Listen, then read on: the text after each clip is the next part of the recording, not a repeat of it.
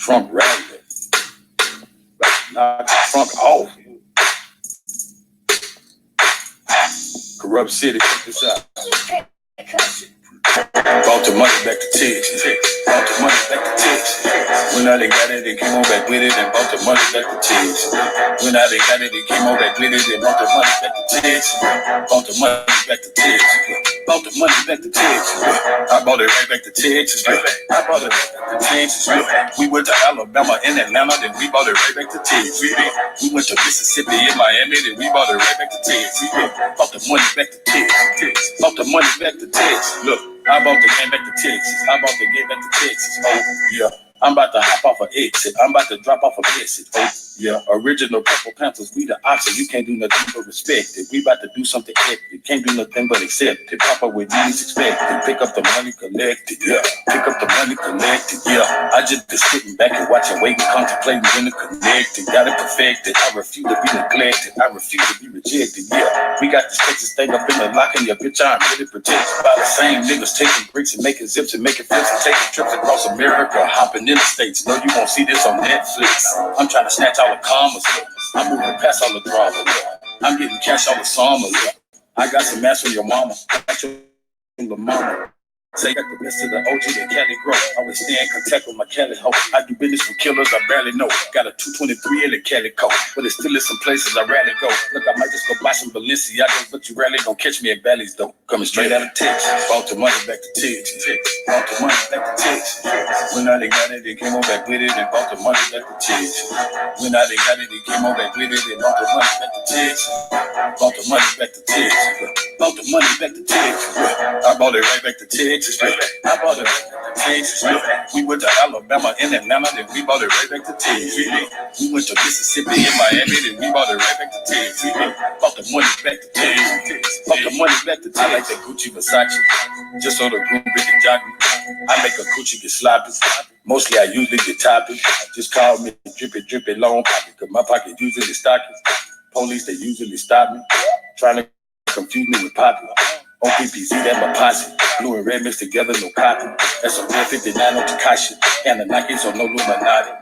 Trying to monopolize the whole internet like Mark Zuckerberg. Get sued by the government, then say my name is Dark Fuckerberg. I might just spend a cool $1 billion on construction to create my own cryptocurrency right out of nothing. No bluff. I might create something that costs $1 that's needed by everybody in China, so I can make $1 billion every day to spend it all kind of investments with assessments, big developments, but not arrested, street tested. Yeah, I stretched it. That's a smart nigga. You guessed it. See, Jeff Bezos and Bill Gates is really who I'm trying to flex with. To make $1 trillion to build a black city in the middle of Texas. Bought it right back to Texas. Bought the money back to Texas. Bought the money back to Texas. When I they got it, they came on back with it and bought the money back to Texas. When I they got it, they came on back with it and bought the money back to Texas. Bought the money back to Texas. Bought the money back to Texas. I bought it right back to Texas. I bought it back to Texas. We went to Alabama and Atlanta, then we bought it right back to Texas. We went to Mississippi and Miami, then we bought it right back to Texas. Bought the money back to Texas. Bought the money back to Texas.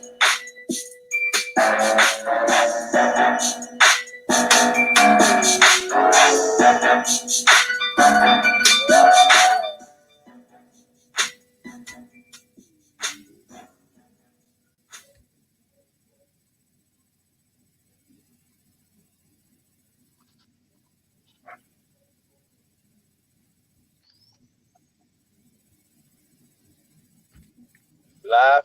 Peace. Peace paradise to all American Aborigines, aka the first Americans. Chief Holidays in the building. We got Lotus Civilization. Peace to the guy, man. What's up, man? How you doing? What's good, family? Honorable admiration to all the brothers and sisters of the feather out there.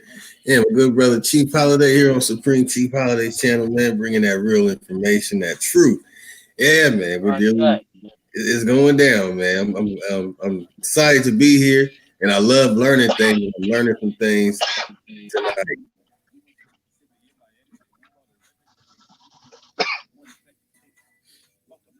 Oh yeah. So for the brothers and sisters, you are in I mean, just like wrap in your seats. It's time. Yeah, man. Y'all in for a treat though. This is for all the warriors out there. You know what I'm saying? All the warriorettes. You know what I'm saying? We just needed to wake y'all up right now, man. So, that's what we're talking about right now. Y'all see the great Robert and Mabel F. Williams. You know what I'm saying? Right there. So we're gonna get back to that. We're gonna allow the great Robert F. Williams to tell his own story, and we come back on the other side of that. Now, maybe a lot of you guys have heard of Robert F. Williams. We're gonna call him an American hero, the American hero, the first American hero, Robert F. Williams, to be exact. So, peace, rest in paradise to him and his beloved empress right there.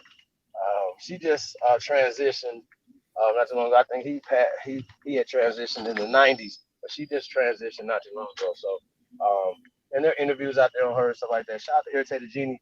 Seen he had did something with her and honored them. So, shout out to that. Yeah. So, like I said, we've done this before too, y'all. So, just wanted to redo this, man. Like I said, and wake up the warriors in y'all, man. Wake up the warrior spirit. We're saying that your mind is your weapon. Okay? Your mind is your weapon.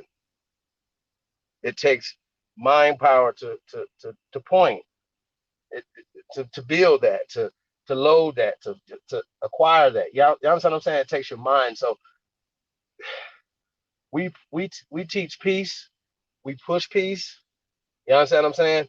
And so what Robert F. Williams, like I said, who's the first American hero, was pushing peace. So I look at him as a man of peace, a man of honor, a man of justice. Y'all understand? So a lot of times, we cannot allow other people to dictate or narrate the stories, or sweep them under the rug or hide them in the basements of their histories. You know what I'm saying? So we always gotta take it and then shape it for ourselves. You know what I'm saying, for the future. So, like I said, rest in paradise to the great Robert and Mabel F. Williams. Um, y'all will always live on forever. That's all I can say. You know what I'm saying? So peace and love to all the great ones tuned in, man. Lotus, you want to say anything else before we get into the video? Oh yeah, autumn admiration to the chat once again. Everybody in the building, like it's Robert F. Williams. All right, I'm learning right now that this is going to be very, very important for us to pay close attention to all the words that are being said. I mean, pay close attention. All right.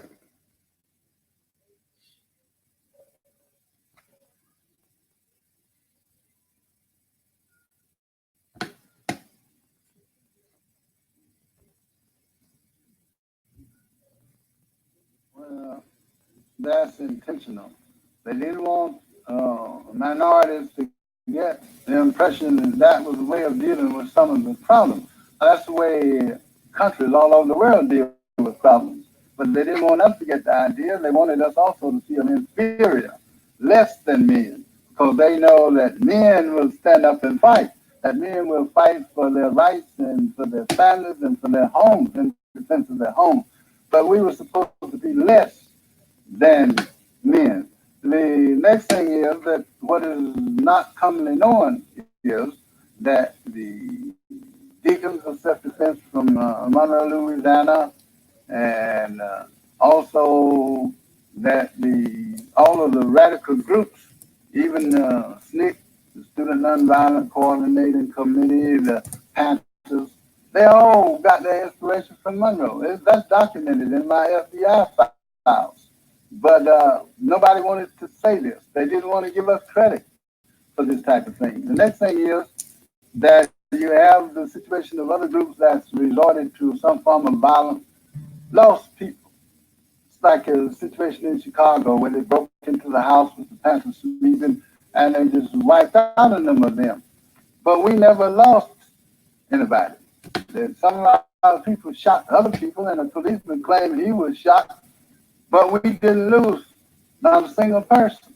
So This was our Mount Vernon. Now, what do I mean by Mount Vernon?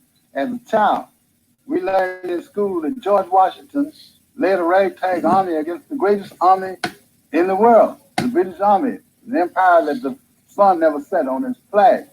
So he led this ragtag army. He overcame the oppression of the British throne. He became president of the United States.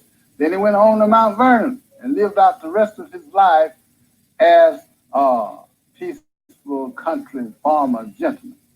That was the Mount Vernon that they teach in school, especially to white children, that you might resist tyranny and you might still survive. But for us, we had no Mount Vernon. They wanted to show us, if you resist white tyranny, white oppression, you will die like other people. Can you imagine an 8-year-old child traveling with his mother? And he says, Mother, that street, that school is Malcolm X, or that's the Harry T. Moore, or that's the Martin Luther King High School. Mother, what happened to them? What happened to Reverend King, this great man of peace who loved his people? And she got to tell him, son, he was murdered. Mother, why was he murdered? He was murdered because he loved justice. He wanted justice for his people. Well, Malcolm X, what happened, Mother? Same thing. Harry T. Moore, he was murdered because he wanted justice for his people. And there's a long list of that. Now, can you imagine a child, a young boy, when you tell him that? What is it? What is the psychological impact in his head? Oh, if I follow that course, I must be ready for suicide. And that course is death. There's no Mount Vernon for me. And so this is why our Mount Vernon, they don't want the people to know about it. And so this is why a man like the President of the United States, who would be against civil rights, would also sign for a Martin Luther King holiday. I think a Martin Luther King holiday is all right, and I'm for it. But I don't jump up and shout because we got it, because I know the meaning behind it. The meaning is that once a year, every black child in America is reminded that they shot this great man down like a dog on the streets of Memphis. Shot him down like a dog. What did they shoot him for? Because he was seeking justice for his people. You see, when you, and just like Medgar Evers, same thing. Now, that's not going to encourage a child, a young boy, to stand up. He doesn't want to be like somebody who was slaughtered like a dog. But if you can say, oh, Mount Vernon, George Washington went to Mount Vernon, lived out his day. Well, that's a chance. Just like when if they should come in here to draft us now for the armed services, we go, hoping that we'd be back. But if a man came and say, look, you go kiss your wife and your neighbors and everybody goodbye, all of it, go kiss your loved ones, because you won't be coming back. Do you think you'd be drafted into the armed services? No, you were never sent for that. In fact, we'd kill him before he got out of here. So that's not the type of thing that's really conducive to resistance on our part. But as a result, I was able to overcome that by analyzing these situations and observing what they were doing. And the Marine Corps, even though they put me out, I learned more from them than any place else. Because the way they operated, the way they dealt in fear, all kinds of things. So when I got control of the NAACP, the organizer, I appointed these veterans. I knew that veterans had been trained to do things if they had the leadership. But the only thing was missing was the leadership. So we got 200 people under arms, and these men fought the Klan. And they didn't show a bit of fear, not a bit. And sometimes I found out how this feeling is running with some young people. Sometimes at night, the guys would sit around and they would say, Brother Rob, do you think they're coming tonight? And I would say, no. And they would say, why aren't they coming? I said, because we're here. That's why they're not coming. Because we had dug foxholes, we had steel helmets, we introduced the first Molotov cocktails to the freedom movement. And we had all kind of military equipment, sandbags we had put up. And I would say, well, the reason they're not coming. Yeah, they did come once, but they didn't get in. Oh, well, there was a shootout. And they left there running from the black community. The problem was that 18 black women had been struck on the streets with objects from cars that white men were passing throughout these objects. So the black people, ministers had been up and they were begging the officials to stop these people from making these forays into our community.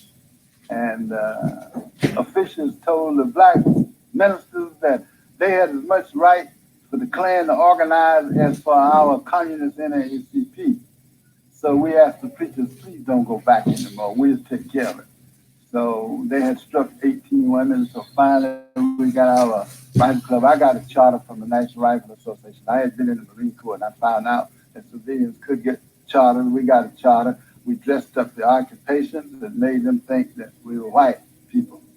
It's like a cook became a restaurateur. Brickmaker became a construction owner. And we just changed the occupations and they gave us a charter. And we had the parent charter for that county from National Rifle Association. So they gave us the right also to get some of the arms that we used. So as a result, after we had arms and had disciplined group, then out in the county, a white man attempted to rape a black woman who was 8 months pregnant. And there was her neighbor who was a white woman had brought her to the police to help to try to get an indictment against the man who tried to rape her. And the chief of police refused to give a warrant. So we had to get involved with the NAACP. And as a result, then some of the men in the community said, well, suppose we take care of this. They're not going to do anything. And I explained to them that they couldn't take care of it. They said, well, we could just go by his house and sprinkle and maybe a few machine gun bullets. I said, no, you can't do that. So we were just scared.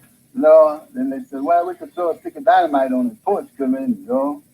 So I said, he'll be taken care of in the law. So what they did, there was a young white woman lawyer from New York who volunteered to come and prosecute this man. She came all the way to North Carolina.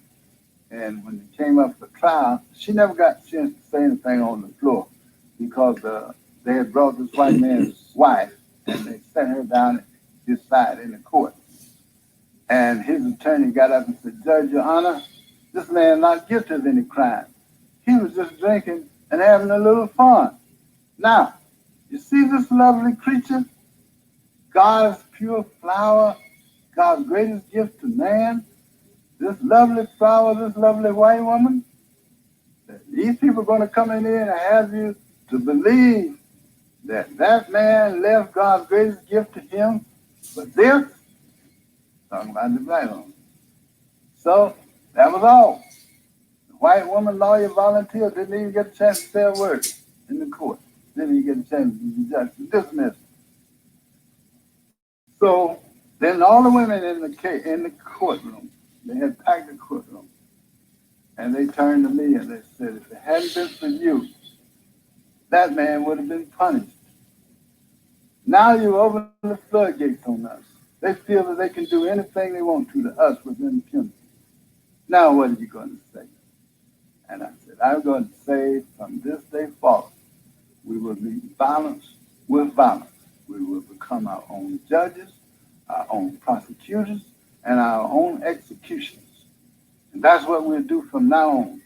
And so they had to take the man out of the back door of the courthouse. They couldn't bring him through the crowd of black women who had congregated there. And it just happened the man was there from the United Press International. He heard me say that. And that night they flashed back. He called me back at midnight and he wanted to know if you had time to cool off. I've got a statement you made today before I send it out on the wire. I'd like to know, did you stand behind that statement? I said, yeah, I stand behind that statement. If you call me back 6 years from now, I'll still stand behind it. And they sent it out all over the country. Next day, just like the world was on fire. And people were calling from everywhere, all kinds of things. Roy Wilkins got on the telephone, and he was calling me from the New York office of NAACP, and he says, Williams, you made a statement today, and that's a bad statement. And what we want to do, we want to bring you to New York. They're going to put you on the network and give you a chance to apologize to white America for what you said. And I said, well, if white America's going to apologize to me first for what they've done to us, I'll apologize to them. He said, no, you have to apologize because they're associating you with the NAACP. I said, well, when I was having all that problem, you didn't feel that we were inseparable. And he said, no, you got to go on. No, not unless they apologize. You tell them if they apologize to me. Finally, they told my lawyer, who was Conrad Lynn, over in New York, in the office in New York. They called him. He was a volunteer lawyer. And they told Conrad, we want you to call Williams and tell him that if he will get up and apologize to white America, we'll make him the biggest Negro leader in the United States. And I asked Conrad, said, what did you say? What do you want to say about it? I said, you tell him. I said, go to hell. And he said, oh, I've already told him that because I knew that's what you were going to say. But that's the way it started to, and then the press started to scream across the country and the media, mass media, that I had even advocated the indiscriminate slaughter of white babies in that cradle. So this all ties in why you've not heard about Monroe, because there was a conspiracy out there to keep this quiet and not to let people know that it was effective. Now, it was picked up overseas. They picked it up in Cuba, they picked it up in China, they picked it up in Africa, and this is how I got to be known in places like China and Cuba, because this was picked up. And those people didn't believe in turning the other cheek. So to them, at last, they saw the possibility of some manhood developing among the black struggle in the United States. But they have done a lot of things to keep it quiet and keep it out of the history. And now they're beginning, more and more it's beginning to creep out. Now they've got what they call the Robert Williams Collection at the University of Michigan. And scholars are beginning to dig into this. And it's going to prove embarrassing to a lot of historians of how they missed so much history in this movement. Would you say anything different today? Would you change anything? No, I wouldn't change. You see, part of the problem I'm looking at now, we've got all of this ghetto problem and violence and drugs. Now, we never used drugs. We thought that's what show people used, the musicians. We felt high on just resisting, of standing for what was right. And that gave us our high, and we felt great about that. And the situation of violence. They brought all kinds of money into the South. New station wagons, buildings, to establish nonviolent workshops, to convert black people to nonviolence. But today we've got more violence than we've ever had. And I don't know of any workshop, nonviolent workshop, because the violence is ingrown. It's being unleashed against ourselves. So nobody cares about that kind of violence. It's only a great moral issue when other races are involved and it may be on the receiving end. So the problem is we had, in our community, we had some turf problems. The young guys, teenagers from one side of town didn't allow the guys, the young teenagers from my side of town. And they had these fights going on all the time.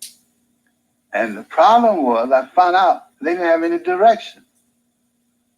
And after we got them involved in civil rights, we started picketing the swimming pool. Swimming pool had been constructed by the federal government, but they barred blacks from it with federal money.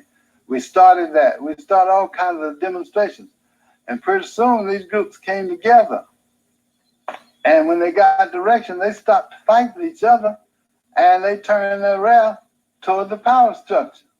And this is why even at this time, they don't want the youth to have any kind of direction that may be positive. And they talk about turning the other cheek and what happened back then.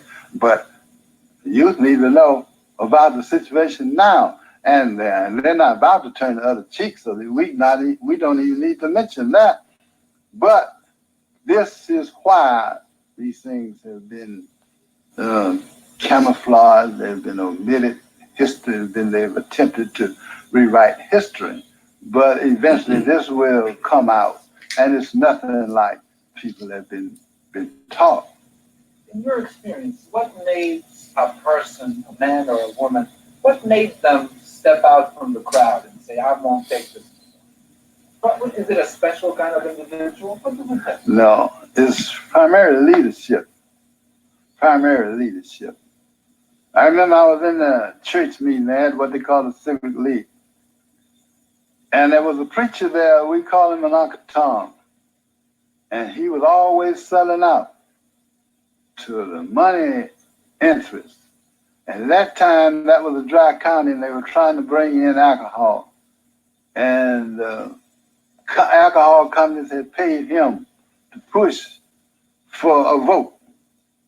Nobody dared to challenge the man because he was a strong preacher. And so in this church meeting, he was saying that somebody spread the rumors that I'd taken some money from the beer company. And he said, but nobody will get up and tell you that, will dare to tell. Well, I hadn't thought anything about it, but then it just struck me because I had been working in the lawyer's office when the company brought the money. And it just struck me then, even though I was alone. And I got him, I said, yes, Reverend Johnson, I was there when they brought the money. Yeah, I'll say that, yeah, you took some money from the business. And he told me to get out of the church. He said, get out, leave. So he put me out of the church.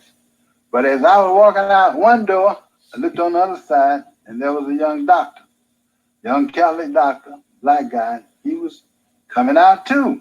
So he got out and walked when I did. Then 2 or 3 other people.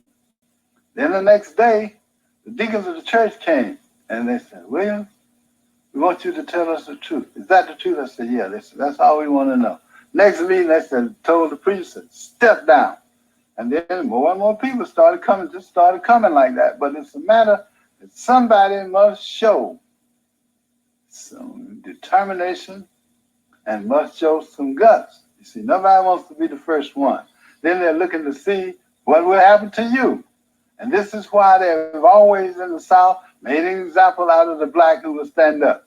Because if they make an example out of him, they can keep the status quo. But if he escapes, oh no, it looks bad for them, their way of life. Now, the reason the book that I had put out called Negroes with Guns, we were having a demonstration at a swimming pool. And a crowd, I guess 3,000 or 4,000 whites trying to take us. It was just, I was bringing 3 high school students to a swimming pool. Others were already demonstrating. They wrecked my car on the highway in the intersection, and the police, 2 policemen standing there, and they looked at and wrecked the car, but they didn't know we were armed. So then the crowd started to close in. They said, kill the niggas, burn the niggas, pour gasoline on the niggas. And they were screaming and hollering, so I got out of the car, and I had an Italian carbine. And I also had carried a German Luger and an Army 45. And I told the guys in the back to take it, but not to shoot until they saw me shoot. Don't shoot unless I shoot. If I shoot, you kill as many as you can because they're going to get us. So they took the guns, but I told the guy to pass me my carbine as I got out of the car. And when he passed me the carbine, I didn't know he had put one in the chamber, so he put one in the chamber when he was passing it to me, so I'd be ready. And I went to put one in there, and this bullet about this long fell out on the ground, and the white people started looking at me, and they're looking at the bullet, and they're looking at the rifle, and they stopped. They had come up near the car. Then the policeman ran. He ran down, and he was about 50 feet away. 2 policemen, one ran to the front and said, surrender your arm. And I said, this is a mob. We're not surrendering to a mob. If you want my rifle, you come by my house, I'll let you have it, but not here. And then the other one ran around to the side of the car and started to pull his gun out of the holster and shoot me in the back. And this young high school boy had this 45 and he put it in his face and his hand was trembling. He said, if you don't put that gun back in your holster, I'll blow your brains out. So the policeman had to put the gun back. He started backing away. He could see death because that boy would have shot him for sure. And he started backing away and he fell in the ditch. And when he fell in the ditch, there was an old man, very old white man. I guess he was drinking and drunk. And he started crying. I mean, he was just crying like a baby. And he said, oh, what is this goddamn country coming to? The niggas got guns and the police can't even arrest them. Now, it took me a long time to understand his feelings. Now I realize why he was crying. Because the gun had been the thing that had always kept them on top and the police power. And he could see that slipping away. And his way of life was going. And this is why he was crying. And this is why I named the book Negroes with Guns. Because it meant when they got guns the same as everybody else, they'd be treated the same way. And it would be to the advantage of the general public to maintain peaceful relations. So now that doesn't mean guns for the sake of guns. It doesn't mean violence, but it means a controlled situation, well disciplined and well led. But what we've got now is anarchy. A lot of people with guns shooting everybody and all kinds of things and robbing and doing everything else. But that won't pay off. There's no dividend in that. We'll stop right here. Would you like some water? Mr. Williams, what would you say to a youngster who were to tell you at this point that, well, hell, I don't want to get involved. I really don't. I want to get my own. I want to be done with it. I want to get my house. I want to get my car. And I want to live my own life. I really don't. The community doesn't care about me. Why should I care about the community? All I'm going to get is grief. I mean, look at Williams. He did all this stuff and he got nothing for it. What would you say to him? Oh, I got a great deal for it. I've had a good time and I've enjoyed life. One main thing is they asked me, how could you travel around the world? You didn't have a passport. I said I had an FBI wanted poster. And that gave me entrance to a lot of places that other people couldn't go. So as a result of that, yeah, I really enjoy life. I live now in the middle of the Manistee National Forest. I go places freely, and every 2 or 3 years, my wife and I are invited to China. We're treated as heads of state. So I don't know how much better I could do. And they use economic pressure, all kinds of things. But I got to be well known. I've been given all kinds of opportunities, just like they didn't tell the people in the black community, but they invited me to Washington and asked me to help them to normalize relations with China. And they gave me a Ford Foundation grant to the University of Michigan so that they would know about China and I could help them improve relations. So you don't really lose. I would say be honest with themselves, the others, to be sincere, to vote themselves to truth and to justice, and most of all, to have some discipline. They got to have a discipline in life and never be afraid. But I would also ask them a question. How could a fish say that he doesn't want to get involved in the water in the pond? Because the fish is a part of the pond. He's there. If the water's gone, he's gone. And as little as they know it, if this society's gone, they're gone. And this is one thing, too, that I don't understand about white people in this country, especially rich white people. I don't know why they can't have enough understanding to know if we are destroyed, so will the nation be destroyed. So will they be destroyed. That they can't enjoy what they've got if we're being destroyed. And I don't know why they can't see that their destiny tied to ours. Now, it looks like they are some distance, that they've got some insulation. But I can assure them, they don't have any insulation. I've been in countries where I've seen authority break down. They don't know what that looks like. That's a horrible face.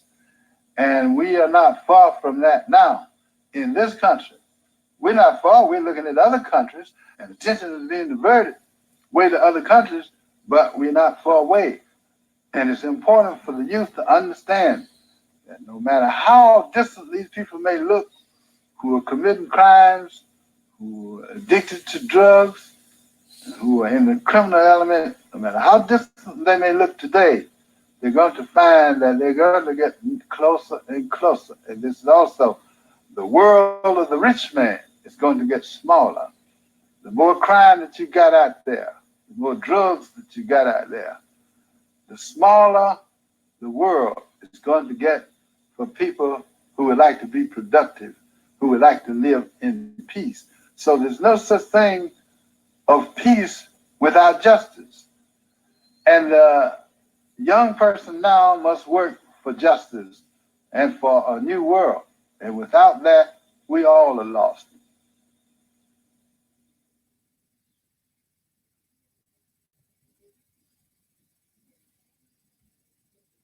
Powerful. We bring my good brother the Chief back in.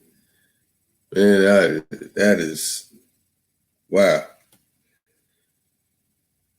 Man.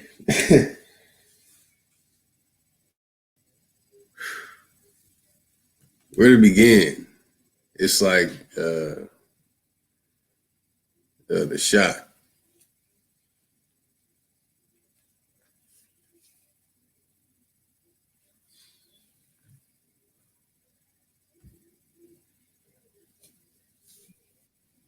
Yeah. Hey man, like I said, man, Piece of Paradise to the great Robert F. Williams, man. And you know, like they say always, man, behind every great man is a great woman. And that's always true, man. It just balances you out to reach for greatness. You know what I'm saying? Yo, bro, like, sheesh. He said so much, like, it's just so much. Like, we got to get into this thing, right? We're gonna break this thing down. We're gonna open up the panel too, and see y'all feelings on this thing, man. Now this is more modern time when when you're seeing him talk right there. He's older, he's reflecting back on stuff or whatever. But one thing I always respected about Robert F. Williams is he was uncompromising. You know what I'm saying? He was like, yo, this is not popular. You know, I'm gonna stand up in the church. I'm that guy. I'm gonna get kicked out of the church, y'all. You know what I'm saying? That people are really about truth, about justice. You know what I'm saying? Everybody would have walked out the church. You know what I'm saying? So that's one thing I always respected about Robert F. Williams, man. He's one of my favorite freedom fighters, heroes. You know what I'm saying? Off top, you know what I'm saying? He was like, yo, you know, well, the black-white thing, right? Which I understand what he's saying and where he's coming from, right? But we don't have to fight that same fight. Like, okay, it's like going back and we trying to fight Spartan times and going back and fight Little Bighorn again and shit. You know what I mean? We've already won that fight or we've lost that fight or whatever. We can't keep going back. Okay, I'm gonna go get some spears. You know, we got okay, what's the next level of the fight? Y'all follow me? Like, what's the next level of us taking justice, peace, you know, truth, you know what I'm saying, or whatever, right? Talking about even in this time how they're hiding history, lying about history, doing certain things or whatever, you know what I'm saying? And it was like, yo, you know, hello. They have not doing that, y'all. Like, what the fuck? Like, how is this? What did you say, Lord? What did you say, bro? I said, that's right. That's like the situation with the police. The brother had his can with shaking, ready to blow that cop's head. Yeah, I think that's weird. just get back to just what he was saying, right? One thing, another thing that he speaks about, and if you guys haven't read the book Negroes with a Gun, please do go read that or whatever. But he was just talking about how it balanced out power. You know what I'm saying? How and anybody, if you've been off the porch, you understand that. You've been, y'all been in hoods, or y'all know the littlest cat, right? Who's the most dangerous cat in the hood, not because of his hands, because of his trigger fingers. You know what I'm saying? Like, he's quick to draw, quick to shoot, quick to bust, what we say, right? So that balances out power. Now you can have this little bitty guy, he can have big old guys following him, respecting him, honoring him, because they know he's gonna shoot. There's no question at all, because then they know the power and the respect that person gets. So weak niggas had to create a gun. But guess what? Your mind is a weapon. It is the ultimate weapon, which I want to say, I was like, it's the ultimate. A mind had to create spears, arrows. Arrows changed the course of history, right? We got arrows, you don't. We got guns, you don't. Y'all get it? Like, so somebody could strategically, or somebody say that war, right, is measuring the intellect of a nation. Like, basically, it's about intelligence. It's really not about how much power you got, whatever, right? And he talks about, and we're just talking about, George Washington, aka George Washington, right? The Mount Vernon, y'all follow me? They'd be like, they just put a T on it real quick and be like, oh, maybe they won't know. We do know, motherfucker. Mount Vernon, things of that nature, whatever, right? It's always interesting, what warriors extract from lessons as children. Y'all follow me? Like, some people extract shit and like, I ain't, like he said, man, I ain't doing that. I ain't about to go risk this. I'm about to go get mine. You know what I mean? So it gets back to that mentality, you know what I'm saying, the indoctrination, right? So when we're talking to these people, we are dealing with people who may not even know that they're indoctrinated, that they're hurting not only themselves, but their community with their indoctrination. They're helping continue to oppress and push this. I like to call this the slave op. You know what I'm saying? That's what you guys push. I push slave op.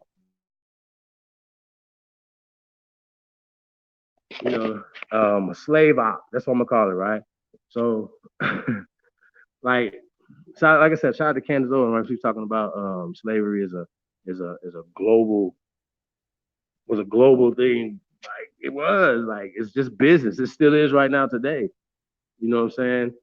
Remember $40 million slave? You know what I'm saying? That book, that brother, sports person, whatever. Nobody came out and was like, man, I'm not a slave. That's not true, dude. They never said it because they understand how the owners treat them and handle them and trade them and stuff like that or whatever. So, I'm always, like I said, I'm not really rooting for teams no more. I'm rooting for players. I support the players, you know what I'm saying? So, and that's just how that go, y'all. You know what I'm saying? I don't think we should punish them for just, trying to survive. Y'all understand what I'm saying? But getting back to Robert F. Williams, though, the level of manhood, he said that wouldn't men do this? Like, wouldn't men protect their women? Like, they threw some stuff at them. They tried to rape them. Like, we gonna protect our women, yo. Like, what the fuck is going on? Y'all follow me? That's honorable. Anybody would do that. I would respect you if I would not respect you if you didn't do this. It was Jewish people getting something was happening to people, Irish people, whoever, I'd be like, man, they better do something about that. You know what I'm saying? I don't respect cowards. That's cowardly.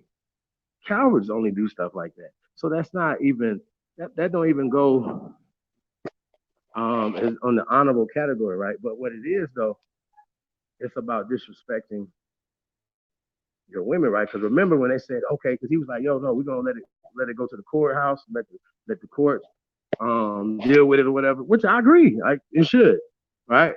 Peep game. So so when the judge didn't even hear the argument and just kicked it out the court, right? It's over from that point, right? They walked him out the back door, but it ain't over, okay? Like I don't understand. It's like, oh shit, they found him innocent, or they kicked it out. Oh, it's over now. Like, no, it's never over. You know, if you got 100 million years, nigga, it's never over. I ain't like kill myself, and kill you again. Nigga, it's never over. So I don't understand the mentality of niggas, bro. The weakness, the dishonor, like the sell out and all other things that people do, right? And they keep talking about it then. They having conversations about politicians and different pastors and things who were selling out. Now, another thing that was interesting, right? That he said that when the young men were having a turf issue, it was in North Carolina, so they talking turf, you know what I'm saying? Niggas is having, you know, this side against that side, y'all can come over here type stuff, whatever, y'all can come over here, people hurting each other, people killing each other. Y'all understand what I'm saying? We know how to fight each other. We some wild Indians, we understand that, right? But as an organizer, as a leader, he came and said, okay, well, this is going on in our community. Oh, it don't matter what side y'all from. This is what's going on. Y'all have to come together to stop it. Y'all get it? So, yeah, so that, I just think nobody's like, oh, no, I ain't gonna see you lying or something. They're like, nah, we can't take it. We gonna get fucked up. Like, we gonna do it. Like, we just gonna leave it alone. But they know motherfucker, we gonna do it. This is how that goes. You understand? People are not playing anymore. And as far as the NRA conversation with, I thought that was interesting. How they had to create it like that, whatever, right? But last time I checked, is the NRA? We might have to look into this, yeah. I really don't care.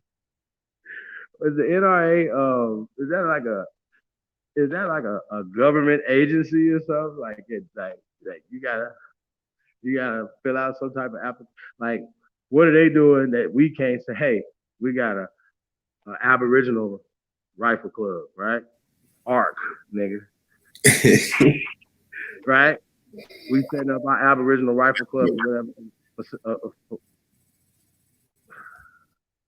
See, sometimes like these even like words matter, right?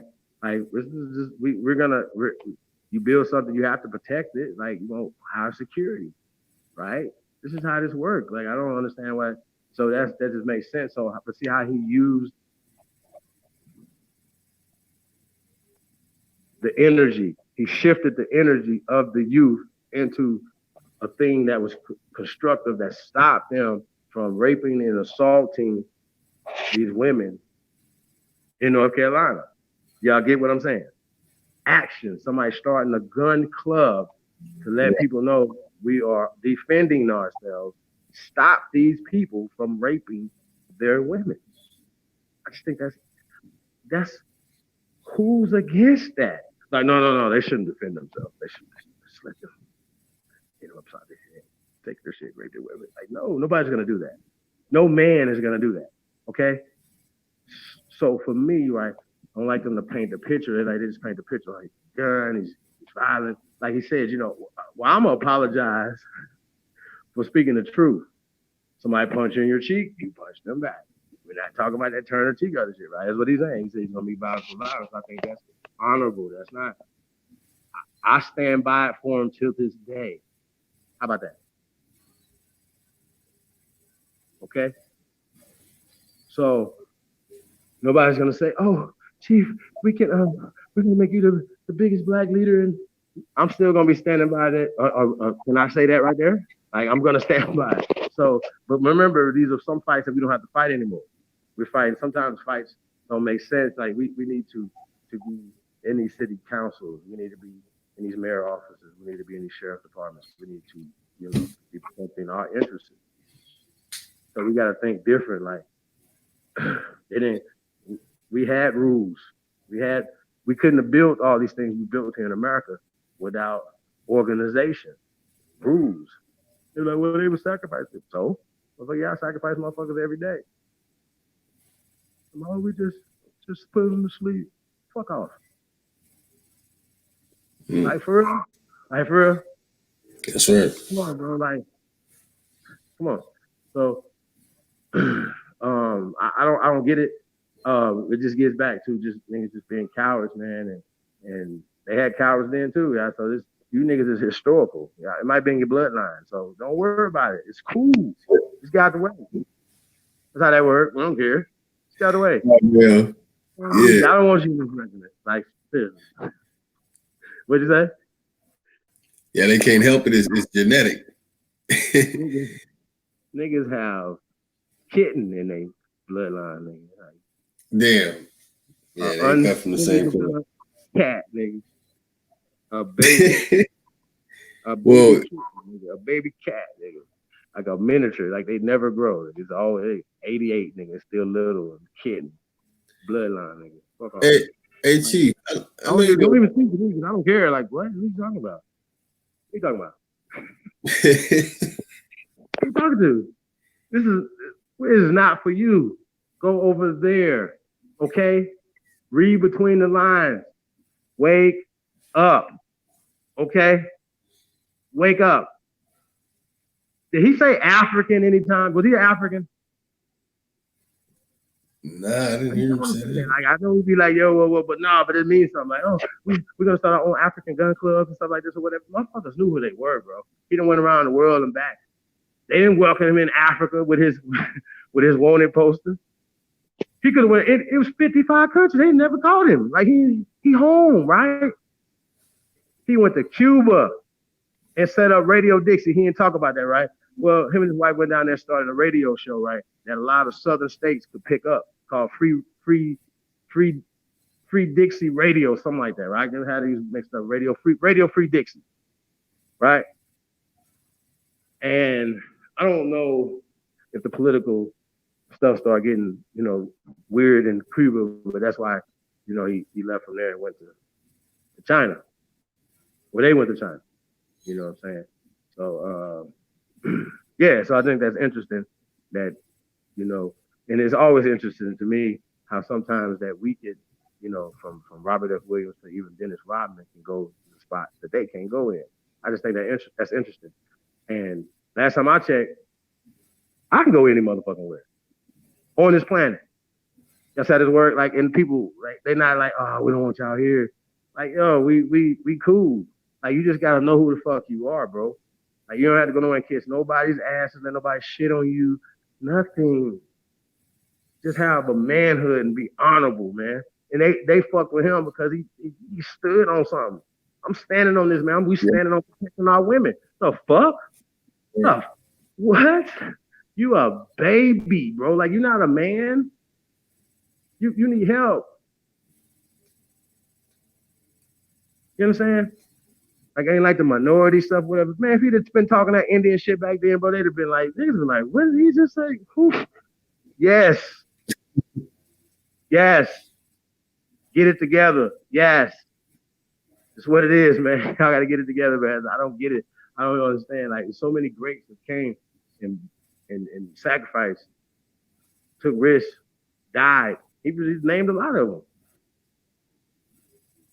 We gotta take stuff from everybody, man. Learn from this person, learn from this person. Take this, get that back. You know what I'm saying? What can we take from this, right? We have rights. You don't need to join the NR fucking A. You can start your own. That's people right. Are doing it. You know what I'm saying? Take your people out, go hunting and stuff like that or whatever, man. Like, we gotta, which I don't, once again, I don't eat meat, so go paintballing or something. I don't know. I don't really go target practice. You know what I mean? But yeah, I don't really like to hunt like the animals and shit. So, but I understand if you eating it, you doing something with it or whatever. I fucks with it. If you're not, if it's sport. Yeah, I don't know about that one because you can target practice. They got moving target practices, all type of shit. Virtual target practice. So we can save Mhm. we can save things. We don't have to kill rabbits and stuff. Learn how to hunt bows and arrows, and tomahawks and stuff. But they do got a spot out here in Vegas, right? We might have to go to the come out here. Um, they got like target practices and stuff like that. Whatever. You have tomahawk parties. You take the tomahawk, you throw the tomahawk like good board stuff like that. Or have tomahawk parties. Like put pictures up of people. You know what I'm saying? Well, I thought that was interesting. But I feel like, they got a big ass warehouse to throw tomahawk. Yeah. Think about that. Lights, water, gas, whatever. Employees. Tomahawk. Then the tomahawks. Tomahawk. Mm. Throwing the tomahawk into the can't make it up. So yeah, man. So really? You can't throw tomahawk? Got anything about that? Hey. Niggas like, man, I want me a barbecue stand. I seen the car wash movie. Everybody got nice cars. They got upstairs. I know I spent a lot of money at the car wash. That shit ain't working, bro. No.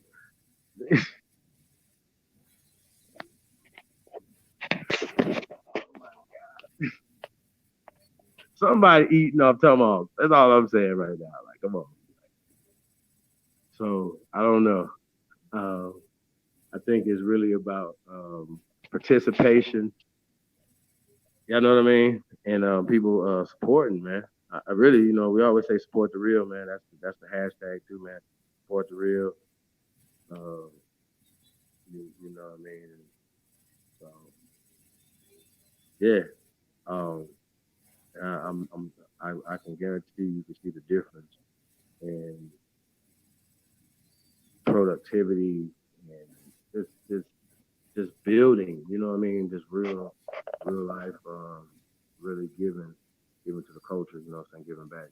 So that's kind of what it is. Oh, and the intro song, that was my OG, Eugenie, they go by my OG, aka Eugenie. So that's also coming off the Cowboys and Indians and his project. Another single off his project coming too, called Not Off Rap Money. And they got another Cowboys and Indians joint. So yeah, so that's another dope record, man. Texas joint, but it's a banger, man. You know what I mean? So blow your speakers out, fucking with that, man. So, yeah, man, it's good record, man. But listen, you know what I'm saying? Content, listen to people saying. Yeah, lyrics, man, goes in. Huh? Yeah, he went all the way in. Yeah. Literally.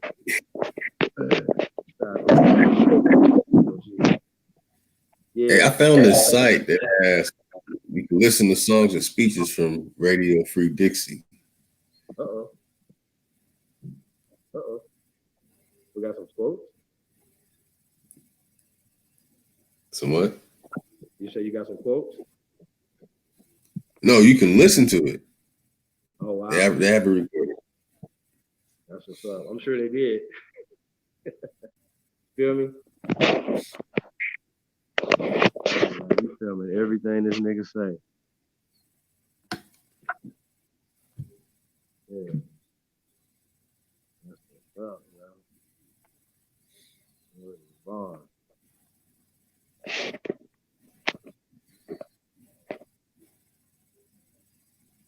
Did you have a couple quotes from the book? Oh yeah.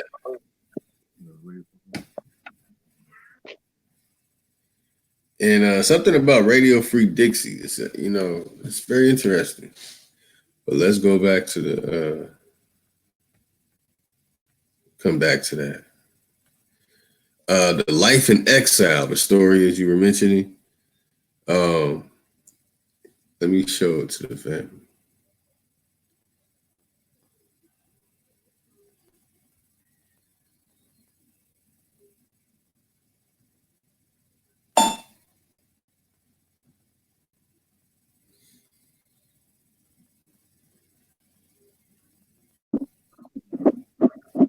Yeah, man.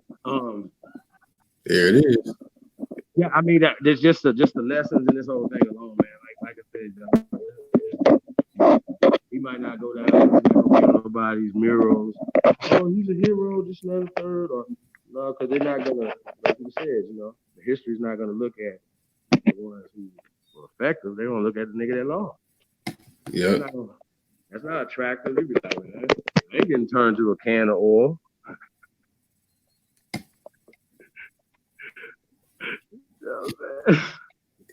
You gonna say that shit every time. Oh man. All bad. All bad. Yeah. Yeah, man, we believe everything, man. Them niggas can turn oil. If they could turn Nat Turner into a can of oil back in the 1800s, there'd be so many missing niggas around here to be fueling cars. Y'all be missing like a motherfucker. Oh my God. Hey, niggas would be in Cadillacs for real.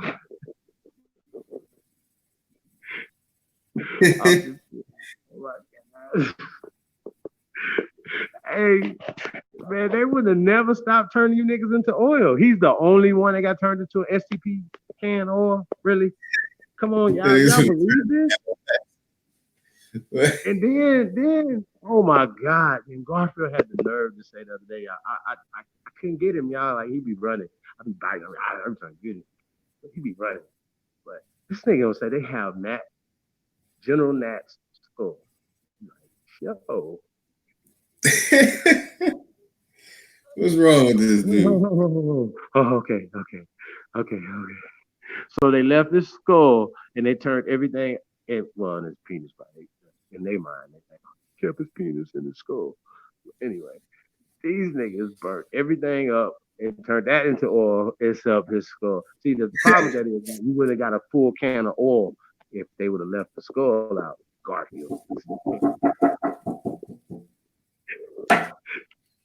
That's that curry chicken drum I got right here.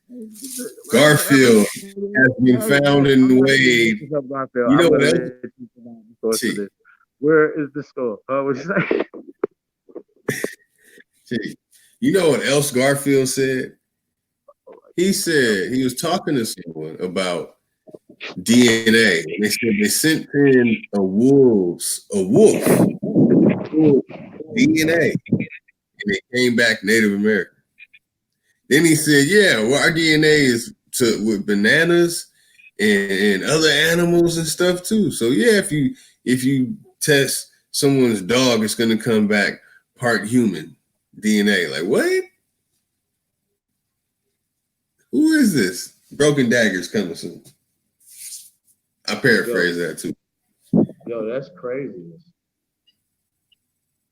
They got an answer for all the dumbness that it's crazy. Like, okay, well, let's check the scoreboard. Okay, let's check the scoreboard. Okay, listen, y'all, listen closely. Okay, there's a thing called theory, right? You have a thing called a fact, right? The theory of evolution is eugenics. Check. Y'all clear. We're not gonna argue about that. I'm gonna cuss you the fuck out. If you say no, I'm gonna cuss you the fuck out. Number one. And then number two, because you're so slow, like you can't be this guy. You ain't seen at least my Alpha 21? At least that. Come on. Eugenics. Planned Parenthood, the Eugenics Society. Y'all know about that? That exists. So we can't act like, okay, we don't know. You obviously don't think a caste system exists. CK the Turtle. You obviously don't think that exists because you teach from the caste system perspective. You keep saying it. Oh, Native Americans were here. But then Dr. Clyde Winters said, I've seen you support Dr. Clyde Winters' work. Shout out to Dr. Clyde Winters.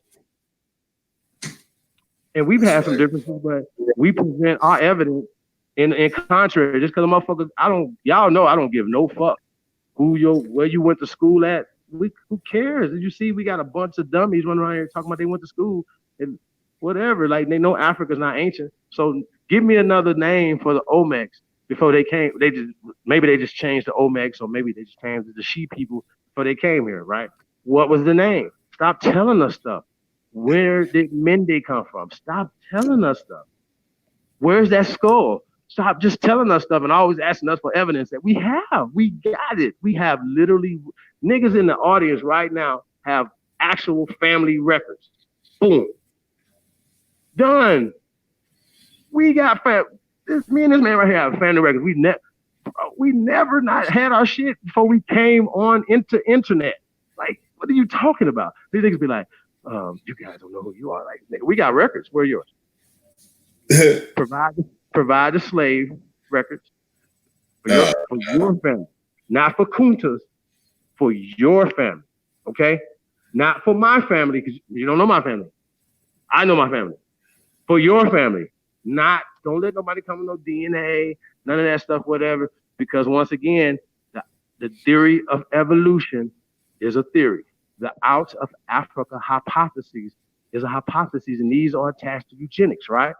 So you come to, okay, so listen closely. I said this before. This is super easy. I'm not about to be talking about no alleles and no shit like that. Bunk that dumb shit. Because after I say it, you're going to be like, well, what is it? It's the same thing, right? So, okay, listen. If the theory of evolution said that man was some old monkey bones in Australia, if the theory of evolution said that man evolved, may have common ancestry with these monkeys in Australia, right? Right? Then DNA testing would go back to Australia. Especially if they said Australia is where they went and got the slaves and brought them to America. Okay, so now DNA would say, no. Okay, we're gonna go around where the slave story comes from is in Australia. Okay, it's gonna go where the slave story sends it. Rick Kittles and Dr. Miss Gina Page, she's not a doctor. Miss Gina Page, Sutia. But come on, y'all. She actress? She might be. Jiggle. You know, she might be. But okay, so think about it, right? It can't be. You can't have if you have the theory of evolution and people evolve from China, people would be going back to China. Okay, especially if the story said, well, okay, they snatched people and brought them to China and brought them from China to America. That would be the official slave story, right? So guess what? What's 100 and some years later, they come up with DNA, right? Testing, which match up with the Eugenics Society's program. Well, wonder what happened. Well, who funds this? Who funds the labs? Who came up with haplogroup? This and that. Come on, y'all can't be this goddamn slow turtle. Like, this is slow. Like, this is dumb. Like, how do y'all even show up on y'all channels with this dumb shit? Like, ain't nobody checking y'all because y'all block everybody else that comes with information. Because they only block me. I don't go in nobody's chat room. Anybody that block you a fuck because I don't cuss nobody out in your chat room. Why? Why? I don't do that. Hey, peace, everybody. Block because they be like, so listen, this nigga block. And if I had a rent, say everybody here is family member. That's why we got all these renters over here. Because I want people to be able to post them. We don't want you to be able to and not get blocked for you having an opinion. So you can have a wrench and not agree with me. Just don't be disrespectful to everybody else and provide evidence. That's what you should do. That's what we do. We provide our evidence of what we're saying. So back to genealogical DNA testing is impossible because based off of science is limited. Period. That's all it is. We don't even have to argue this no more. We can't bring it into any intellectual conversations. I think it's weird that they keep falling back on DNA testing. That is crazy. Like, it's embarrassing at this point right now. Like, how about this? You don't really have one.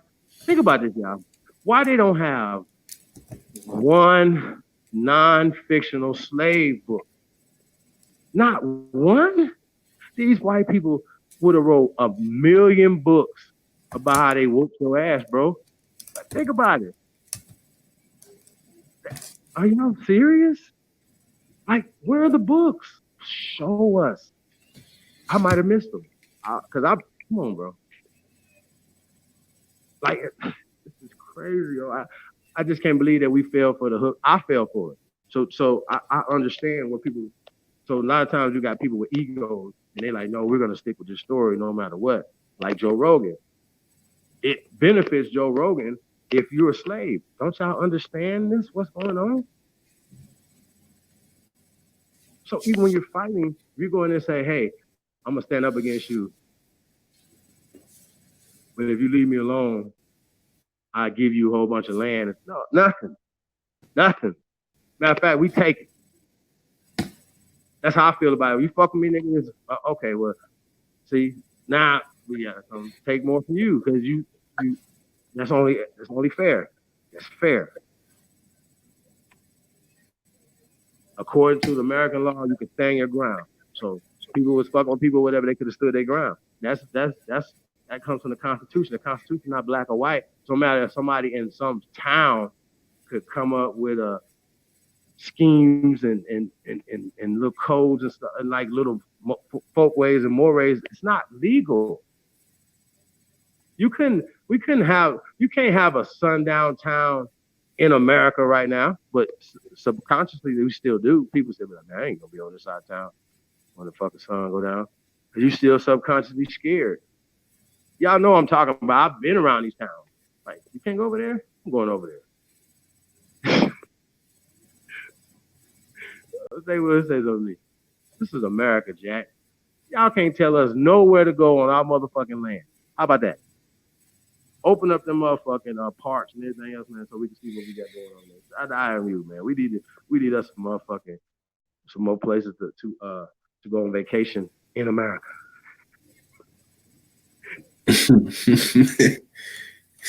No, think about it though, man. They can be like, hey, man, Mexico is a foreign country. Nigga, you're standing in Mexico if you're in California, New Mexico, Arizona, Nevada, nigga. Shit. Washington, this whole side over here was Mexico, Texas, Mexico, New Mexico, nigga. Really? Really?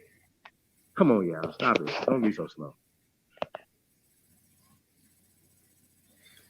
Yeah, CK the Turtle, that's the speed they all operate and move on. They all have to regurgitate the scientists, those that are deemed noteworthy of authority in the Royal Society and all those good things. But man, I wanted to read this exile. It's very interesting. We have, the story here. And it says, with state and local authorities pursuing Williams for kidnapping and frenzied Klansmen calling for his death. Hopefully I'm saying that right. Pardon me if I'm not. Robert and Mabel Williams and their two small children fled Monroe.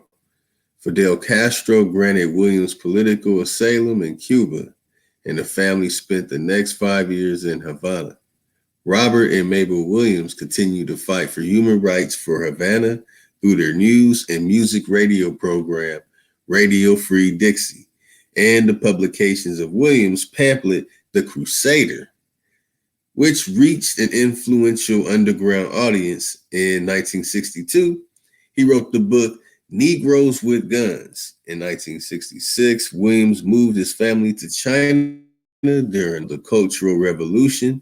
There, as in Cuba, he enjoyed celebrity status and fraternized with Mao Zedong and Chow En-lai. They probably pronounce it Chow En-lai. Oh, man. And then even after that. Hey, real quick, though, Lotus, before you go past the China part, right? Now, think about this, y'all. Can y'all see that from these relationships, right? Robert F. Williams' relationship with Mao Zedong, right? Created a relationship with the United States government. Check. Keep going. Let's get back to that. Right. So fast forward to Dennis Rodman. I like Dennis Rodman because he's deemed as a misfit. You would never think that he's a political savvy guy, so on and so forth, drug head, whatever, right? All these things that you can come up with this guy. But he went to North Korea and had a diplomatic basketball game. Y'all understand what I'm saying? From that meeting, now they having conversations with him. Y'all understand what I'm saying? Next is gonna be business dealings and things. Y'all get where I'm going with this? Because basketball, an American sport, not a North Korean sport, not a Chinese sport, not a Italian sport, an American sport could create peace, right? On their land between the North Korean and the South Korean, who got guns pointing at each other right now, like literally right now. Y'all understand what I'm saying? Like, come on, is this real? So he can go and do things that, and we're talking about Dennis Rodman, and that's we're talking about Dennis Rodman. He was not. Please believe me, Michael Jordan could have went, Kobe, everybody could have went long before him, but he was, and all the other players went. A lot of players were like, man, we shouldn't win. Man, we getting backlash from home. From who? Every nigga in the hood don't know no North Korean from a South Korean. They the same. Y'all know I'm talking. Come on, stop playing with me. You ain't met you. Hey man, you be like, you don't know nobody from Laos. You be like, you from Laos? Like that's you for Korean, from China? Like, come on. So we ain't calling you like, man, what you in North Korea doing playing basketball? Stop it. You talking about sponsors? You talking about your management? Certain people, whatever. That. Come on, y'all. Like so when we say certain things or whatever, like. We need more men like Robert F. Williams that would say, yo, man, I don't care about none of no money, no celebrity, nothing. My honor, man. I'm not about to step here and say, oh, I apologize. Yo, can you imagine? Can y'all imagine? Really? Come on, y'all. Come on. Like, never. Will never happen. Never. So that's what we're saying, you know what I'm saying? That we can go down the line with a bunch of them that they ain't already done. As soon as they get to a certain level and they start getting a certain type of money, they be like, they start switching up. You can't switch up, bro. You gotta keep it the same. He was fighting until they closed his eyes. And what did he say? He went on his Mount Vernon and chilled. Right. That old man, a first American hero. You heard? That's what it's about. You know what I'm saying? So when we're talking about using his mind, he used his mind to get the NRA thing. You know what I'm saying? Like you gotta, come on, y'all. Like, can't be slow. You can't go to no courthouse and get your guns taken in front of everybody. Like, everybody's seen this, bro. Like, we all seen it. The children seen it. You should just went there with your hands. Who you gonna? Lotus. You understand what I'm saying? Oh yeah. Bro, like hands up, don't shoot. Can go among 10 of us can walk into a room of 50 of them, bro, and they not doing nothing. Stop it. It's too fucking wild and militant, bro. Like, would y'all stop? Stop being like you're being. These are movies. This is Mississippi Burning. That's why they made 12 Years a Slave. That's why they made The Birth of a Nation. Subliminal. Okay, we're gonna put The Birth of a Nation. What does that got to do in that term? Can anybody tell me this? Please.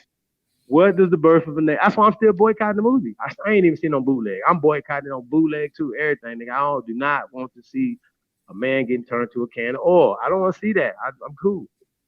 I don't want the little overtones in the movie. Like, it's just like us watching The Making of a Slave in reverse. It's the same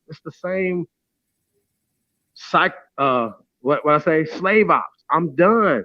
I don't believe slavery. Hashtag slavery is fake. Period. Oh, sorry. You said the hashtag. Hashtag that. Yeah. Slavery. Adolf, we are descendants of slaves. That's it.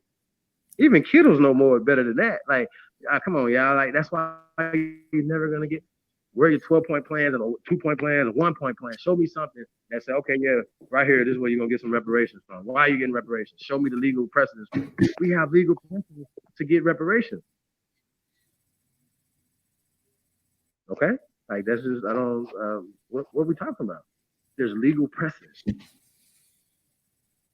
We have legal behind the Declaration. There's we could pop that off because it's a law, an international law as well as an American law that goes along with the Constitution. You're still checking a created person, a crayon, African American people, and all this other dumb shit that don't matter. It puts you in a social political construct that even with the Joe Rogan thing the other day, with his like he told Black Jesus and Us about the story of Miss Pat, and I think I heard that before. Shout out to Miss Pat. And when she was young, she couldn't look white people. Now, a lot of you niggas is still grown ass men and women right now that can't look you people in the eye because you believe the roots. You believe you're afraid of Jesus. That's just facts. Mm-hmm. That's right. Hear what y'all say. You can be mad. It's fine, but it's more slave ops. And they mix the religion into it, right? Not saying the spirituality, because like I told y'all before, I've came full circle when it comes to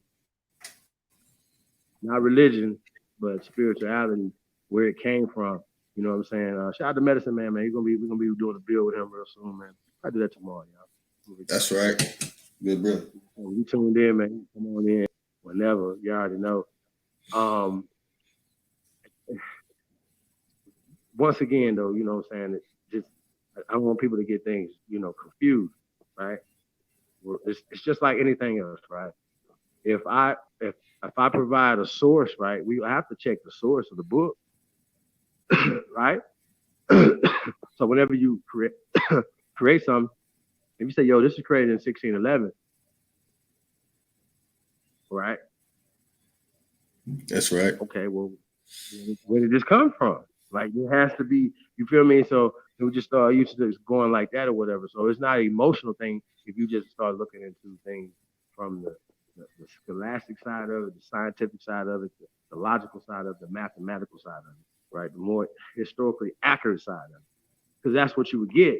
You're not going to get a fantasy or political. They've always used religion as politics, social, political, economic empowerment for them. Like, it's inside the culture. People like Hail Mary, they done. Like, you be saying these people, whatever, right? Man, yo, those, we gotta tell them about the Rosenberg thing. I don't even want to show the jump, man, but y'all ain't gonna see it. Tina Page was over there, man. She did the DNA for Rosenberg and Ebro and Laura Stiles and their whole crew. Yo, it was just disgusting. Like, it is disgusting. It's pathetic. Disgusting. Like, you know what I'm saying? I mean, they put things out there, man, that just disgusting to me, right? And, shout out to all my Puerto Ricans, man, especially a lot of my Puerto Ricans. They identify with, a lot of them, they know their grandma. They be like, they identify with being black. Even they could be white as shit. They be like, I'm black. So y'all understand what I'm saying when I'm saying black, right? So I'm not, Laura Stiles, I know I take that back. Laura Stiles was proud to be Native American. Let's be clear, okay? Salute to her. It was another Hispanic brother there. They asked him who he thought he was before they gave him his results. So he was like, yo, well, people said he was Aztec, right? So he was proud. He's pale too. Keep that in mind. So Laura Stiles pale, and this guy's pale. But so when they things came back, right, it was like, oh, you Native American and half Native American and European. And it'd be like Spain. Remember Spain, y'all. Keep that. Yeah, remember Spain is only 9 miles. Literally 9 miles from the north coast. Right now, today, if you could swim 10 miles, you can swim from Spain to North Africa, so-called Africa, get out and walk them out. And go get you a falafel or something. Fucking, yeah, what the fuck?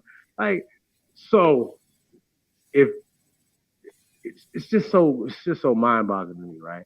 So, brother, can you pull up Mestizo? Can you pull up Mestizo? We got, because I want to address the Lord Styles and thing or whatever. I'm gonna send y'all this video, but it doesn't make sense to me for rational people in their rational ass minds that don't understand. Like they could be like, okay, well, Mestizo now is machizo, okay? Like it's more like it's a macho thing with macho. You know what I'm saying? Oh, machismo. Oh man. Yeah. Oh boy, that play Machete and shit. Shout out to him. What's his name? Danny Torres. I forgot his name, man. Yeah, Danny Torres, right? Danny Trejo. Yeah. Shout out to him, man. I like him as an actor, man. Salute to him. Hey. I'm gonna bust the image out real quick. Yeah, culturally, right? They attach themselves culturally to the religion, which attaches them to Spain. Check. Y'all get it? And to honor the Spanish conquistadors and them conquering America, right? Y'all understand what I'm saying? Or so-called conquering America. Shout out to the Pope. So-called conquering America, right? So, huh? Right. What? That's right. I don't believe shit. I don't believe y'all stories. I don't believe Christopher Columbus and no 3-4 motherfuckers came over here and subdued millions of people, raped them, slaved them. Y'all crazy. Y'all believe that story? I don't believe it. I just don't believe it. You didn't take shit over until you got guns. Period. Big guns. And you could take the coast because you had boats to bombard. You understand what I'm saying? Like, other than that, no. You wasn't paying to combat the best fighters on the planet. Come on. Oh, they was doing African capoeira fighting style just to maintain like they were dancing. Do they do that? Do they do that on the continent? Show me. Show me where they jump a broom at. And we're gonna get into that too one day. Shout out to Tasha C. It's just super ridiculous, y'all. Like, this is crazy. Like, I don't even understand the conversation. Laura, you're the baby. Okay? You're not the original. You're the baby. Brother, can you read that for the folks? Brother, what that says right there. This is a painting. Like, now, they would probably consider this a primary source. Because I've seen the ones where they lighten up the woman. Mm-hmm. Y'all understand what I'm saying? So they're gonna keep the Spaniard. He's but we could darken the Spaniard up. Right. But that's a whole nother subject. But Antonio Banderas is not indigenous. He's the baby, just like Lord Style. You're the baby, just like the modern Mexicans. You're the baby. That's right. Okay, you're the baby. However you became the baby, whether like this union right here. What does that say right there for them, brother? What does that say? The writing? It's all in Spanish. This is India. India, Serrano. Yeah. That's right. Yes, sir. I know what it says, but I want you to read. I don't think I'm making it. I know some of it. Hey, y'all think I'll be making this shit up. But you motherfuckers, you're the baby. You are part of the caste system, sir. You're not the original. So when they're telling you you're Native American, okay, first off, that baby doesn't have a special DNA, right? Okay. Yeah, okay. My shit ain't going on my shit. He's mixed between these two people right here. So she would be the indigenous people of the land, right? See how dark she is? That's in Peru. What year is this? What'd you say? No, I'm trying to get the translation. But she was a slave too, though, right? She was a slave too, though, right? I know they Why you gonna. want to marry a slave? Y'all never asked that question. Why do people want to marry slaves? Come on, y'all. It don't make sense. Oh, maybe the slave had land. Oh, how slave got land? You know, he could plant his seed into the land by sleeping and marrying this woman right here. Like you just can't rape her and get her land. You got to marry her. Y'all understand this? Stop being so slow. Oh, you have. They was telling Rosenberg that a lot of black men on our father's line, right, would start leading back to Europe because a lot of white men were raping black women. What? What?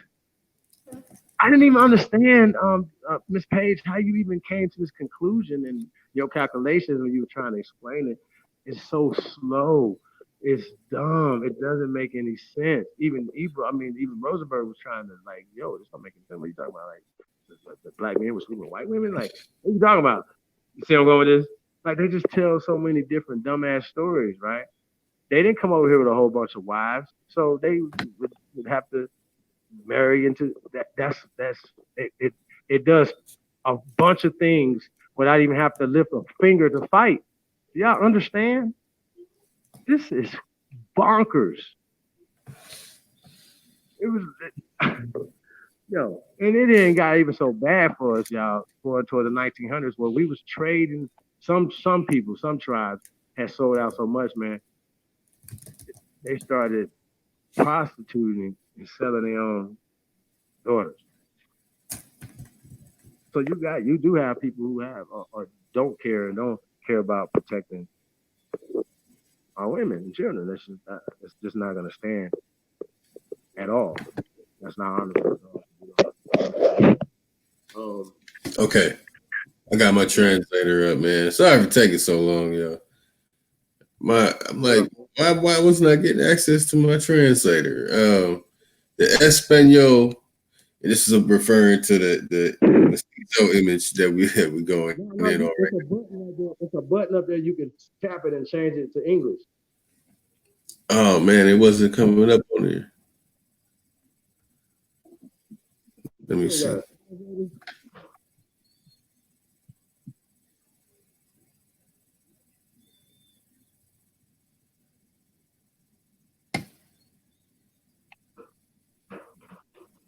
Oh, you might have to go back out and find the English one. Yeah, that's what I was thinking. I got that picture. Well, I got the translator up now, so the Español India Serrano o Cafeada produce mestizo is Spanish Indian mountain of coffee produce mixed race. What? No, the caption on the picture. Yeah, that's. Let me go back and see. It says that's the title. That's the title. Yeah, that's it. That's what's up there. And the description is, and it's 1770. See what it's a Casper system. It's a Casper picture. They're showing a caste system, right there. They're showing it to you right there. That's what they call it. Right. Casper. They're showing you the caste system. Right. She's the original. She's indigenous people. He's from Spain. That's Lord Styles. Okay, so it is always good, Lord. She said she's gonna really get into her. She said Peru. She from Peru? No, Guatemala. Really? You come on, y'all know Guatemala is black. That's they say Guatemala is the oldest place in America. That's what they're saying. This is just what Dr. David Imhotep, who went to Guatemala, and a lot of other brothers that went down to Guatemala, was saying. You know what I'm saying? In Peru, the indigenous people, the original people, are Negroes, Negro de Terros. These people, when they came there, 200 years prior to this right here, 200 years, y'all, Not, oh, they'd be like, oh, well, she had mixed with some Africans and that's how she got dark, whatever. Come on, y'all slow. They're showing you mestizo, which means miscegenation in English, right? Miscegenation. Don't fuck with me. Miscegenation, right? Which means mixed generation, right? These same clowns that talk all this Africa shit tell you that they're the original men and black gods of the planet. All this dumbass shit, right? You follow me? But then, like, they can't be the original man and woman that built all this shit over here. And so we let motherfuckers say they Aztecs and Incas and all this dumb shit, and we just be letting it go. Like, yo, like the original, all these people wasn't dark skinned, bro. Y'all want to know why I know they were dark skinned? Because the bones are in the ground. They painted the murals. They carved stone statues like for no reason. They're just gonna do it for no reason. We're gonna put them lips on there. We're gonna put them braids on there for no reason, right? We're gonna do that. We're gonna put all this hard work to put 7 braids in the back of this thing's head. Really? They'd be like, well, yeah, it looks came from Africa. It's African. Yeah, suck. Yeah, slave op, man. You guys are participating in a slave op. Get out of it. Don't let them fool you no more. They're fucking your brain. You're being molested. Seriously, they're molesting you. They're molesting your brain. Like, literally, like, you're being molested every day. Like, I just think it's dumb. Like, I'll be mad. Like it's like you find out somebody been just stealing from you, cheating on you, like the ball dude. Find out his best friend had been stealing from all that. That's how y'all should feel. Like, these guys are stealing from you. Your time, your money, your energy, they're taking it. They're fear mongering. Oh, they took the babies and fed them to the alligators. Who? Can I get a source for this? Come on, bro. Like, too much fear mongering. Wow. Not playing. That baby is a Native American. Okay? Native Americans are mestizos. Once we get to this English part of it, we can break that down. We've read this, we've done this 1,000 times. Like, we've shown this fucking with mestizos that was trying to tell us we from Africa, and their grandma is dark. Like, this is crazy. Like, I don't understand. It makes no sense how slow people are. Did the pale man come to the Americas? Yes. Okay. And there's different variations of that baby right there. That baby could get with another mestizo baby, or he can mix with another Spaniard and get the Blake Griffin effect. Are y'all following me? Wake up! Fuck is wrong with y'all, man? Wake up! Stop letting these people fool you. We are the majority on this land. Oh, they brought 10 million made it here, right? But we done bloomed to millions, hundreds of millions. Really? We the majority in America. America is north, south, central, and the conjoining islands. Okay? Wake up. Fuck. Now, if you have mestizo bones prior, let's think about this, y'all. If you have these people prior to them creating you produce the bones, you have Negroes, bro. Like, this is dumb to me. Like, I don't even get it. Like, I don't understand the conversation. You know what I'm saying? Like, they didn't cross no Bering Strait. No, no. We're not even entertaining these conversations no more. I'm like, yo, bro. We've already established that black, brown, copper-colored people was already here. So when we talk about, you can't find it, I'm gonna have to go out and send it to you.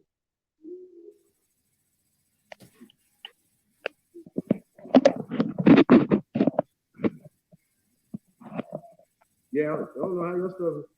Like, you got your settings in Spanish. Like, you got to go to your settings. You know what I'm saying? Your Google settings. You're in Google, right? Yeah. Yeah, you just got to go in your like. I think. I got to go back in through the English one. I must have went through the Spanish one. It was supposed to translate it for me. Yeah, because it's important, yeah. Because I know there's a lot of new people listening and gonna be listening to this. I think it's important that you understand this, man. Like, you know, people start making you feel less than. Oh, you an Afro-Cuban? What? You're Okay. Italian, nigga. Fuck is I got wrong it. with you? I think Fidel Castro was indigenous to fucking Cuba, nigga. Like, I'm not playing with y'all. I'm not one of them niggas, bro. I don't fuck around, bro. I'm not playing with y'all. I'm not about to go back and forth. This happened, this happened. Y'all don't know about the certain wars and things that even happened in Cuba because they don't teach them to us. That America was going over there fighting these people. Y'all understand what I'm saying? We done those shows too. Like, it's just, the shit is mind-boggling to me, y'all. It really is, man. How people move, what people think that's interesting. I don't even know I'm thinking interesting because I think the most interesting stuff it don't get the most views.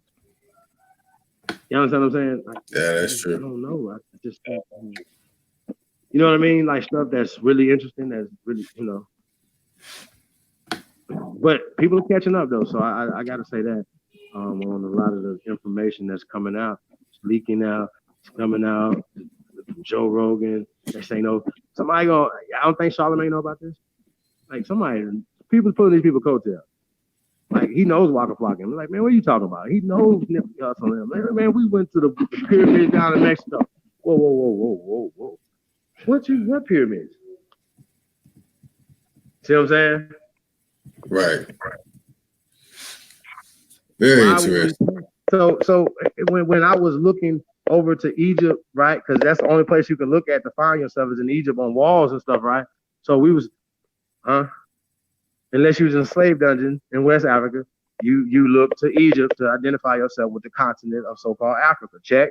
Let's don't play around or whatever, right? But we have way more Egyptian stuff in America, Jabari.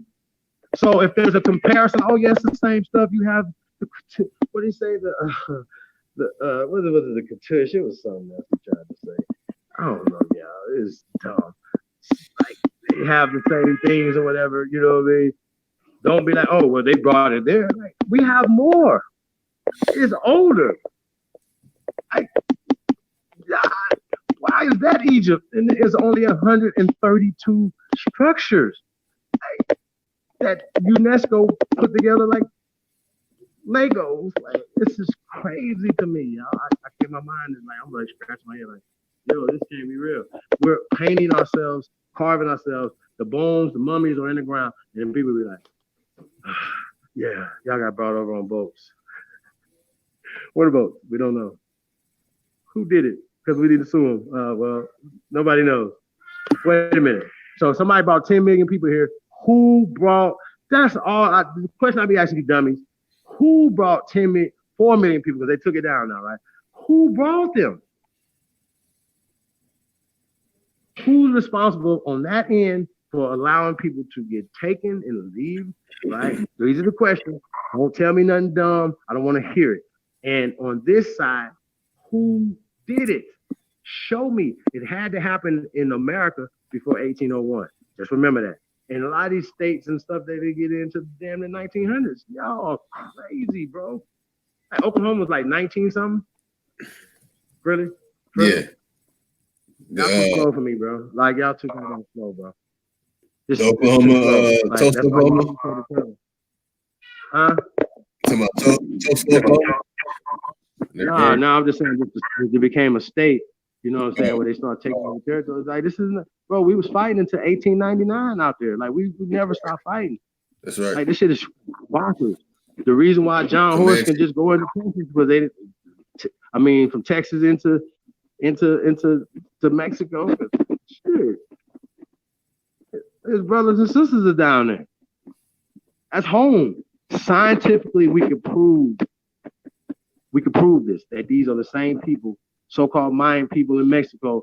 They're in Georgia, Mississippi, Alabama, Arkansas, so on and so forth, California. I can prove this without a shadow of a doubt. And I can also prove they're Negro without a shadow of a doubt.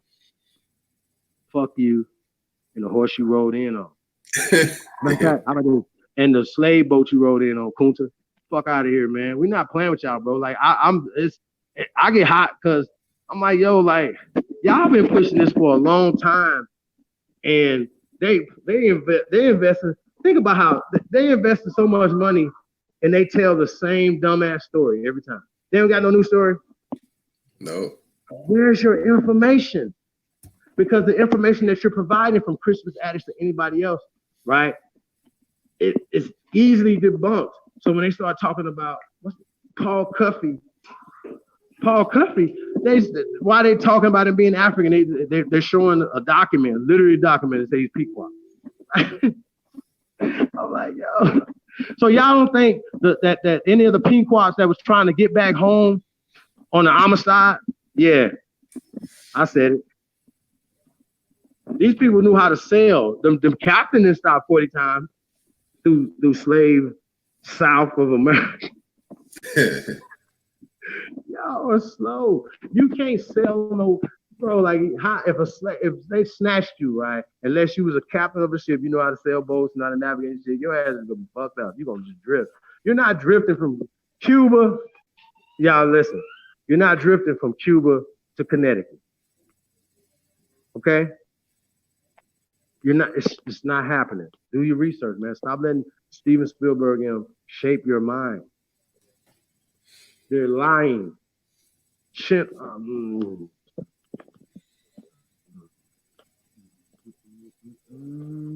almost got me. Y'all almost got me. Hey, Lotus, you almost got me. Hey, Lotus. Hey, Lotus. Hey, can you go to the etymology online dictionary, brother? Yeah. We want to look up American, right? Live in front of everybody, so then like we made it up, like we posted it. We do this all the time, right? And you can find other etymologies, dictionaries, or whatever, right? Even if you start talking about the Noah Webster's 1828 dictionary, you should do research on Noah Webster. You shouldn't just be like, oh, whatever, right? Because if somebody say, well, you got the 1828 from Noah Webster, he did this, that, and the third, this is what he was. If you don't know this, you have to do all your research on where you got your information that you're pushing, whether you're Aboriginal or whatever the fuck you got to know the ins and outs of your information. So if you're pushing a book, you got to know who wrote it, who paid for it to be written, who edited it, come on, bro, what type of paper it is. Y'all got to know that before you start presenting that information.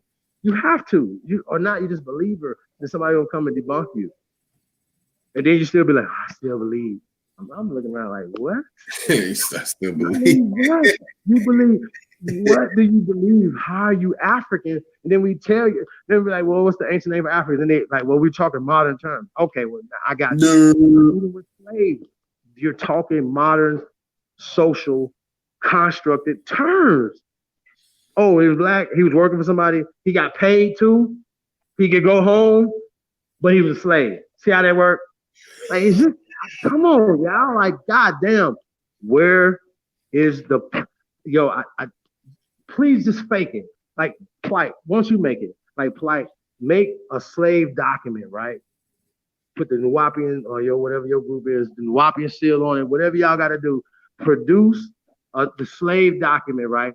Even if you produce John Punch's, that you can't, or John Kazar's court records, right? You can't. Trust me, you can't. Even if you could produce those, right?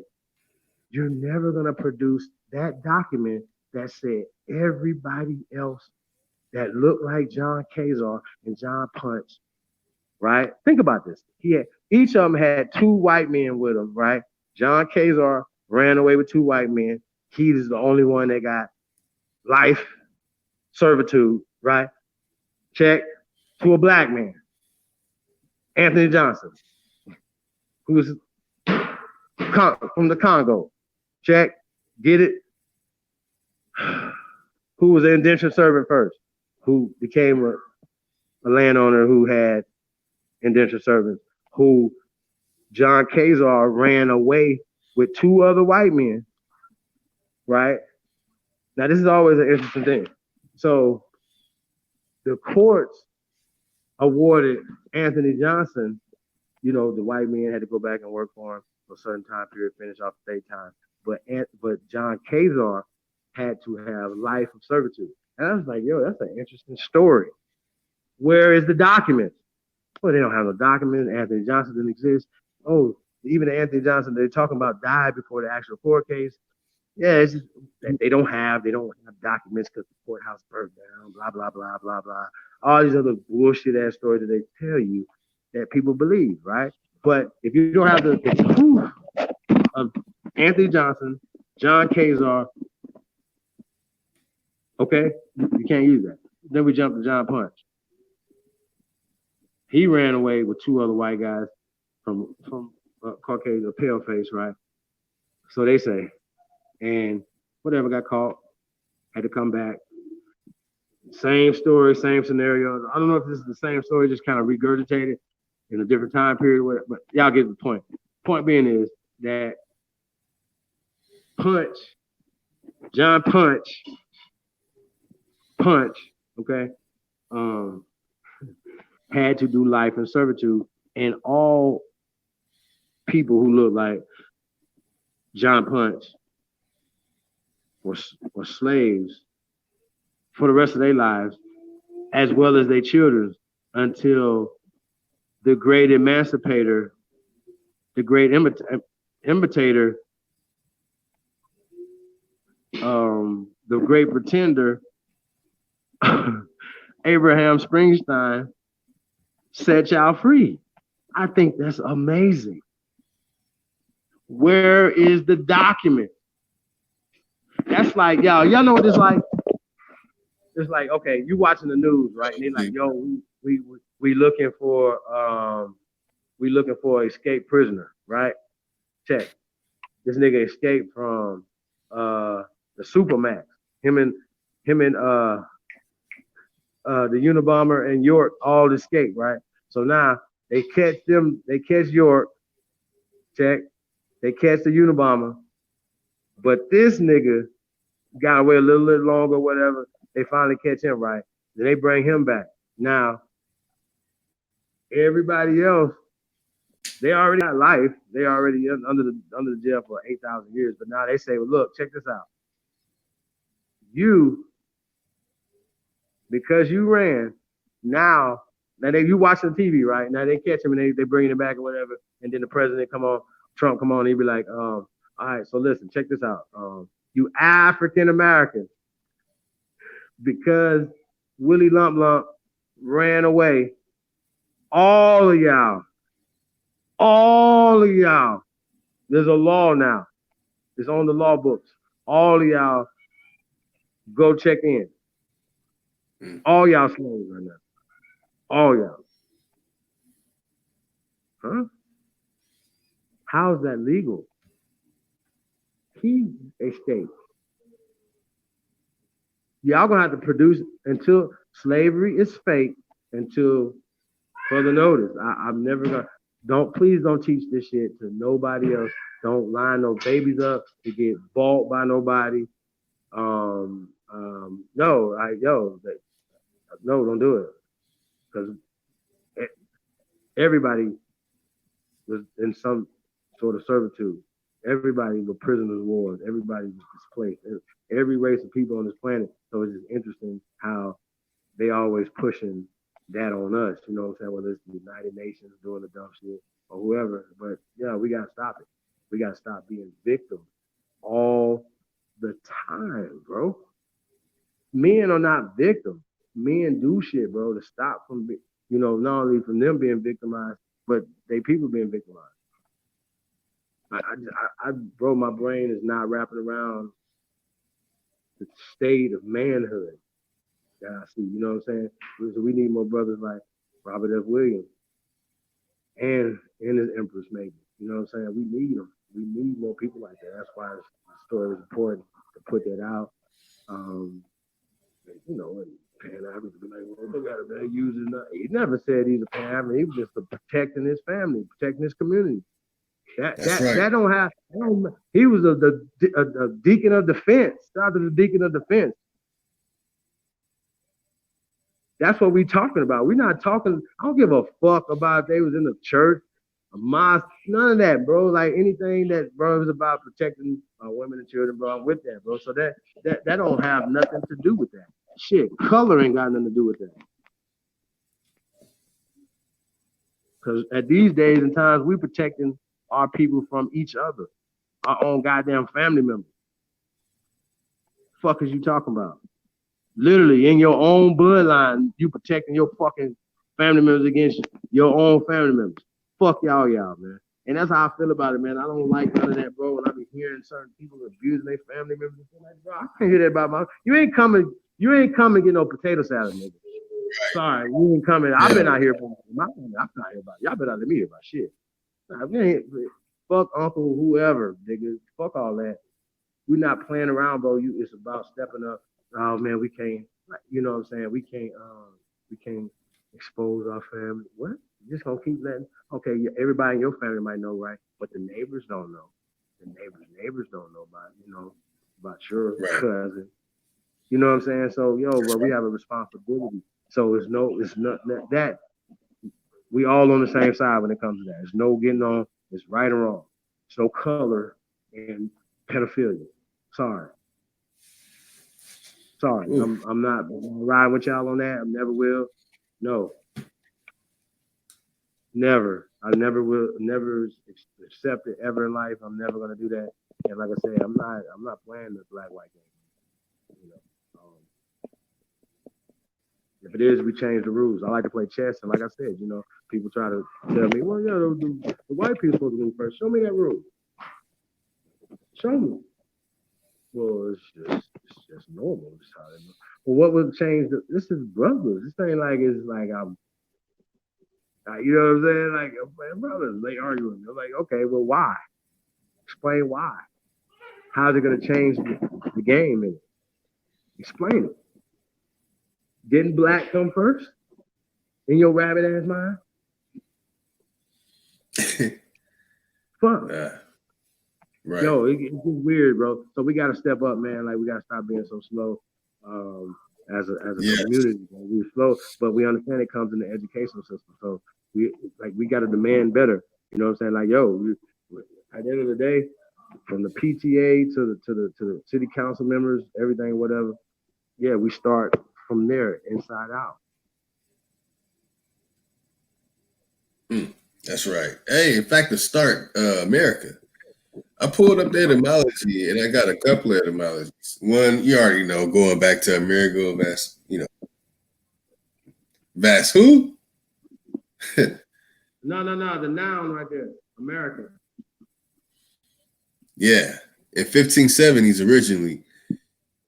And in quote, one of the Aboriginal peoples discovered in the Western Hemisphere by Europeans. What year was that, Chief? 1570, 200 motherfucking years prior to that 1770 picture of a Costa family. Okay? 1570. 1570. And not only that, what they found when they came over here. Wait a minute. What they find? What they taking? The Aboriginals. Now they didn't go into Australia. I'm gonna say this so y'all can understand what I'm saying, right? They didn't go into Australia until the late 1800s, mid to late 1800s. Like we said it the other day, the exact days. It was crazy. I'm like, yo, bro, steamboats and shit when they went to Australia. They had machine guns when they went to Australia. It's just facts. Like it's just facts. I don't know what y'all talking about. When they be talking about, like, when we say Aborigines, just people it's just so exotic that their brains can't wrap around the fact that we are the first Americans. Okay, Aborigine means the first inhabitant. Okay, now when he's going to continue to read on, right, and it's breaking it down. Like, okay, well, yeah, they're saying, well, in 1800s or later on down the road, it was, they started calling the British American. They didn't say that they stopped calling you American. They just start changing your name classification. Oh, you're Indian now. You're a Black Indian, or you're African American. You're Negro. You're African American, whatever, right? To socially, politically, economically take power and land from you. We understand about the land grab. We just We just had Chief Warhorse the other night talking about millions of acres, y'all. Like things like this happen, and then they even talked about like chiefs that didn't even have permission from their people or nobody to sell land, to sign treaties and all this other everything got stabbed up. It happened. Y'all see what I'm saying? Read between the lines. Wake up. Wake up, bro. Like, come on, bro. Like, you know, like, it don't matter what we show you. This and that. 1570, but we Americans. Stop it. They was like, that's a white name. Did Marigold Vespucci live in 1570? Was he alive? That's a good question. Or Alberto Vespucci. They be like, oh yeah, he came and explored, and you know what I mean? Like, come on, bro. Like, he didn't come here and they start calling us Americans since 1570 based off of Marigold Vespucci. This is already here. You know what I'm saying? This is already like when did even Italy come to United States of America? Like, I think we took America and to the next level, right? Like when motherfuckers think of America, they think of the United States of America. They don't think of Mexico. They don't think of Canada. They don't think of y'all follow me? I'm going with this. Like we're Americans. Like motherfuckers, like you're Americans. They don't be like, oh, you're Peruvian, you're Brazilian. Y'all follow me? Like they know distinct of who the fuck we are. How? Like, oh, y'all wake up. Like I can't get it. Like this is. It's too much. It's too many people sleep, bro. It is literally like World War Z. Because you niggas is fast. Y'all can run fast. Y'all remember that movie with Brad Pitt? And them zombies was hauling ass. Yeah, because usually the other ones be moving slow and shit. They be like, you know, you can run away from them real fast or stab them and run away. Something, you know what I mean? Nah, World War Z, them motherfuckers. Them motherfuckers like, got extra speed when they turned into zombies. Because you know they wasn't running that fast before that. So they got some extra zombie speed. That's y'all, man. You niggas is zombies, just buzzing around, slower than a motherfucker. I can't believe it. You know how zombie dumb in the motherfucker? Yeah, just going with the sound. Motherfucker dumb in the motherfucker. Yeah. You throw a rock over there, they look over there, they be like, oh, remove over there. Just dumb in the motherfucker. Y'all just dumb and fast with it. Dummies. Like, I can't believe it. I'm never gonna, bro, you're gonna be dumb until further notice. I can't believe that you niggas is so traitorous to teach this eugenic agenda and act like you're not doing it. Anybody that's following y'all is dumber. Talking about y'all for the liberation of our people. That how? Because we was on y'all channel, y'all had the opportunity to tell us what we're saying is so dangerous. You niggas is listening to misinformation all day. Like, what are you talking about? So what are we, you know, what are we saying that's so dangerous? That's so detrimental to the children. When all y'all master teachers, Dr. Ben, everybody's, you know, like, yo, well, you know, listen, this restores pride. You know, how did they take pride away from us? Like, we're not proud to be Americans. Killer Mike, them think if niggas say they Americans, they think we crazy. I think that's crazy. Killer Mike, I really do. I think that's crazy. I don't like, nigga, we are Americans. We're the first Americans. You have been socialized away from your power. When you leave this country, whatever you flash at, like you could be ready to get like the dude was talking about. He was from Kenya. They thought he was in Kenya, right? One of the dudes that got his shit. One of Laura Styles and Ebro crew member, right? They did shit, and he was like, he was telling the story that he was in Kenya, and like I guess they got a Kenyan line and then a tourist line, right? When you go into the airport, right? Which I don't understand that. We get back to that, right? But he said the dude came over him talking about you're in the wrong line. Get in this line, right? They're being real forceful for him. He said he had to pull out his passport to prove he was American. You know what I mean?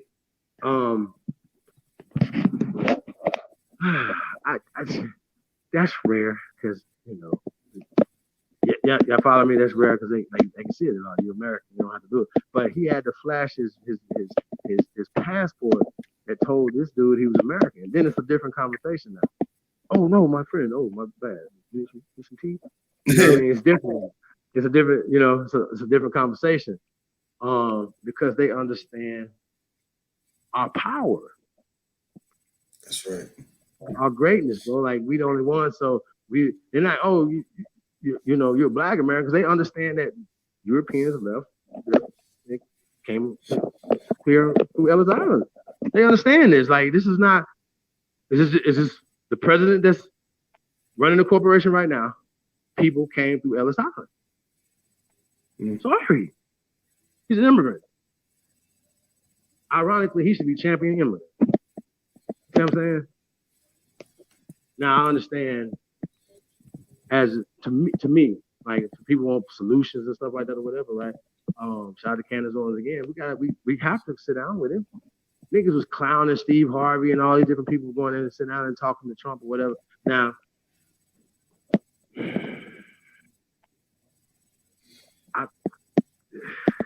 people like Steve, I don't think should be the one to go talk to anybody on the behalf of millions of us.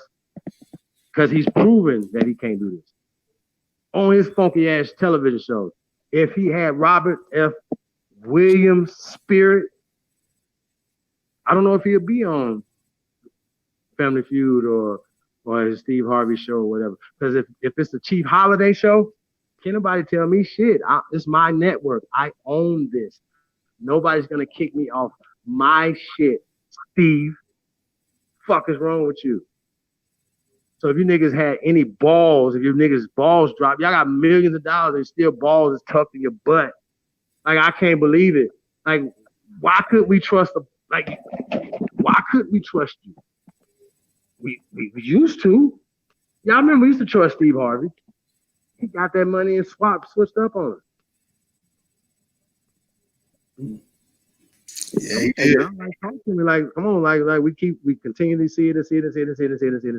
Like, no, if it's gonna cost me some money, I'm about to lose this money because I'm not about to go in there and be like, you Black out here.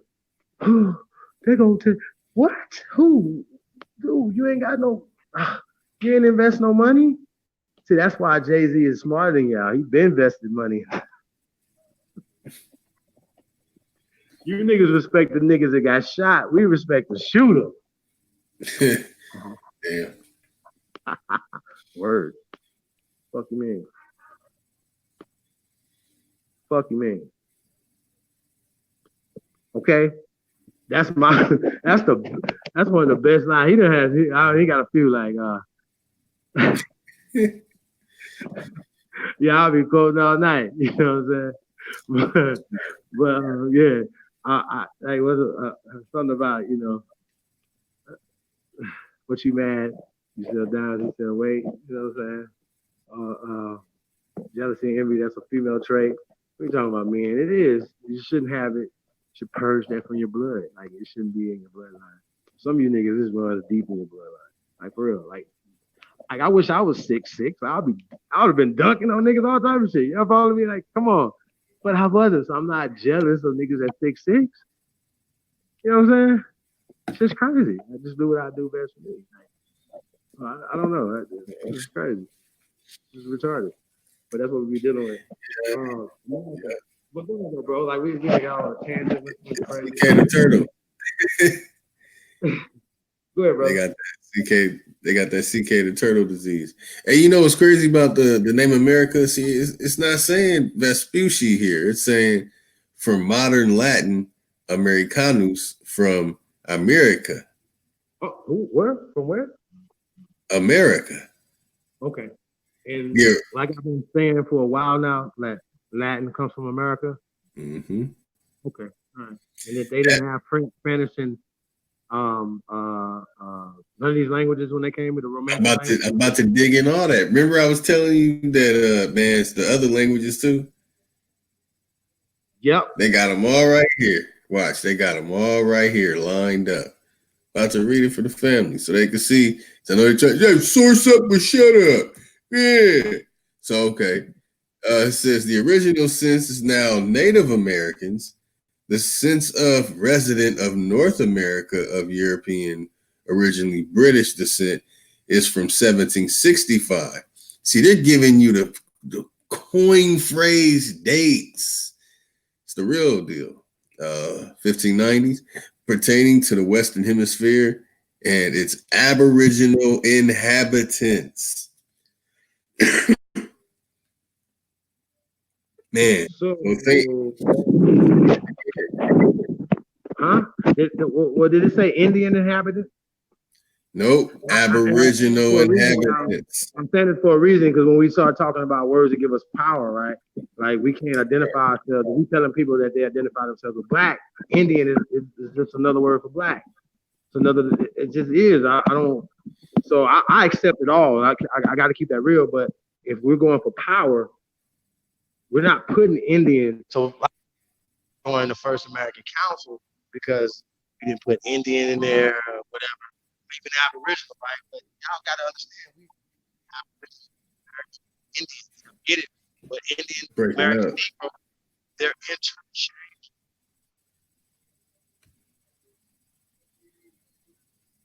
Hey, he's breaking up. So bring it up. Yeah. Testing. Yeah, much better. They're interchangeable. Hold on one second. That's right. Also, it says the census pertaining to the residents of North America of European, originally British descent, is saying that's first recorded in 1640s, later pertaining to the United States French American, Spanish and Italian Americano, German Amerikanische, feminine, form Amerikanes, attested from 1838. The American Beauty rose so-called from 1886.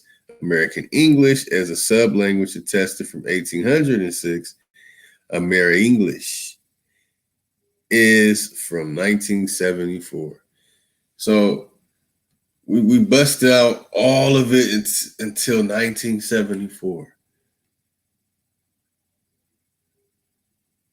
But they saying source up or shut up. When we source up, you shut down. When y'all source up, it's looking over there. It's over in that other direction. And then I gotta know some special word for something in a chromosome. And then it's like you don't know it because you're scientifically literate because you didn't know a word. And then we sit and say, well, why don't they test the Aboriginal inhabitants? How about a Aboriginal inhabitant DNA test? You saw the complexion. We on the mestizo. I was showing everyone in the honorable admiration to everybody in the chat. Y'all saw it. All the images breaking down. It was like 3 of them that they're saying the name Africa's attached to, 3 or 4 of them. And it was out of about what, 12 of them, 10 or 12.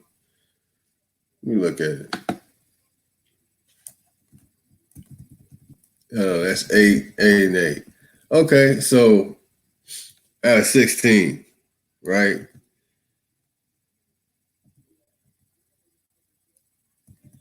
Got Negro. Yeah, let me bust it back over here real quick. All right, I got you back in, Chief.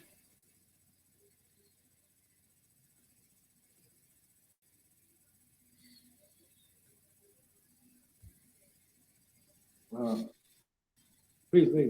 I'm back, y'all. Yeah, man. Hey, man. Peace to the tribe, man. Calling all warriors. The ancestors are calling. Wake up. That's how we moving over here. I just say this, man. Like I don't know.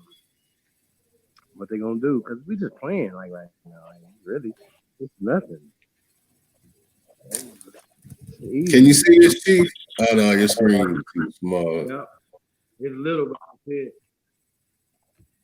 Here, I'm gonna bust it out. Bust it out. Bust it.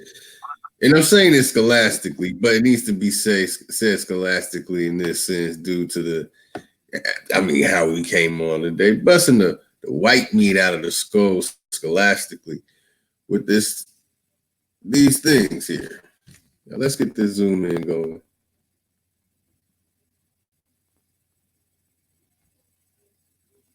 Let's see if the zoom in will do me any justice.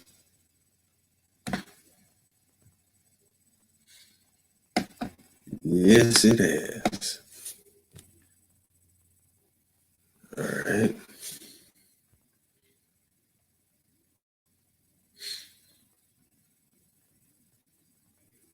So here we see India, Espanol, and this one is mulatto. See? Espanol. Look, it's the woman this time. Espanol. Child, it's the woman. India. Uh-oh. Everyone's brown.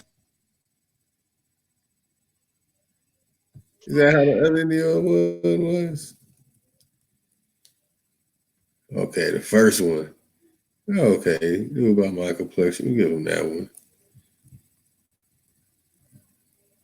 Chino Cone, India. Can't sell that Salta Atlas.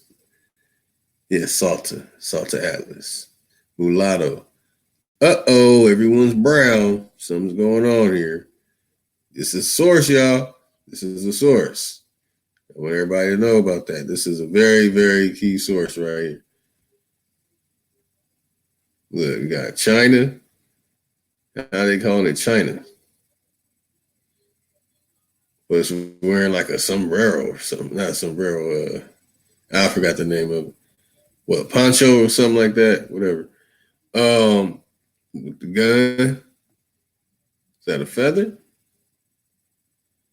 Okay. Is that a basket of fish? Brown. Everyone's looking brown. Look dark and brown. Look like the homie. See that? Now, this one's China, this one's mulatto, and this one's negra. This is the first one that they'll say it's supposed to be African. And see, it's the dark one. I think they're slick. And, you know, it's the name of the person that's underneath of what the person is being categorized as. So you can see that's Espanol, it's India. That's Mestizo, that's Espanol. That's Castizo, it's Espanol. It's Espanol, and that's Mora. So everyone get an understanding of it. The Morisco, the Española, the Chino, the Salta Atlas, the Atlans, as Corey Mayo says, the Atlantean. Got information on that too. Love sharing that with the brother. We got the Lobo, the China, the Guibaro, the Mulatto. And then you got, as I explained, the Negra. Here it's called Negra. It's a woman. The Albarazado and the Cambujo. So we got to look into that and see what are they trying to say here. Okay, we got to get in India. Everybody's brown. All right? Everybody's brown. Now, the ones that aren't brown, let me retract that. So it's about 3 of them. Let me see. Chief, you got back up in? All right, let me bust you back in.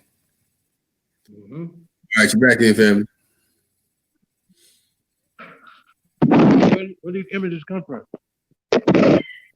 This is from Costa. When you look up the mestizos on Wikipedia, on that image, that picture,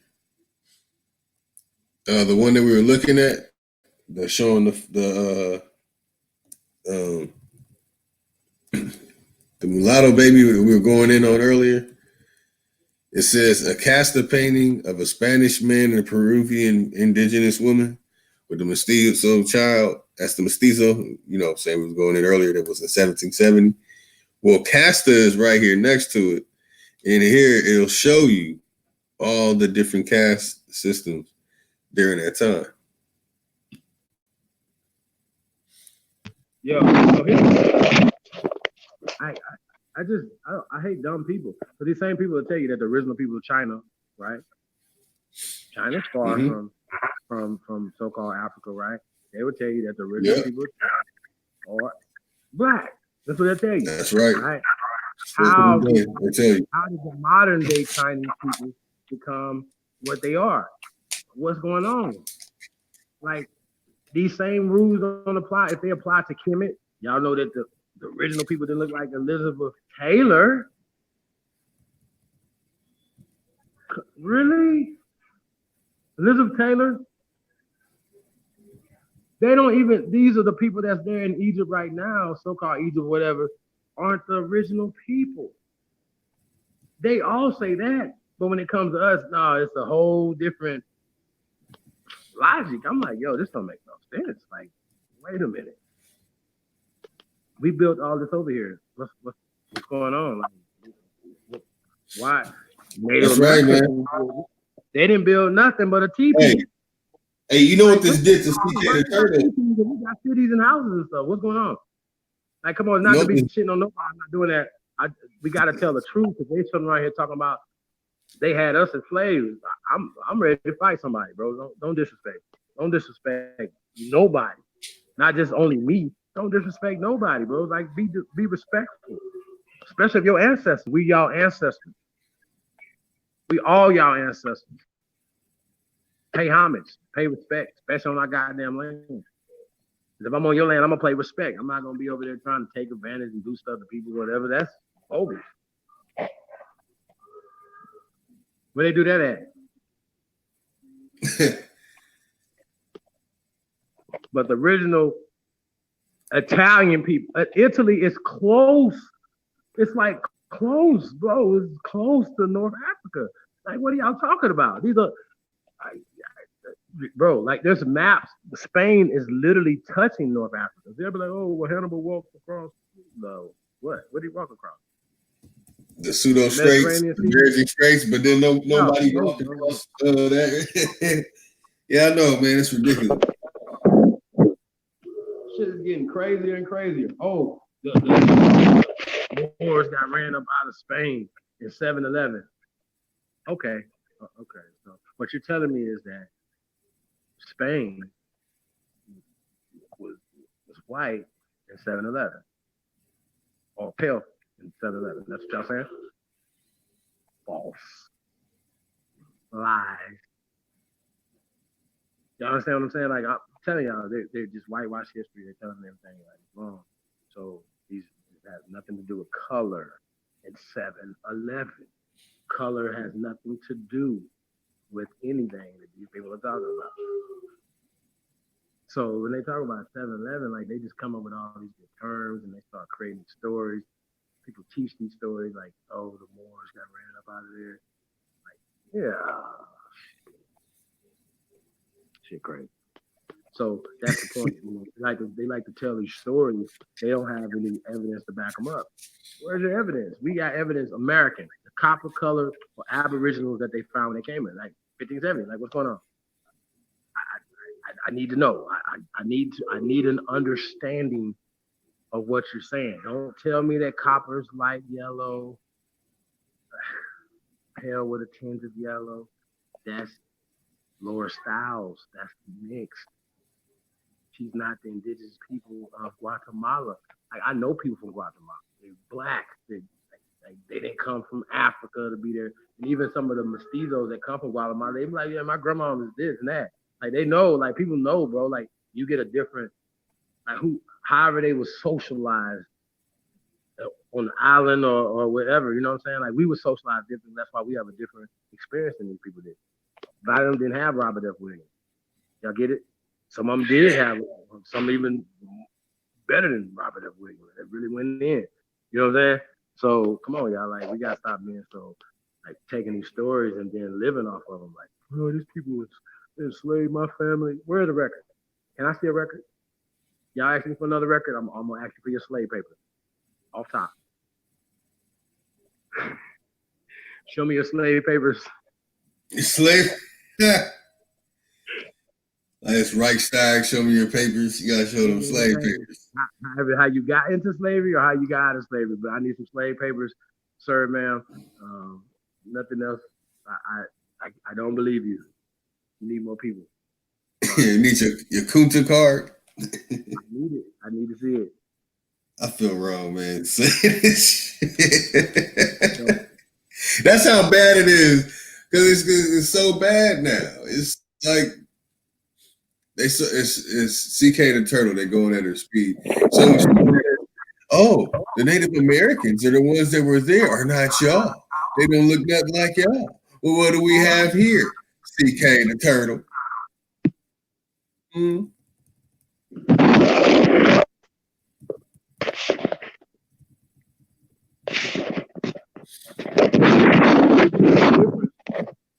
If the artifacts, the actual bones, didn't bear witness to what we were saying, it'd be different. They'd be like, okay, well, they got an argument there. But the science bears witness to what we're saying.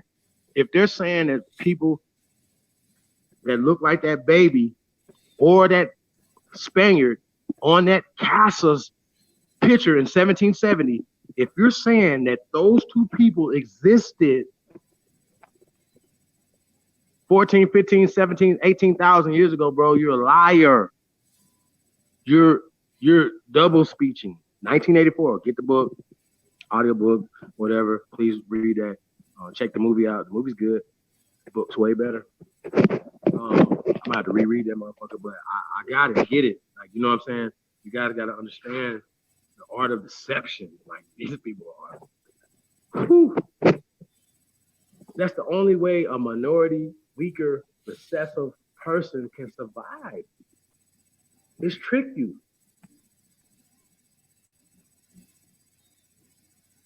That's right. Period. Trick you to go fight yourself. Go fight South Korea. What? Go fight North Korea. Like, what? North Vietnam, South Vietnam, North Compton, South Compton. They know, bro, they smart. Like, yo, I can get you to fight against yourself. I ain't even got to fight you. You're doing a swell job. Great work. So, not saying that we have to have a enemy, right, to get peace amongst our youth. You know what I'm saying? But they had a crisis. I don't think the crisis has stopped. I don't know. Maybe not. But, you know, we're not getting equal justice, especially when the president and these people are talking about, oh, prison reform. What? Reform. Somebody is violating somebody's rights. Okay? Stop all this asking for shit. This is what y'all did. Change it. Give reparations for the drugs that y'all planted into this country and got a lot of us jammed up. Y'all understand what I'm saying? Prison sentences. Niggas is still in prison right now from the 90s, yo. Yeah, it's crazy. It's niggas in the dirt right now. Didn't even have the chance to have families or have families that couldn't even take care of them. It's another cycle. Y'all understand what I'm saying? They're talking about what single mothers happen, isn't it? All this is a result of economic oppression, economic terrorism. That's what the Ku Klux Klan was about. That's what all these things that you guys see redlining. That's terrorism. It's un-American. Okay, we don't have to be like, oh, poor black people. No, fuck all that. Fuck that part. Don't. No, this is an American problem. Let's fix it. They'll be like, oh, no, we just want a little. No, not me. I want it all. We want everything that's coming to us. Stop trying to take a little bit. We want it all. We don't want to be in the front of the line. We want to be a minister in the line, to the line. I don't want to hear this no more. It's weak talk. How you gonna get anything? Ask them, you already conceding. I just want to be third in the line. Just please let us have a little bit. Please, master, please. Them niggas living like fat cats, acting like they begging, like they scared of somebody. Who? You ain't even selling dope no more. The nigga on the block should be scared. You niggas is selling music and doing TV shows. What the fuck? What are y'all scared of? Oh, they'll cut your bag off. That's what I'm saying. Well, y'all shouldn't be doing business with these people. Yep, that's right. Or you should be trying to find an exit strategy ASAP.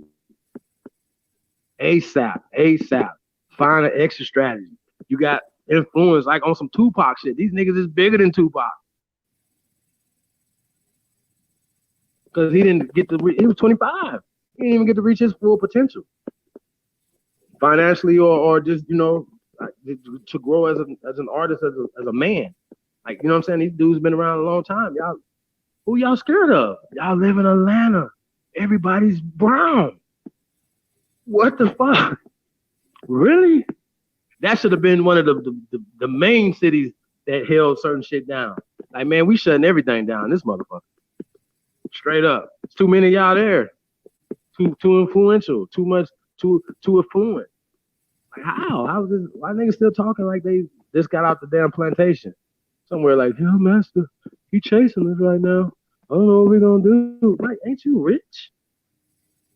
What? And yo, I now listen, y'all. Now, y'all, like I said, man, I fucks with Tip, man. Shout out to T.I. I fucks with T.I., man. None of this is music, I just fuck with T.I., man. So fuck all that. So I gotta put that out for disclosure. You know what I'm saying? But the Gucci boycott, y'all. I was talking about this the other day, right? I was like, yo, that's an L.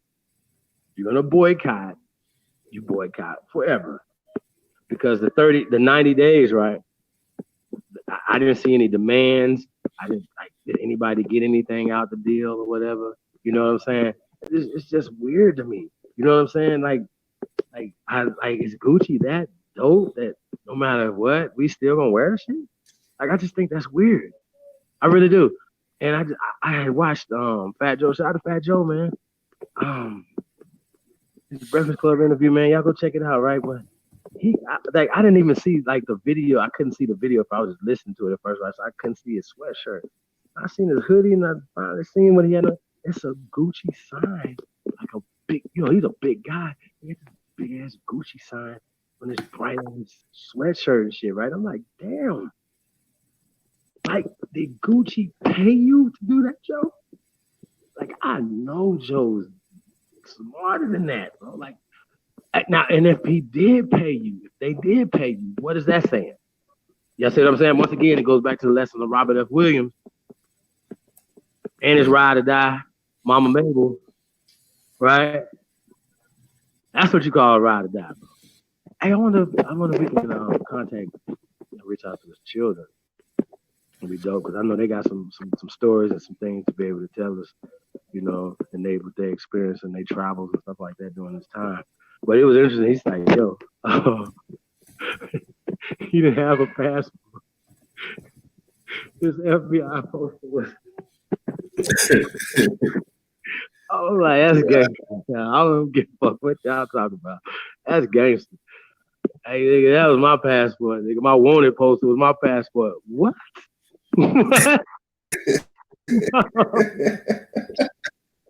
Yeah, I ain't never heard nothing like that before. Stop playing. His FBI wanted poster. You niggas is even scared to say FBI. His FBI wanted poster was his passport to get through these places, bro. I was like, whoa. But good thing Cuba was only like right there, right? You could just get to Cuba real quick. So that was pretty interesting. But getting from Cuba to China, like, whew, sheesh. How did you do it? Like, I want to know, like the steps. So yeah, it's kind of interesting. I'm always got my eyes open, but yeah, it's an interesting dynamic, y'all. Right now.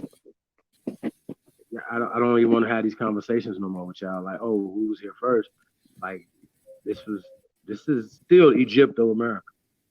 Fuck all that Mesoamerica shit. Because once again, it's a caste system. It's a mestizo is a caste system. They didn't come first, so when they be up here trying to pop all this shit off, whatever, put them in their fucking place quick. Stop playing. Don't play those games because we don't play those games. We don't play the color game. Y'all know y'all got people in your family that are lighter than a lot of mestizos. So it's not about color, because now it's like culture, right? Or language you speaking or whatever. Like I start hearing all these different bullshit, man. We're not judging nobody on the color of your skin. We're judging you by your fucking morals. Honor. You're dishonoring your ancestors. I used to argue with people in comment sections and stuff like that or whatever. Like they like so-called Native Americans be at it like, you guys are trying to take. We ain't trying to take nothing from you. Remember, the pale man took from you. The pale man created you. Fuck is you talking about? Watch your fucking mouth, bro. So y'all can't have it both ways, Cherokee Nation. You can't be mad at Elizabeth Warren when your chief is a fucking he ain't even a mestizo. He's all the way European. Like even the dude said he's German. Like he's European. Like, right. Like what the fuck? So we understand about not even in America. Yeah, nah, that's weak. So yeah, man. So yo, man, we not gonna keep playing with y'all, bro. Hey, should we? Oh, we should bring up Aboriginal too. They be like, you guys don't never show any work. Like we've been showing. Like you could pull up Aboriginal, what Aboriginal means. So when they say the Aboriginal people that they found when they came here, it only means the first inhabitants, or the people that the first inhabitants they found here. What did Malcolm X say?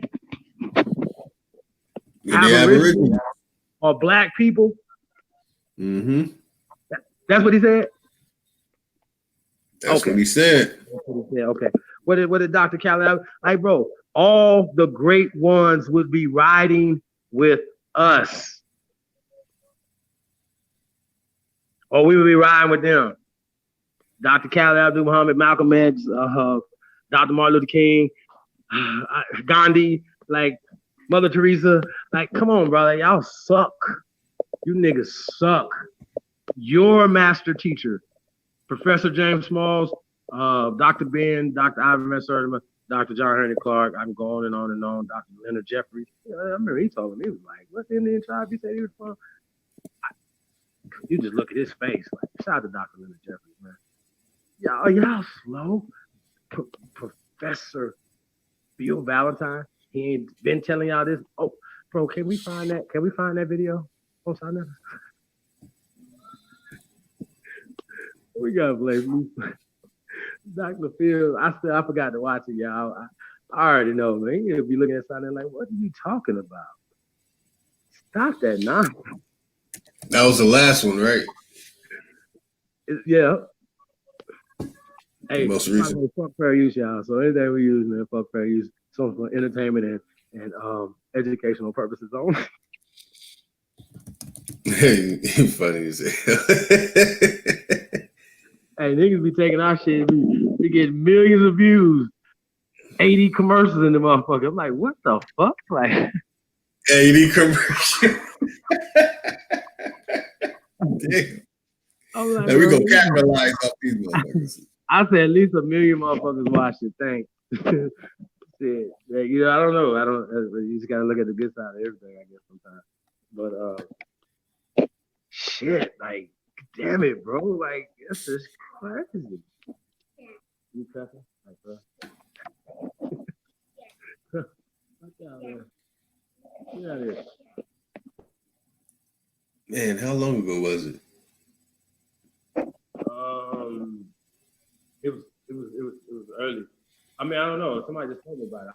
I haven't really seen it. Is that Aborigine right there? Because I want to do Aborigine before we do Aboriginal. They both gonna pop up, right? So people understand that Aborigine is a noun. It's just describing a people, place, and thing. Okay? Okay? Like you have Aboriginal plants, you have Aboriginal, you know, animals, you have Aboriginal human beings all around the planet. Okay?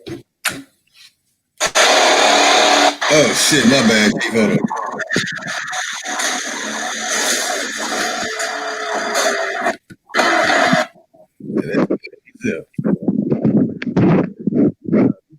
Yeah, there you go.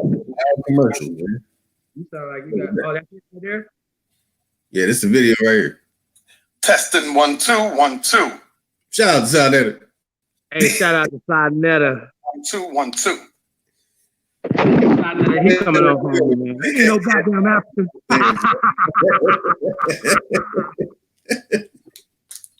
We ain't no goddamn Africans. He didn't think nobody was listening. Man, you Dominican like a motherfucker, bro. From island of Espanol. Testing 1 2 1 2 1 2. You already know we are in the building. Let's get Phil Valentine. We ain't had the Grandmaster teacher in a minute. The Grandmaster teacher, y'all. Brother up and let's get this in. Hey, how long is it? It's long. Hour, 48 minutes. Fuck it. We're gonna talk over and have some fun. Fuck, let's go. Sinetta TV. Sinetta TV. Testing 1 2. Make sure my sound check is right.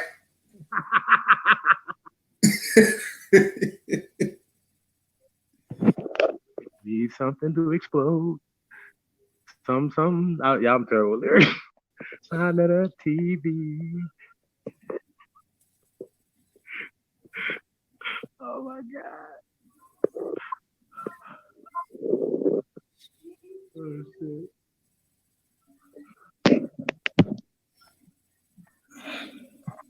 Yeah, it's better than the Brother Larry one.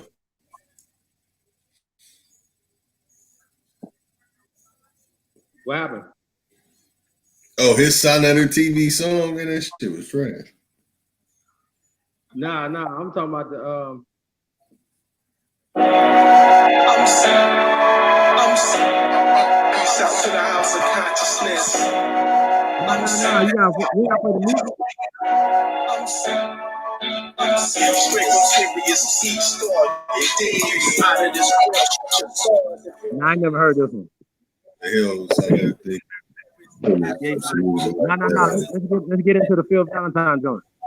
The house of consciousness. Where they spit them on. Whoever made that song, the song is so bad it has pissed me off, and I'm gonna make a song against that dumbass song. Sinetta, why you do that to them? What the hell? Nah.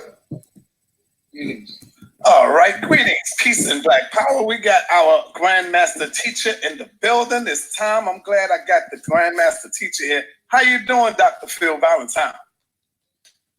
All right, say that again. You broke up. I said, I'm glad I have the doctor here, the Grandmaster teacher, one of our Grandmaster teachers who have been putting in work for years. And I'm glad to have you on the program today, my brother. How you doing, sir? Well, Years. thank you. How's the wife? The wife as well. Just coming in from a convention. Oh, beautiful, man. You always working, brother. You stay on your feet, man. You know what I'm saying? We try. Yes, sir. We know that we got something coming up. I got it on the screen Sunday, July the 21st, 2019, brother. The resurrection of the Dark Matter Think Tank. What's that about? I know what it's about, but I'm talking about for the people that's out there that's new to this. Talk about it. Well, this is something that we had for a long time. This was when we had the gathering back in the days in Harlem and so forth. It was, for its time, unique. And it was something that I felt had more impact than, say, Tavis Smiley getting, a ton of celebrities on stage to talk about our conditions, but then, tell the world what our strategy would be.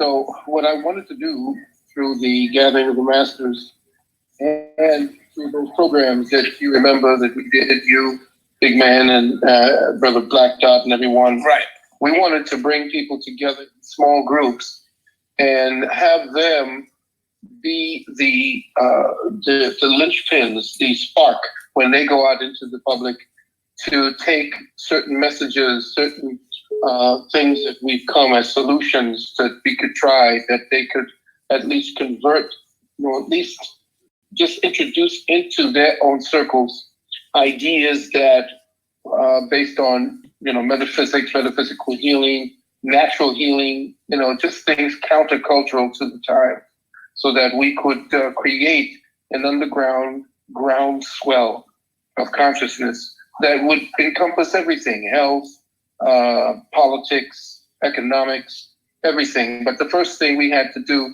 was to get the mind right, to get people thinking correctly about what it is that they were dealing with from day to day, because we were being spoon-fed a lot of nonsense from the education system, from the news, from even our own Black politicians. They weren't really telling us all the things we needed to hear.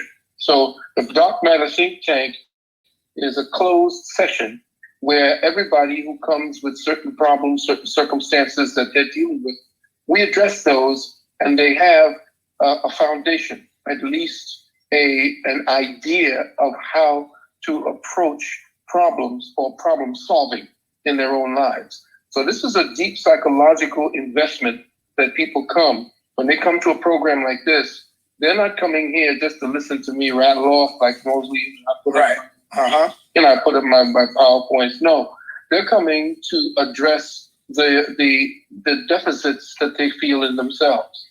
And they're coming there to actually deal with solutions that I could give them as, hypothetics in their own lives, to see things differently from what it is.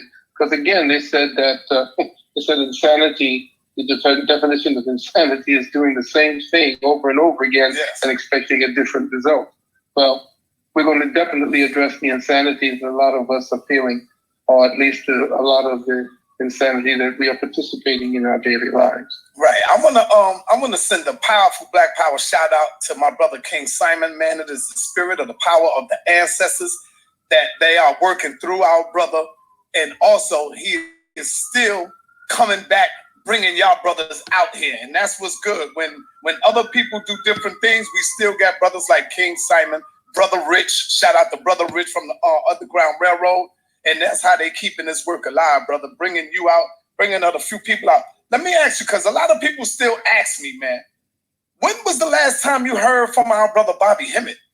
Is Bobby Hemmett all right? I haven't heard from Bobby because the number it changed, was connected to Linda, that I couldn't get in touch with him because there were so many things I wanted to channel his way in the form of information and even in the form of $2. But I wanted to, I thought that I would be more in contact with people who were in contact with him, and that they would keep us as, as connections, as synapses between myself and he. But when Linda's number changed, I was no longer able to get in contact with him. Yeah, me too. Same thing. The only one that had his contact was Brother Shabazz. And I tried to get it from him, but I don't think he even had it. So now that I got the Grand Master Teacher here, it's been a long time. I gotta ask you some serious stuff that we in the community still talk about, even to this day, when you dealt with it, goddamn 30, 40 years ago, Phil. And the first thing is evolution. What is your stance on evolution? That's the words themselves it's been perverted. The word itself, and as soon as you say that word, the first thing you think of is a piece of slime crawling up out of the ocean, having legs, and then turning into a monkey into a man. Thank you. Yeah, that's what our people think, man. Yeah. To evolve is an inner It's an inner process. When we talk about revolution, evolution, what we're speaking about in evolution is mental, psychological, psychospiritual. And what that does is it changes the mind of the cell. And you see, the word evolution, based upon the Darwinian concept, actually came up because Darwinian was taught by his father comedic sciences. In other words, when he came up, he studied Kemet the way that Freud did. If you looked at Freud's old office, all around his office, you saw nothing but Kemetic statues. Right. So they were deeply into our sciences. And back in the day, I heard that, and I read somewhere, was taught by his father, and with some pictures of Jehudi, for example, with a man's body and the face of an ibis, or the head of a hawk and a man's body, and things of that nature, or the head of a dog with a man's body.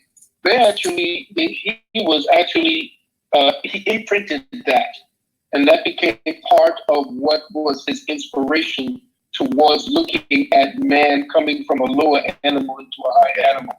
At least that was what it is that I read from someone who was actually doing a work on Darwin's life. And on top of that, he was a chronic masturbator. So you could just imagine the fact that all of whatever was necessary for him to keep his sense of self and his higher sense of self was leaking out of him based upon his habit. But the word evolution itself took on a meaning that was completely outside the context and construct of reality. It was actually creating measures to start a kind of counter-God or anti-God reality. And that's exactly what we're looking at. And I'm not talking about God with Jesus Christ, right, with Allah and so forth. I'm talking about the fact that you were now relegated to some kind of lower animal that had stopped at this point. But most people weren't looking at the fact that the very monkeys they told us that we came from stopped at that point and stopped evolving. Why didn't the monkey or the ape keep going on until it became a man? And why is it that only whatever they say branched off to become this Neanderthal or this Zinjanthropus, Boise, or all these different names that they have? All this is farcical because the original man, essentially in Africa, in America, and all over this plane of existence, the original man has always been the so-called black man, the autochthonous man. And from that, the devil says, miracle came out of splicing or genetic engineering. Because hey, Lotus, did he say it's always been a autochthonous man?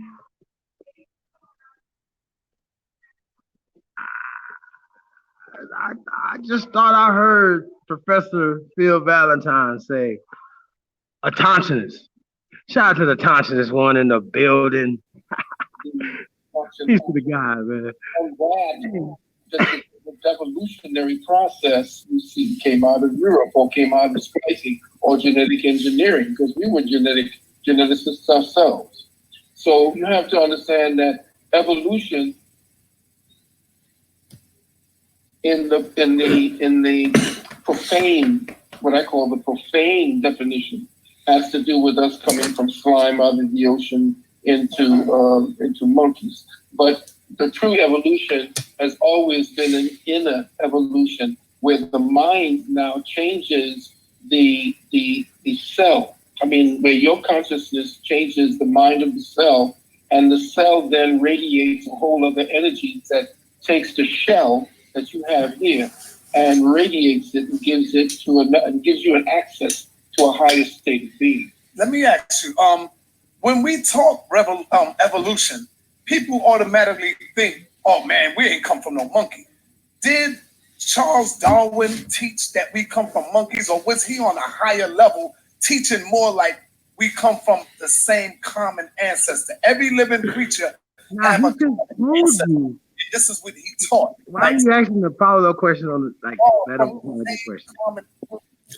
Yeah, you see, They trained Sonetta to ask that question like that. Now make sure ask you like this. I mean, he just told you where Darwin got it from and broke that down or whatever. So coming back and like, oh yeah, well, was Darwin on a higher level? What about Sir Francis Galton in the Eugenics Society? Y'all like y'all got to keep getting away from that. Like, yeah, we know it's bigger than just monkeys and stuff like that or whatever, right? But we might have to get into the whole theory of evolution tonight. Y'all. Like, I don't know. Like, it's just every time we have to debunk you fools, and it just makes no sense. It's like the same. Like we chasing our tail while y'all chasing y'all tail. Like, no, we don't have to. I don't even have a tail. But point is, like, I don't even know how we even have these conversations. Like, how? It's not fair, bro. It's not fair to have this conversation about mosquitoes, about like it's too many of y'all master teachers, right? He said autonomous. Autonomous. Okay, that we can't get around this word. And like I said, I haven't seen this video, so y'all getting a real reaction right now. You know, like so this is the first time we all hearing it together. So we're gonna get back into the video. But I just wanted to break that first part down. We're talking about evolution. It's a theory. So smart people wouldn't talk about this thing like it was a fact. He's asking questions about a theory like it's a fact.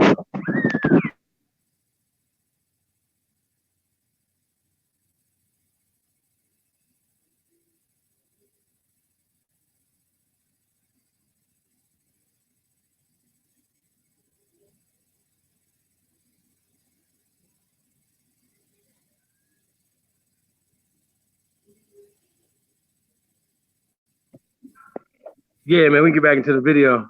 Hey man, shout out to Professor Phil Valentine, man. Like I said, one of the greats, man. I gotta say that.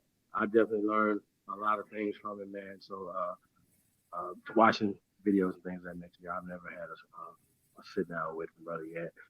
So peace to him, man. And like I said, he's been in there doing this a long time. Yo, it's just real matter of fact about it though, y'all. You know what I'm saying? Like, yo, bro, like, come on, like we the conscious man of this earth. Like, what is going on? Like, why is it so hard for people to believe when they are reluctantly putting the science out? Reluctantly, like Walter Neves and was mad, like, fuck these measurements. Like, you know what I'm saying? Fuck these measurements, man. I'm livid. Like, you know what I mean? Like he wasn't just mad, he was livid. So we got to get back to that, y'all. We can't let these people slide, man. We can't. It's disrespect of your ancestors. And then they like to say that your ancestors were slaves. Like they say, you are direct descendants of slaves. I know Joe Rogan. Well, people who are direct descendants of slaves. Well, listen, that would be like saying, okay, all the people who are direct descendants of people who are in prison, right? It's 2 million people in prison. You are direct descendants of them. See how that work? That's dumb, bro. Like, not all of us were in prison. Yo, bro, it's just not, it's not feasible. Okay? It don't let them tell you about well, the reason why we went from 200,000, right, to 44 million, because one, they're retarded, but two, they'll tell you shit like they had sex farms. They never picked up a census. They picked up storybooks. Because remember, we've already pointed out, how the fuck do you not have a non-fictional slave book? Really? Like, come on, bro. Like, think about this, y'all. Think about this for 2 seconds, right? I need y'all to think about this. Even in The Birth of Nation, though, if y'all never seen that movie, right? It's a silent movie. Go watch it.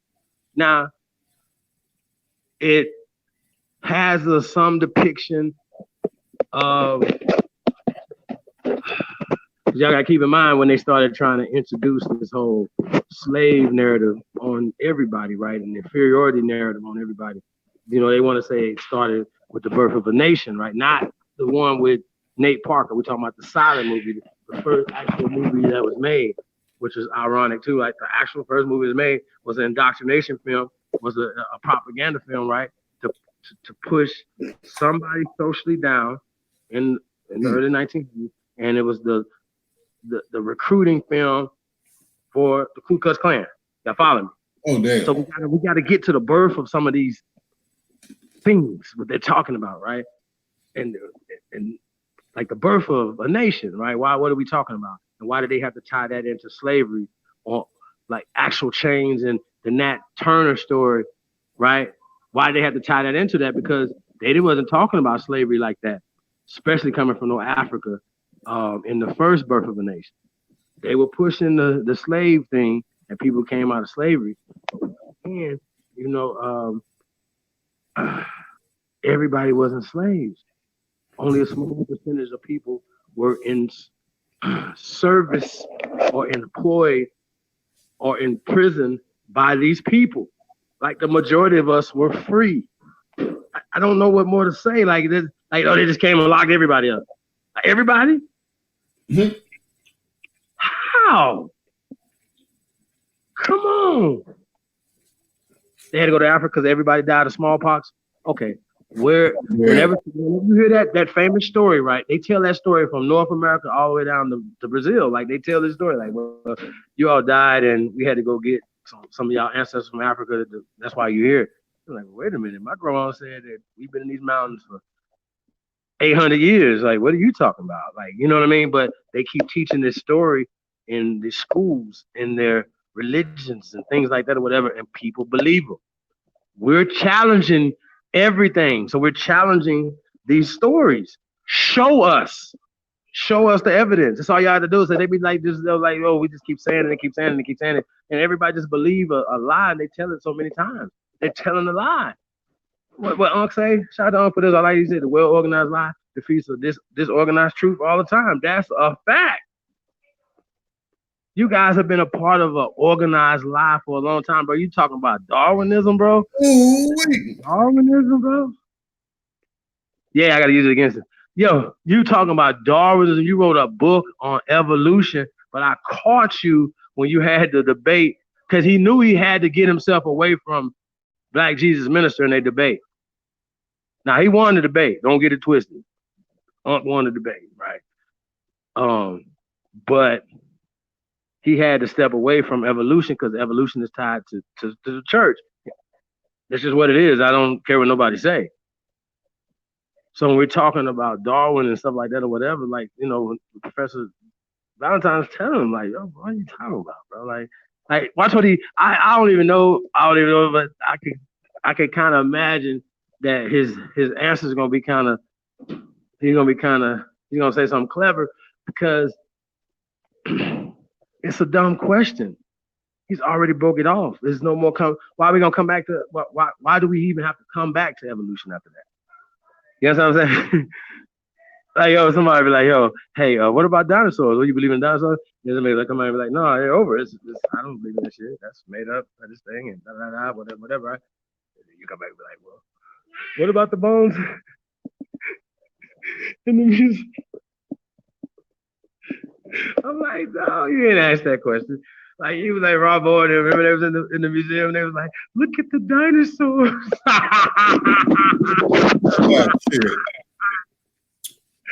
When they went to the Native American thing, they was like, these are the real Native Americans.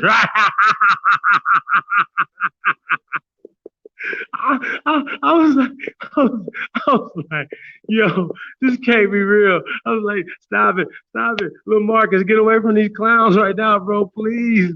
Whew. Oh my God, I can't believe y'all just got there. You're in the Met, like, it's real. Oh my God, I can't, yo.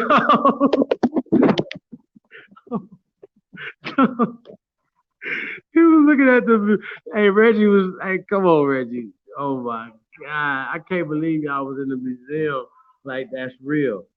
I just can't believe it. Like, no, the museum has real Native Americans right here. They're showing them during the time of the dinosaurs. I can't, man, with y'all, man. I'm sorry. Hey, yo, they be talking about America when they talk about cavemen and shit, y'all. Do y'all understand this? When they talk about millions of years ago, they're talking about people. Do y'all get this? Like, I don't think hey, you know what? Hey, Lotus, I don't think people be understanding the double speech, how they be speaking. They're telling you that human like people have been in America for at least 25 million years. Okay, like I don't even know what else to say, y'all. And my only thing is like, I'm like, well, do you have any evidence of this half human type person? Well, no. Where'd you get that story? Oh, we got Darwin. Y'all see how this works? Y'all see how slow you are? Like, come on, bro. Like, this can't be real. So every time y'all try to say, oh, well, Homo erectus came out of Africa 300,000 years ago, right? Oh, okay. But y'all know there was that's the last, literally the last out of Africa, but they have four other ones that happened before that. They know that, but they don't want to teach those. Because those are monkey people. We were like, remember we was like, yo, what they have what the hominid had GPS or something? Like, how, man? Y'all are slow, bro. Like, y'all believe shit that just don't exist. So that's a theory, right? But if they put, well, let's just say, the multi-regional theory, and they start investing more money into that, right? So then what does that do with the old evolution theory, right? It takes away from the eugenics plan. So everybody they found brown, they tell you that you came from a vacant land mass. Nobody inhabited. But we're gonna get back to that some other time too, Lotus. Oh yeah. I mean, I can't believe y'all, man. I'm like, what? Hey, sheesh. Like, when y'all gonna get y'all scholarship up, man? Like, don't they have like some extra groups? I know they got like the Warrior Mozzie clan. Like y'all didn't step y'all bars up. Like another little clan of them or something. Field Warrior. Yes. Y'all suck. All y'all suck. We challenge anybody to challenge our information. Like, yo, we not sugarcoating shit. We ain't about to be up here lying to the people about nothing. Like, we find something that's contrary to what we saying, we would tell you. There you go.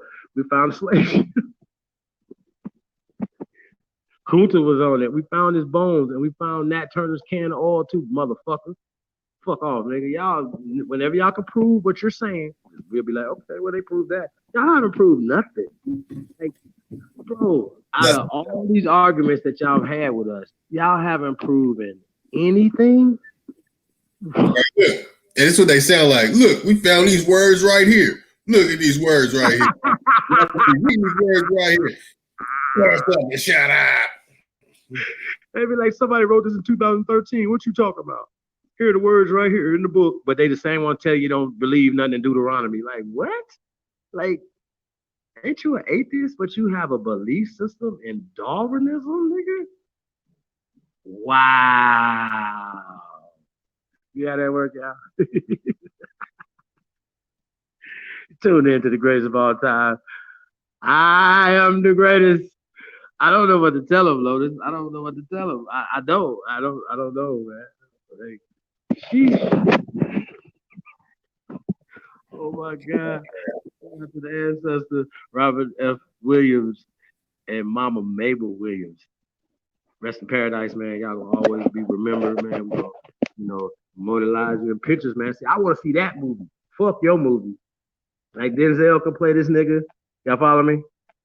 Like they want this nigga to be like a drunk pilot or some shit, a corrupt cop. Nigga, if you play this nigga right here and get who we play, Mabel? Who y'all want to see? We're gonna see what the audience say.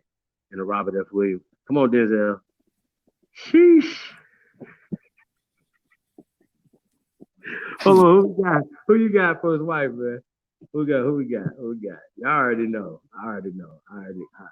Let me see. We're gonna have to go with Angela Bassett that's my first. I think that's gonna be my first choice right now for Mama Mabel. Y'all, Angela Bassett, and Denzel Washington playing Robert F. Williams. Coming soon.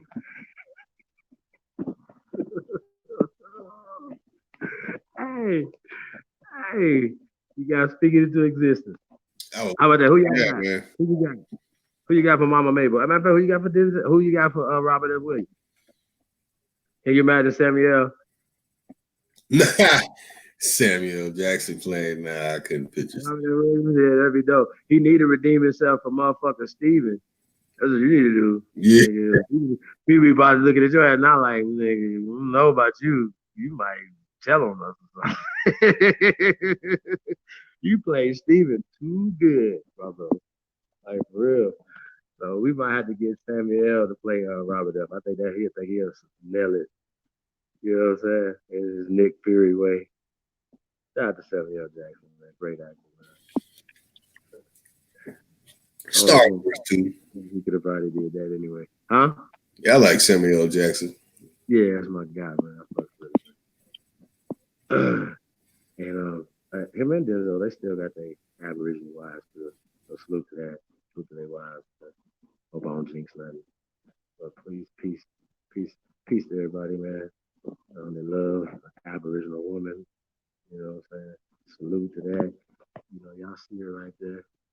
She like, y'all think he teaching her. She probably telling them, no, honey, right here.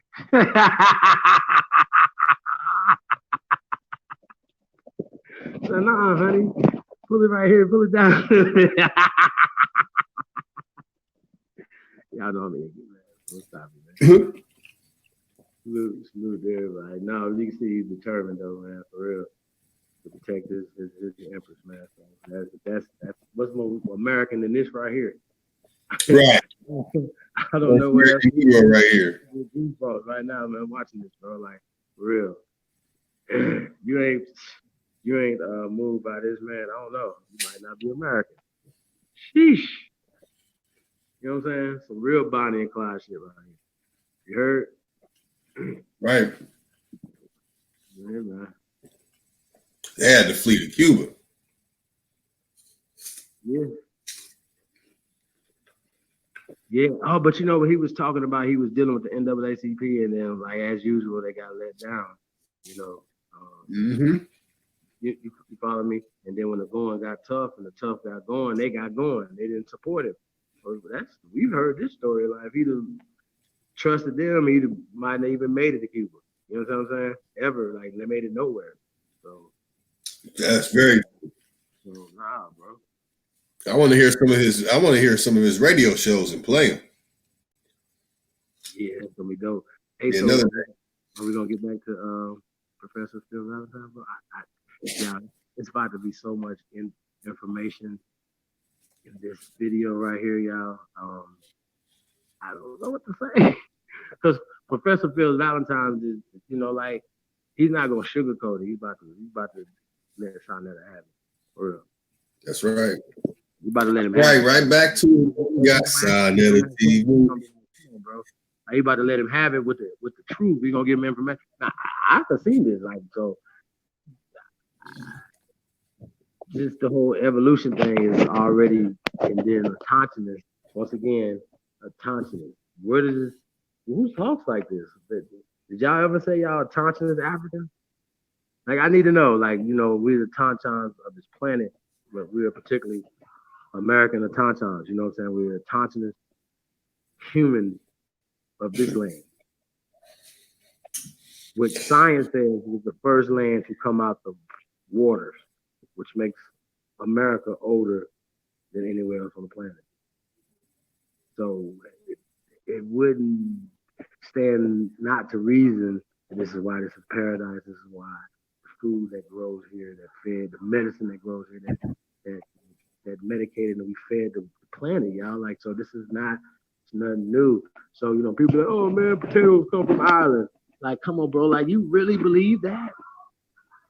Like, come on, like, think about what y'all say, man. When, you know, when you talk about Ireland and Iroquois, like, y'all got to think what y'all saying, man. Like, they didn't have certain languages. They didn't have certain things. So the foods went over there to save them, bro. We're going to teach y'all how to plant these things. Because, look, the Moors didn't bring potatoes into Ireland. Americans brought potatoes into Ireland. They're narrating the story. Oh, it was a Moor. It was a black Moor. Well, what are you talking about? What's going on? Like, see what I'm saying? What are you talking about? What was the person? Where were they, you know, where were they from? What was going on? See what I'm saying? So, yeah, like, I know it's going to hurt. It hurts. It goes against the grain of what you've been taught. They have taught to believe that the theory of evolution is a fact. Like, conversation alone is comical. Like it just deserves like how many tomatoes? Like 5 tomatoes? Like you know what I'm saying? Like, yeah, I did like not 5 mics, I did 5 tomatoes. No, that's terrible. And don't ever teach, oh, we 3/5 humans. Don't teach that again, please. That's the weakest excuse ever. Even if a motherfucker even like came out of his mouth to describe you that, why would you teach that? Like, I'm 3/5 of humans. I'm 3/5 man. 3/5 dummy. You big dummy, nigga. Hashtag that. Shout out to Red Fox, man. You big dummy. Dummy. Like Red Fox. We were talking about that tonight, but we wanted to, honor the great Robert F. and Mabel Williams. Yeah, so, yeah, man, let's get back to this Professor Bill Valentine, man. I think it's probably gonna be right here after this evolution. He gonna ask me about the evolution. What is he gonna ask him about? Think about this, y'all. Don't nothing else. He can't ask him about no Christian shit, no nothing. He gonna be like, nigga, I did that 20 years ago. What are you talking about on your channel? Don't ask me no dumb shit no more, son. That's what you teach now. Why would you ask me about that? Y'all follow me? So he has to. What else can he ask him about? We have an identity crisis, right? The only reason why TIM and Killer Mike M and the people that were having these type of conversations that was having and saying African American Black, we're having an identity crisis. If they tapped into being the first Americans, that they'd have shut the channel down. They'd have shut shit down. That motherfucker like, what did he just say? American. But Killer Mike saying, yo, you know that American shit, some cool shit, basically. Y'all follow me what I'm saying? I kind of paraphrasing, but y'all understand what I'm saying? Because you've been socialized to believe that. Like, and not saying that you're not on your journey, because I know you are. I know he is. You know what I'm saying? Cuz man. I know he on this journey. You know what I mean? So, and he powerful, bro. He's powerful, man. So powerful speaker, man. You know, keep going. That's all I can say, man. I honor that. Salute, man. Yeah, everybody ain't right. Look, shit, I'm saying, nigga, but like, that nigga got that wrong right there. Just say it. Show me. But y'all follow me what I'm saying? Like, everybody gonna agree with my stance on certain things or whatever, and I get that, but we can't honor and respect each other and Bill, you know what I'm saying? Hey, Bill, look out for Chief Collins. I'll go through shout out to Chief Collins. I'll go do Bill with him. Salute too. Let's together that this week, man. Medicine Man. Y'all know A1 gonna be coming through. Aboriginal Power gonna be coming through. Jaguar gonna be coming through. All the master teachers, man, gonna be coming through, man. I wanna build with UB. Shout out to UB. I know Cool Mail gonna be coming through, man. Shout out to Cool Mail. I want to build Collins drop over and blow everybody wigs off, and we were like, what the fuck did we just listen to? Like this is, whew, sheesh. He be going in, y'all, like just like his information is super deep. You know what I'm saying? Drop Nation. You already know, man. Like anybody, man, that wanna reach out to us, man, reaching back. Our arms are open, our doors are open. You know, like, we're not bougie Indians, you know. We renegade. That's right. We definitely want to holler at the Native American nations, you know what I'm saying? And like, we're not saying, yo, you know, y'all got to go home, like send half y'all home, like have your body home. That's just irresponsible, right? It's not like there's like so many of them that it's a problem. Y'all follow me going with this? Like, so we can have it, like this peace treaty is not just this first American peace treaty that we're pushing is not just for us, it's for all of us. We gotta have peace treaties with our mixed brothers and sisters. Motherfuckers like, they're not real black people. I'm like, what the fuck? Like, what the fuck are y'all talking about? Like, they be having mixed children and shit. They be like, well, they're not us. Like, what the fuck? You just you tuck your children in and out. You be thinking yourself, these little bastards, they ain't us. Like, what the fuck is wrong with you? You're slow. Like, I don't want to hear that. Like, I don't believe none of that. I don't know. And no woman gonna be thinking like, they're not my mixed children or mine, or they're not from us or whatever. That's y'all problem. You already know our stance on that. We don't fuck around with that. Throwing away our brothers and sisters. So I don't give a fuck if your mama's name is Becky. Like, I don't care. Fuck that. What does that mean? You are. You know what I'm saying? So we're not even discriminating against your mama. You know what I mean? So fuck all that, bro. We don't do that. And I don't fuck with nobody that do that. Because, you know, it's just not cool, bro. Like, you know what I'm saying? We're not discriminating against our people, man. We want all laws, man. Osceola and John Horse. You heard? So to point out mestizos is not to say, oh, we don't fuck with Mexicans. I don't do that. You know what I'm saying? Don't do that either. We're not letting borders and names slow us up. You niggas in Haiti and Dominican Republic, it'd be more powerful if y'all join together. But you niggas think y'all French, and you niggas think, you know what I'm saying, y'all Spanish. And then how that goes, y'all still got the same colonial beef that y'all had, that y'all was fighting for them. Yeah, y'all probably know what I'm saying? Like Dessalines, these niggas generals. How? When was he a lieutenant? Whose army was he in? Was he in Napoleon's army or his army? Like, come on, y'all. Like, y'all asking questions or y'all just taking it in? Like, I'm just gonna take the information, just believe everything they say. It don't even make sense. When did Napoleon send Armada over here? He was broke. They was poor as hell, barely could fight each other, bro. Like, he wasn't over here. So who was fighting? We were fighting for interest of maybe for, like, I'm almost looking like these niggas was our colony. Like, they told us in the first, but I digress from that. I'm still working.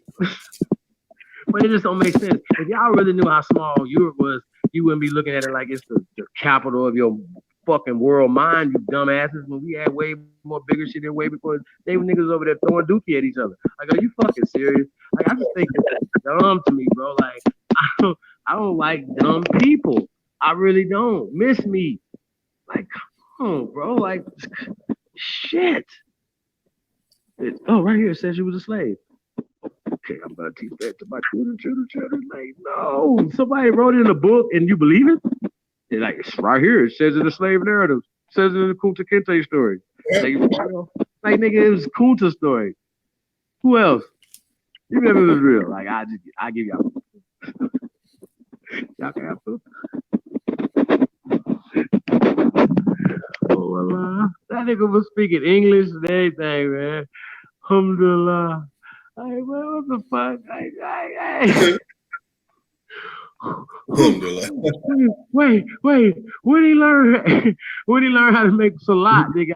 I just need to know, bro. Like, yo, they was getting us then, bro. They was like, man, like the Nation of Islam numbers went up. Everybody was going up. Like, it's like, look, right here. Like, come on, bro. Like, hey, we got, y'all. And there's no, hey, we ain't tripping. That's the good one, you guys. Like, somebody get you with a good joke, just laugh it off. Just laugh it off. Like, yeah. You know, we laughed this one off. We took one on the chin on this one. We're not bringing this shit into 2020. Trust me, we're not. I promise. Every year we just take it more and more and more. We're not bringing slavery into 2020. Talking about you niggas is in y'all 401 year anniversary of fucking slavery, you dumbasses. Don't ever tell that story again, because it's not the anniversary of slavery. It's the anniversary of so-called Africans coming to America. You put slavery on it because in the media and how they hype it up, like even when they just did the fucking commemoration of it like a few months ago with Trump. Trump is like, yo, we just commemorating the arrival of African Americans into this. Is what this motherfucker said though, African Americans, but he didn't write the speech, y'all. And I y'all follow me? Like the commemoration of the 40 years of African Americans coming into America. What? 1619 African Americans in existence. Check. Let's just go. And then when we just did a show a couple weeks ago, so nobody watched this, but we just running down real fast. The 20 some odd niggas. It was already so-called black people here, aka Maroons. Maroon colonies were already here from the 1500s. Okay. Spain did not go to Africa. Spain did not bring these brown, copper tone colored people here. Neither did Portugal. Okay? Let's be clear. See, that work, that's easy. That's not hard. That's easy. You don't know, we can debunk it. They were there and they stole a whole bunch of people. Where they steal them at? What state? So the Cuban people that they had on the other side that were under the Spanish crown or whatever, right? Were Cuban. They wasn't from Africa. So this is what you got. This is, they black, they African. The Olmecs, they African. We don't have no evidence of it, but we just know that they're kin to the Dogon. Or Mansa Musa, or Abakara, or Ramesses, everybody, man. They just coming up with all these scientific dumbass dummies. That's dumb, like it's dumb. Like I can't. Oh my god. Hey, listen, y'all. It would be different if we went to the origin of their eugenic racist science. Right here, we got Darwin. Okay. Hey man, let's get back into this thing, man. I gotta hear this, man. Oh my god.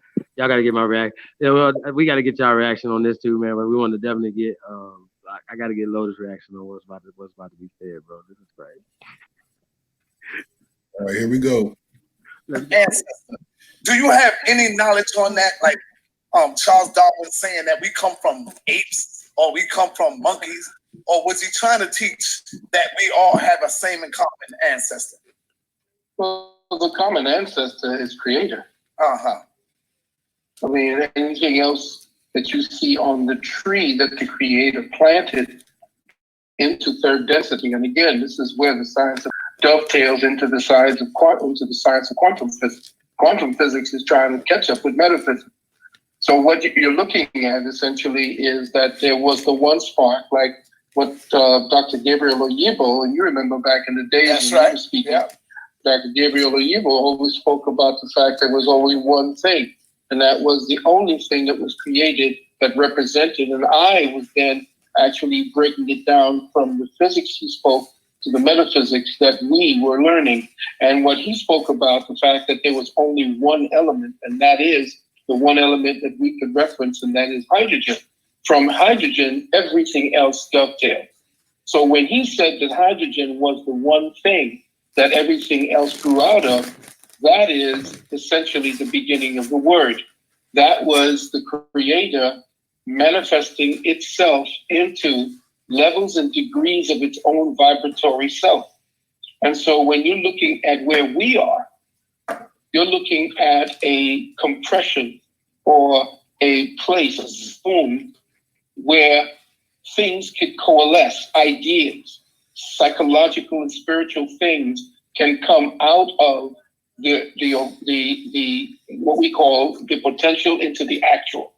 So if they talked about man as an idea in the mind of God, well then if that's the case, then that idea needed an environment in order to express itself. You call it the third dimension. We call it third density. So you're living under a compressed density of an idea that we call life, that we call reality. So if you're looking at the idea of what it is that people are coming out with, we're still all searching. Scientists don't have any clue. All they have are reference points to their own reality, because what they do essentially is, as soon as they discover something, they then project and say, well, wow, this seems to work. So let's just use this as the foundation in order to explain everything we find out from this point forward. But meanwhile, this thing that they found that became the linchpin to everything that they're learning completely dissolves after 3 to 5 years, and then they got to reimagine it again because something else just came up. Mm-hmm. So metaphysics does not allow you, or does not trains you like we do in our school. It trains you to not to stop at a specific space. Like, for instance, certain people need Jesus Christ. Why? Because they knew nothing else. They were downtrodden. They had all this drug pimps, drug dealers, people who were alcoholics. They needed that point of reference for them to say, okay, there are people who care about me, and there's an entity that cares about me. I can throw my trust into that, and I can listen to words that they say he said. But then there are people who come to a point where that no longer is relevant. You see, because Christianity, Judaism, Islam, all of the rest of these are points of reference only in a journey. It's not a place to stop and put down roots. It's a point of reference only in your journey within, period. And that's what we teach. We teach that that particular path that you and I are on is what we call the path of the hidden light. That's the light that guides you within. All right, my brother, that's what's up there. Let me ask you, where did we come from on Earth? How did we get here on Earth? Uh-oh. We as a people, I know.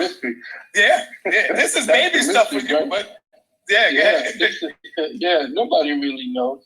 Everybody has ideas. Yeah, man, that's right. We all have our ideas. Yeah, that's it. And then we look back at the archive, and the archives of our ancestors are supposed to lead us back to stories of where it is that we did divine ourselves from. Some people say that this is a constant revolving or evolving of souls, and you are actually here on a prison planet, that somehow souls that are incarcerated within the physical flesh, souls that are in a programming that actually parasites on other things in order to exist. For instance, you and I got to eat. We got to kill things. Even if we kill animals to eat, some people don't. They'll kill plants. Plants are living things. We're still killing in order to eat. This is a reality where essentially destruction leads to construction. So you have to look at the fact that we are in a kind of prison where life used to be that we did not need to destroy, we did not need to parasite on anything in order to exist, because Shop from over 5,000 vehicles in one location at RayScomanCars.com. At RayScomanCars.com, we make it easy for you to find what you're looking for. Cars. Everything that we are exists in the air, it exists in the light, it exists in the water. And we are, 86% water, 90% water?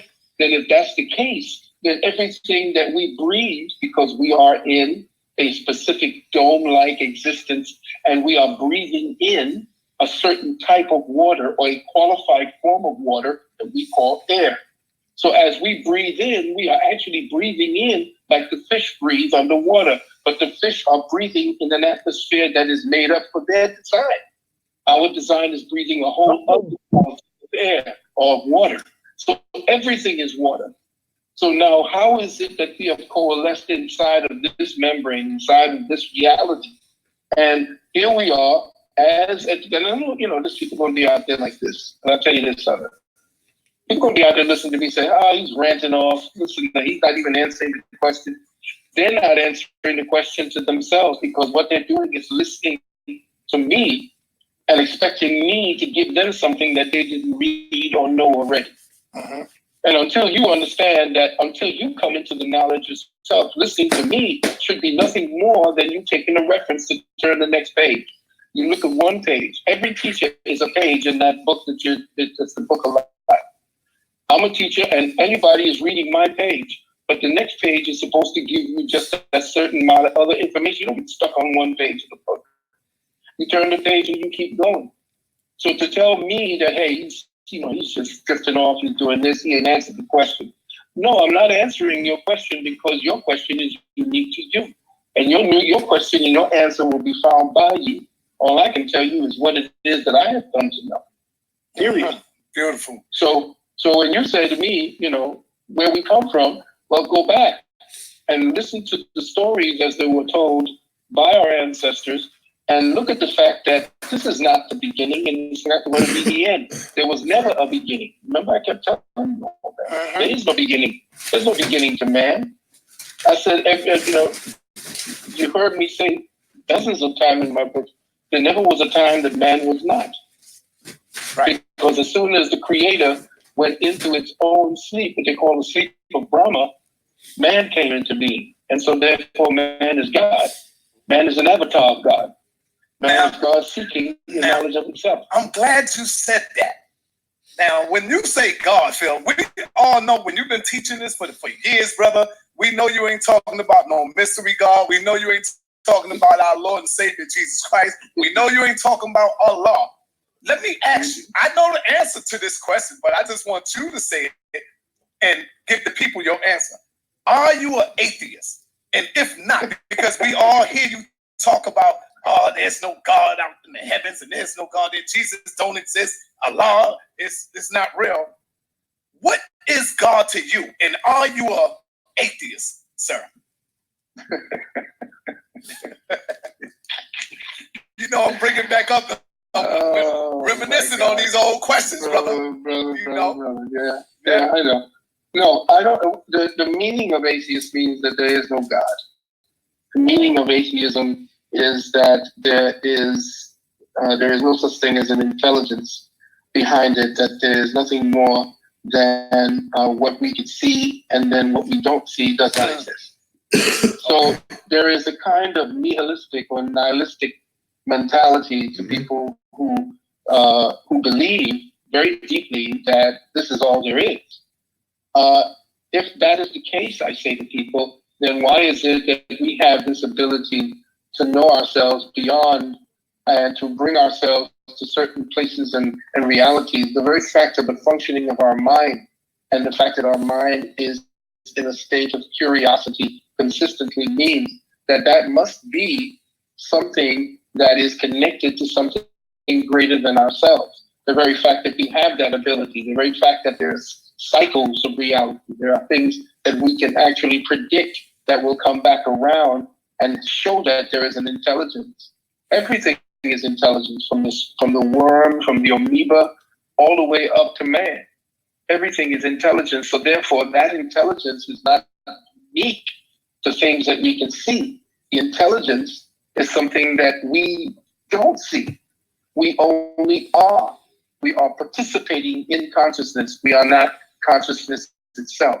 We are participating in it. So now, if you want to talk to me about God, then I have to look at what it is that your mind and your experience and what it is that you feel God is to you. Now, here's what the deal is. God has been given a name.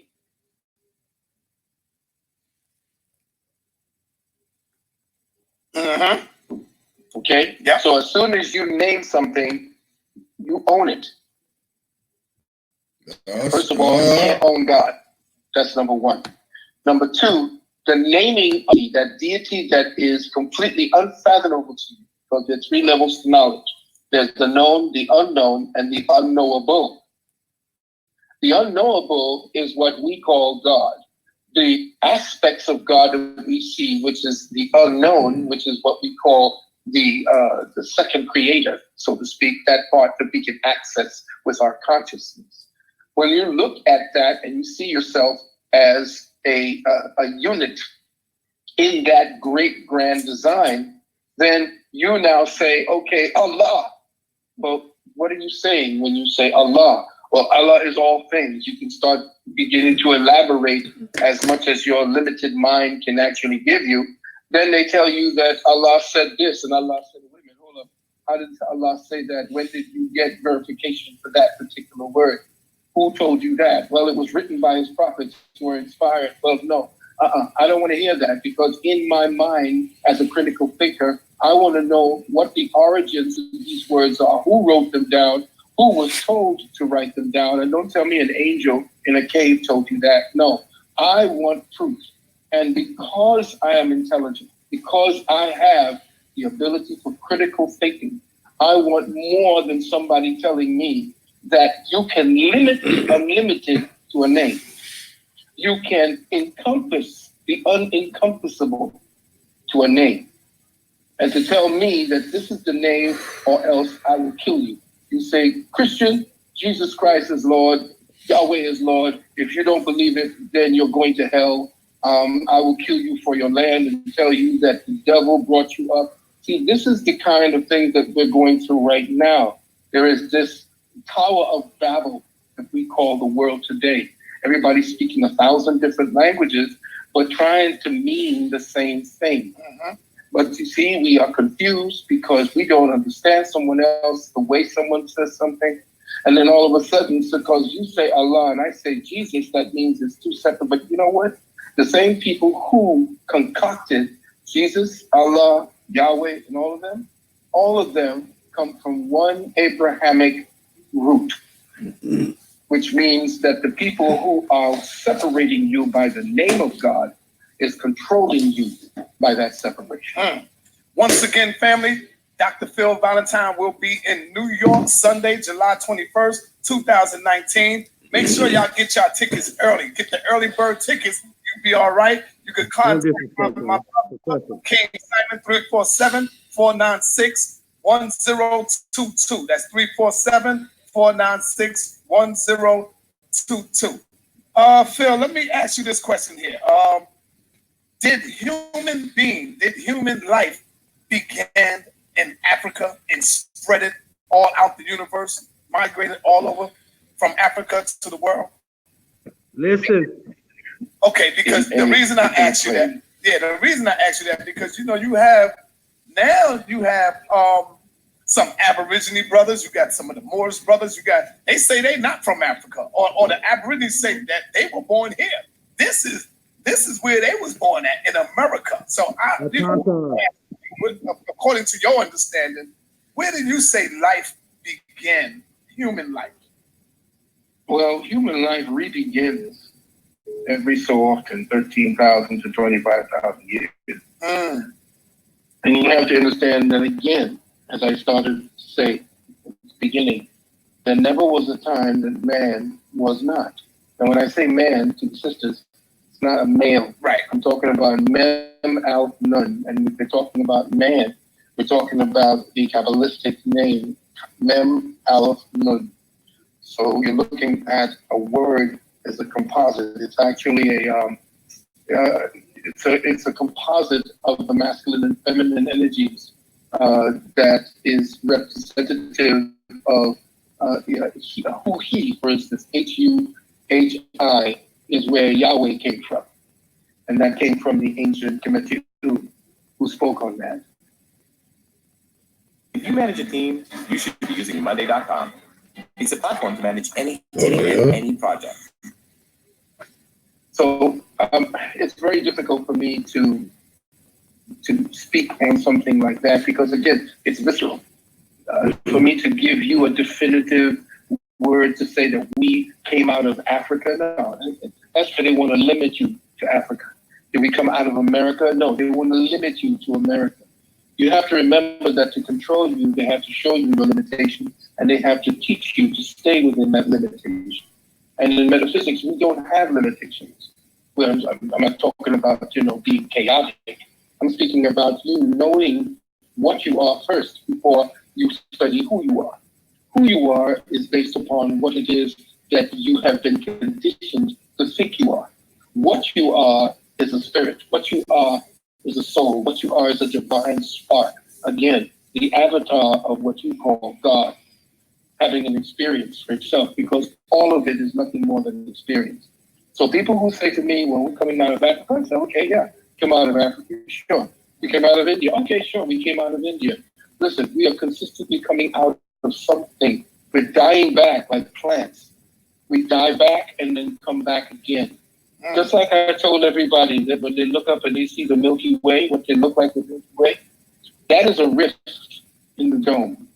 That rift in the dome was opened, and even the Chinese know about it. The Chinese, the Japanese, the Yoruba, everybody knows that talks about a great flood.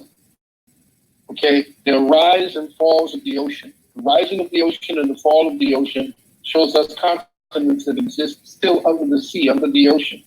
That's because the changing of the guard, so to speak. They talk about root races, the first root race, the second root race, the third root race, the fourth root race. Now, the fifth root race is where we were. We're coming out of the fifth root race, going into the sixth root race. So there's a destruction coming, but the destruction is for a construction of a new form of humanity.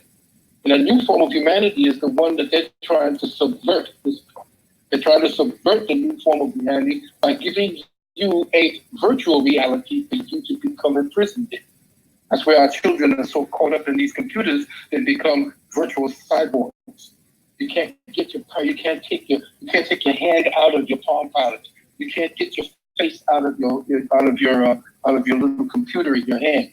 You are being cyborged into the new virtual realities where the technology, the true technology for development is you. Every wire that constitutes your computer, every diode, every little piece of chip, every chip that you have in your computer that gives that computer orders and instructions is what you have in you. That's what you are. That's the failing right there. That's the trickery. That's the devil right there, making you believe that the technology is what you need to be dealing with. As soon as technology becomes so proficient that it will take over human activity and take for humans, that's the devil winning. That's the satanic energy winning. Because the technology that's supposed to be developing, supposed to be bringing you into the sixth root race, into the seventh root race, and to be evolving you is in you. You're supposed to be training the cells to give you telepathy, you to communicate with whoever you want on planes of existence right there in front of you, but you don't see them because you're too busy looking at a computer screen, on a TV screen, or on a Palm Pilot. You don't understand that you are the technology. Yeah, yes, sir. Powerful, brother, powerful. Again, let me ask you this one here. For the record, let me put this on the record that Dr. Phil Valentine is the first one I heard teaching that man created God. It is man that gives the power to God. Without your power, God does not exist. And I'm talking about the God that we talk about in the Bible and in the Quran and all this stuff. So Phil is the first one that I have ever heard teach this. And this was like damn near 20 years ago. You see what I'm saying? So I just wanted to put that out there on the record. What I have for you is, I remember also about maybe 20 years ago, you teaching against vaccines. Have your teaching changed on vaccine? Have you upgraded more information? Because we know knowledge is ongoing. So now, should the Black community support vaccinations away from vaccines? Oh, definitely. Stay away from anything that does not belong in your veins. The only thing belonging in your veins is oxygen, water, and the good food you're supposed to be eating from the earth at this particular time. No, I have not changed my ideas, my mind, my mentality. The thing is, upgrading the state and the politics of your state essentially has now changed from the individual having the right to be able to think for themselves to now the state. Right now, what you have is a communist, socialist, Marxist state, and it's about the government owning everything. It's about you not having the ability to express your own spirituality and have it protected by law.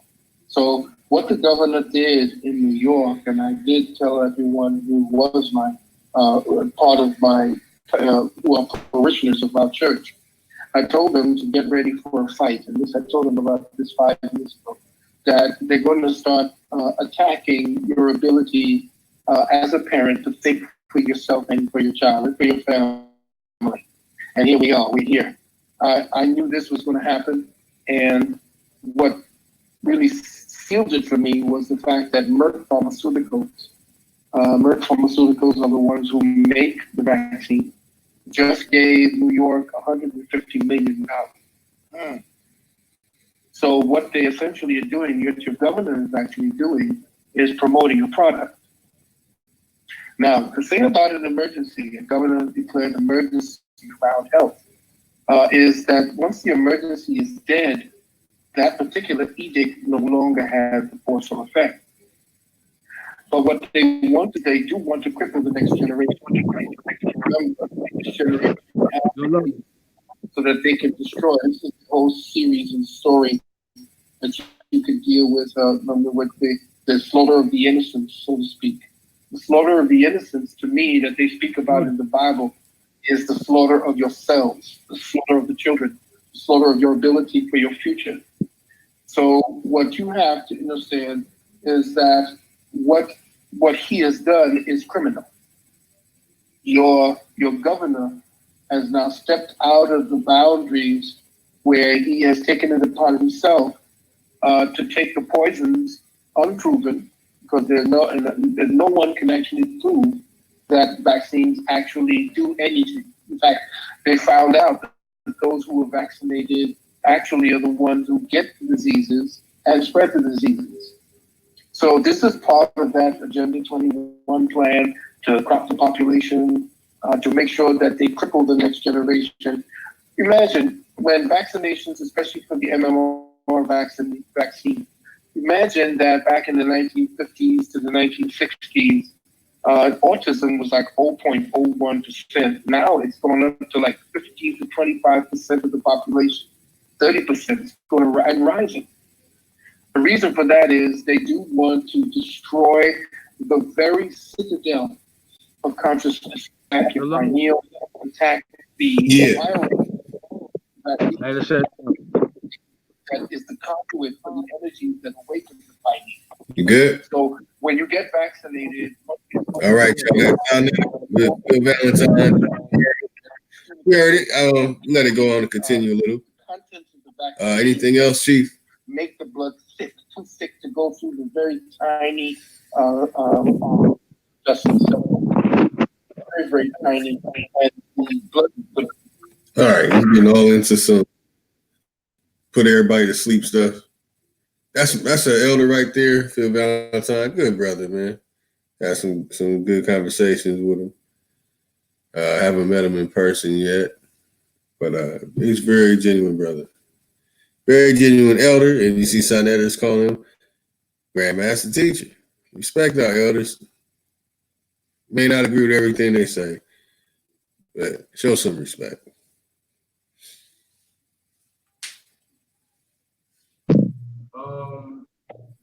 Well, see, here's my thing, I know about metaphysics. Salute to all my metaphysicists out there, physicians, whatever, people who are practitioners of metaphysics. Salute y'all, right? He said before he asked him that question that we were taunting, right? Mm-hmm. So automatically, he didn't say where from, you know what I mean? But let's get back to when he asked him though about, where the humans come from or whatever like that. And he had already told him nobody know that, but he mixed that in with, well, the Aborigines say they from America, right? Well, yeah, I saw America. Like, if it's a Tonchons of Europe, if it's a Tonchons or whatever, okay, let that be known. We could deal with that or whatever. But that's our claim. Right? And then you start getting into metaphysics and stuff like that or whatever, but let's get into just actual Tonchon. Somebody had to spring up from the dirt, from the soil, from somewhere. Y'all follow me? Right. If it never been, then that's not a thing. Y'all follow me? So that would be my critique of that. If there's no Tonchons, if we've always been, and they said there's no date on us. So when people say, well, how old, there's no dates though. One of the oldest dates I've heard is like, what did they say, 72 trillion years? Yeah, I've heard some long dates like that too. So, and then some cultures believe, there's every 14 billion years it recycles. They don't even know how many cycles it is. So, what did he say, 10,000? That's interesting, or whatever. Once again, salute to Professor Phil Valentine. That's a very political answer. You know what I mean? And I can see why he would answer that way, or whatever. But like I said, he pull up he's talking about like this, whatever. You feel me? So, and salute to Bobby Hemmett too. Bobby Hemmett. Salute to Bobby Hemmett. Bobby Hemmett, man. Man, I feel we're gonna definitely pull out a Bobby Hemmett day, man, and put up some stuff, man. like Bobby Hemmett. I'm gonna have to do like a 24-hour of all my favorites. You know what I'm saying? So Bobby Hemmett, one of my favorites. Professor Phil Valentine's is as well. So yeah, so when he was asking that question, he kind of already answered when he was like, "Man, we've always been." So you can't say it was just, we've always been everywhere. You feel me? Like we've always been, like never. Sure. You know what I'm saying? So we don't say we. Like, that's just not. We don't limit ourselves to just being from America either, y'all. So you know, we socially, politically, are attaching ourselves back to this land. I don't understand what more y'all need to get. Like, if you're trying to talk about gaining power, then gain the power in the land that you're stepping on. How are you getting it in Africa? I just need to know what's that strategy. And remember, I was in all the Black Power Ranger meetings, so I never heard. Nah, you know what I'm saying, bro? So niggas be saying shit, I be like, whoa, wait a minute. Like, I don't remember, like, you know? So, nah, yeah, no, I don't get it. So I'm not gonna get it, and so nobody's gonna make me get it. So I'm not gonna get it. It don't make sense. The way you guys are moving don't make sense. Like it doesn't make sense at all. It's just too much overwhelming evidence. Now, the problem with the whole out of Africa theory, right? Like I'm a out of America theorist. You know, when I say that civilization and things like that or whatever come from America, I don't say man come from America in that statement. But see, when people hear that, they automatically be like, "Oh man, civilization is the origin of man." I never said that.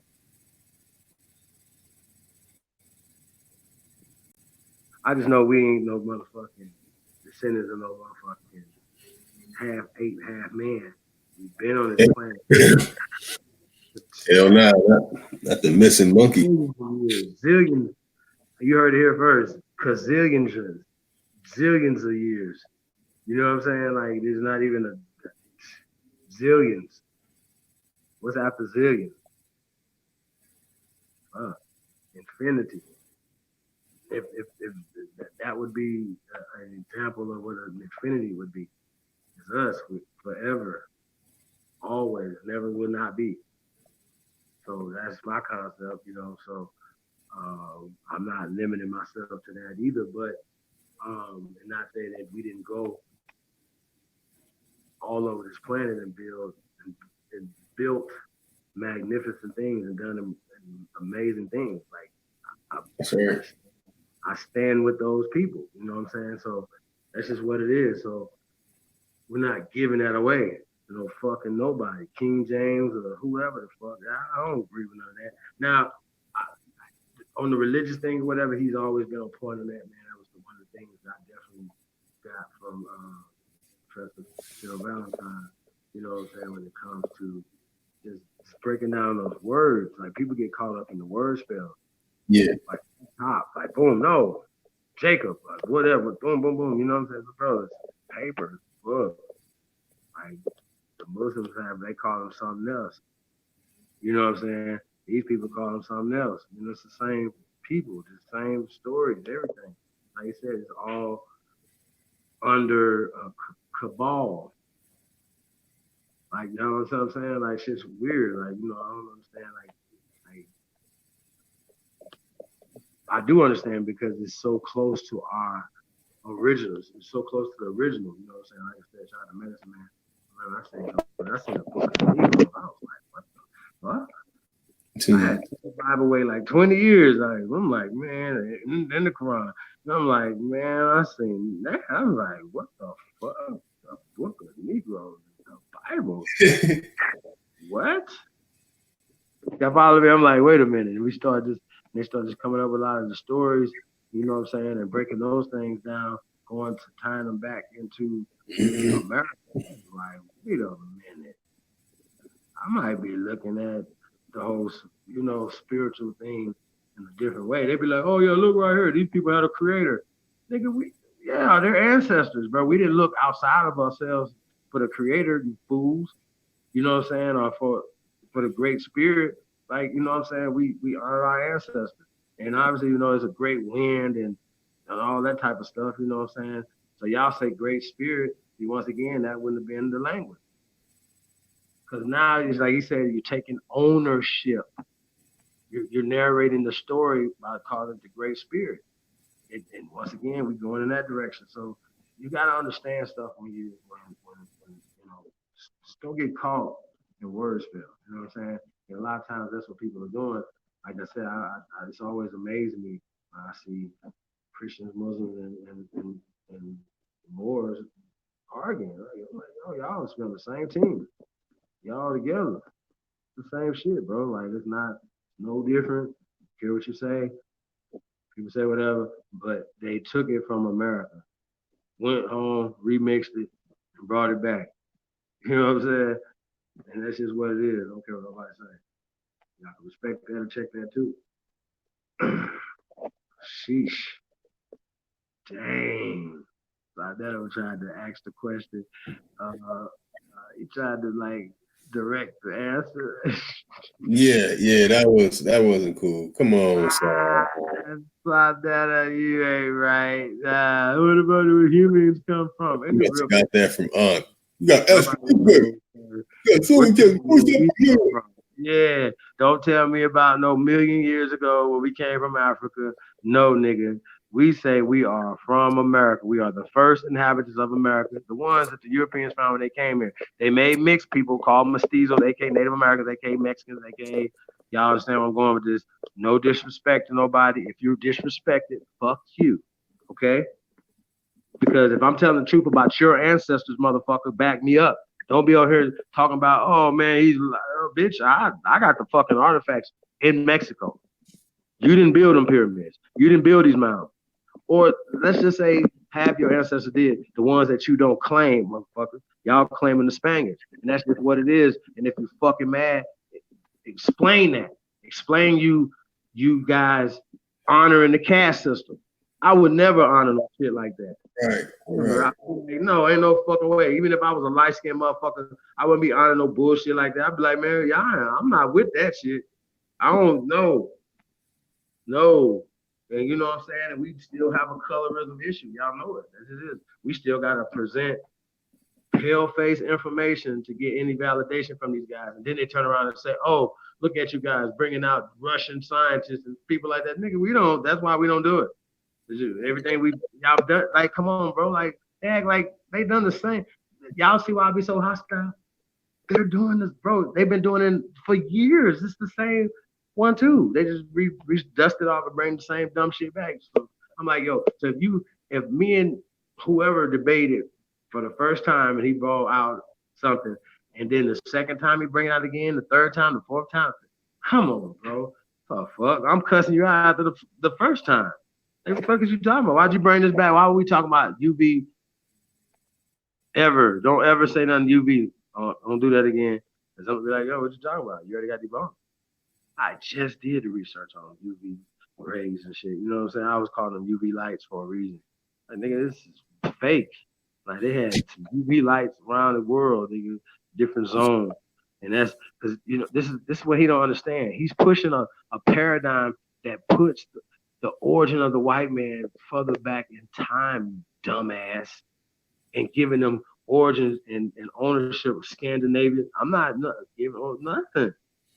Norway, y'all understand what I'm saying? Like, it fits a eugenic agenda, bro. Like, I don't get why y'all don't get that. Like, see how we can just prove how you guys are attached to their science, and you guys be telling us that what are we attached to? Our grandmas. This land, these mounds, these pyramids, it's corn, it's cocaine, motherfucker. What the fuck is wrong with y'all, man? Y'all got to be out. These islands is ours, man. They're attached to us. They're ours. Everything around this bitch.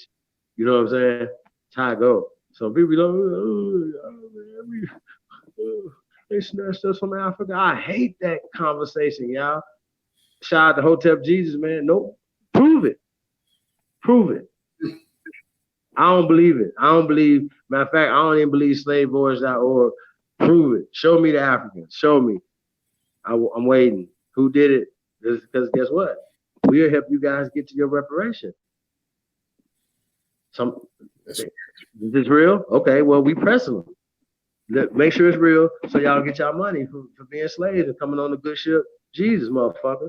Dumbasses. I'm not, bro, this is crazy. Like, and it's just so crazy how we identify like that, though. And then you see motherfuckers like Rosenberg and him happy to be identifying with people that's black. He's still not identifying with the social construct of being a slave or the social construct of being second-class citizens on your own motherfucking land, nigga. I'm mad. Why should I be hostile? That's why the fuck I should be hostile. I don't give a fuck about nothing else, nigga. But like, the disrespect level is way out of bounds. You're way over bounds, bro. Like, y'all doing too much. Like, you know, we're talking about you making rules. Where? Putting up codes. Where? So we in a position now we don't even have to fight those fights no more. We're not worried about that. Like, just leave us in peace. Everything's cool. Everybody's good. Well, why would you cross the line? Like, we're not trying to. We come in peace. See what I'm saying? It's American way. We just being Americans. We don't have to fight old fights that we've already lost. So now let's move differently. We don't have to rah. Like, what that's gonna do. What you gonna get out of that? Especially on television. They pulling guns out on camera and stuff. Like, what are you gonna do with that? You gonna shoot your phone, shoot your laptop. They gonna be like, Daddy, I needed that for Dora. It's crazy. Like, where do you get this from? Like, this is weirdo shit. So I don't know. Just getting back to this fuck, bro. Where the men at? Where the real men at? Because the sisters always gonna hold me down, man. Shout out to all the empresses, man. Shout out to our mamas, grandmamas, great grandmamas, cousins, aunties. Y'all know what it is, man. Sisters, all love, man. More than y'all can ever know. Love, admiration, honesty, Lord, everything, man. You know, so that's what we pushing, man. You know, so that's the goal, man. To just be you know what I mean? Just better warriors, you know, builders, providers. You know what I'm saying, for the future, man. And that's what we should be talking about, not just other bullshit, bro. Like, it's too slow for me. Like, for real. Like, sometimes people just be like to intellectually masturbate, even in the Aboriginal circles. You know what I'm saying? Like, for real. Like, we, you know, okay, that's cool. What we gonna do?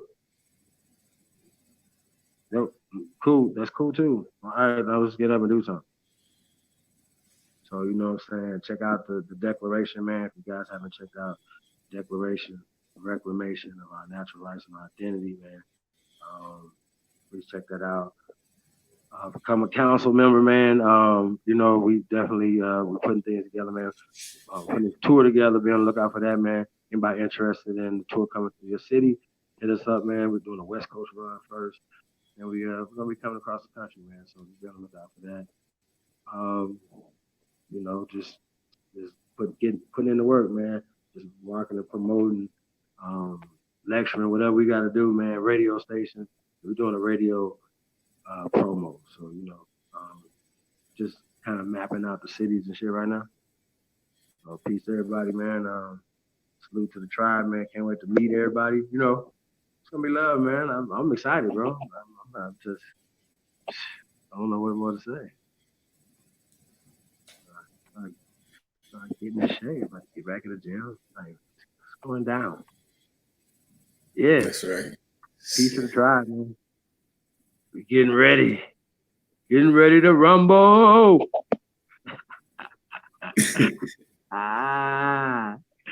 Yeah. So, hey, I don't know, you know, because y'all got to keep in mind, right? So I like these guys, man, because they've been keeping our tools sharp. You know what I'm saying? or used, because we was getting rusty and we didn't have nobody to kick, beat up on. Then we started beating up on each other, finding ways to beef with each other. You know what I mean? Think about it. You know how Indians do. You know what I'm saying? I mean, we bored. We gotta get some of this energy off. I don't like him. He got he said Indian. Man, I'm not about to argue with y'all about no damn Indian or no Indian or like, come on, bro. We done went through Aboriginal or just originals, origines. I'm like, come on, bro. Did you just read American? They didn't say the origines that they found. Like we got to be clear on what we're saying right now. How if we're saying that we really won't change, but it starts in your mind. It goes back to your mind is a weapon. It is the primary weapon. You can't use a sword, a knife, or nothing without knowledge, preparation. They say the 5 P's: proper preparation prevents poor performance. You know what I'm saying? Like you got to like that all comes with intelligence. It does not. Your mind is the greatest weapon ever. You know what I'm saying? So, and if you allow anybody to colonize it, to manipulate it, they almost got you. Like they defeated you. So a lot of it is, a lot of times, said he was talking about being a critical thinker. That's what we're talking about over here, man. Just being a critical thinker.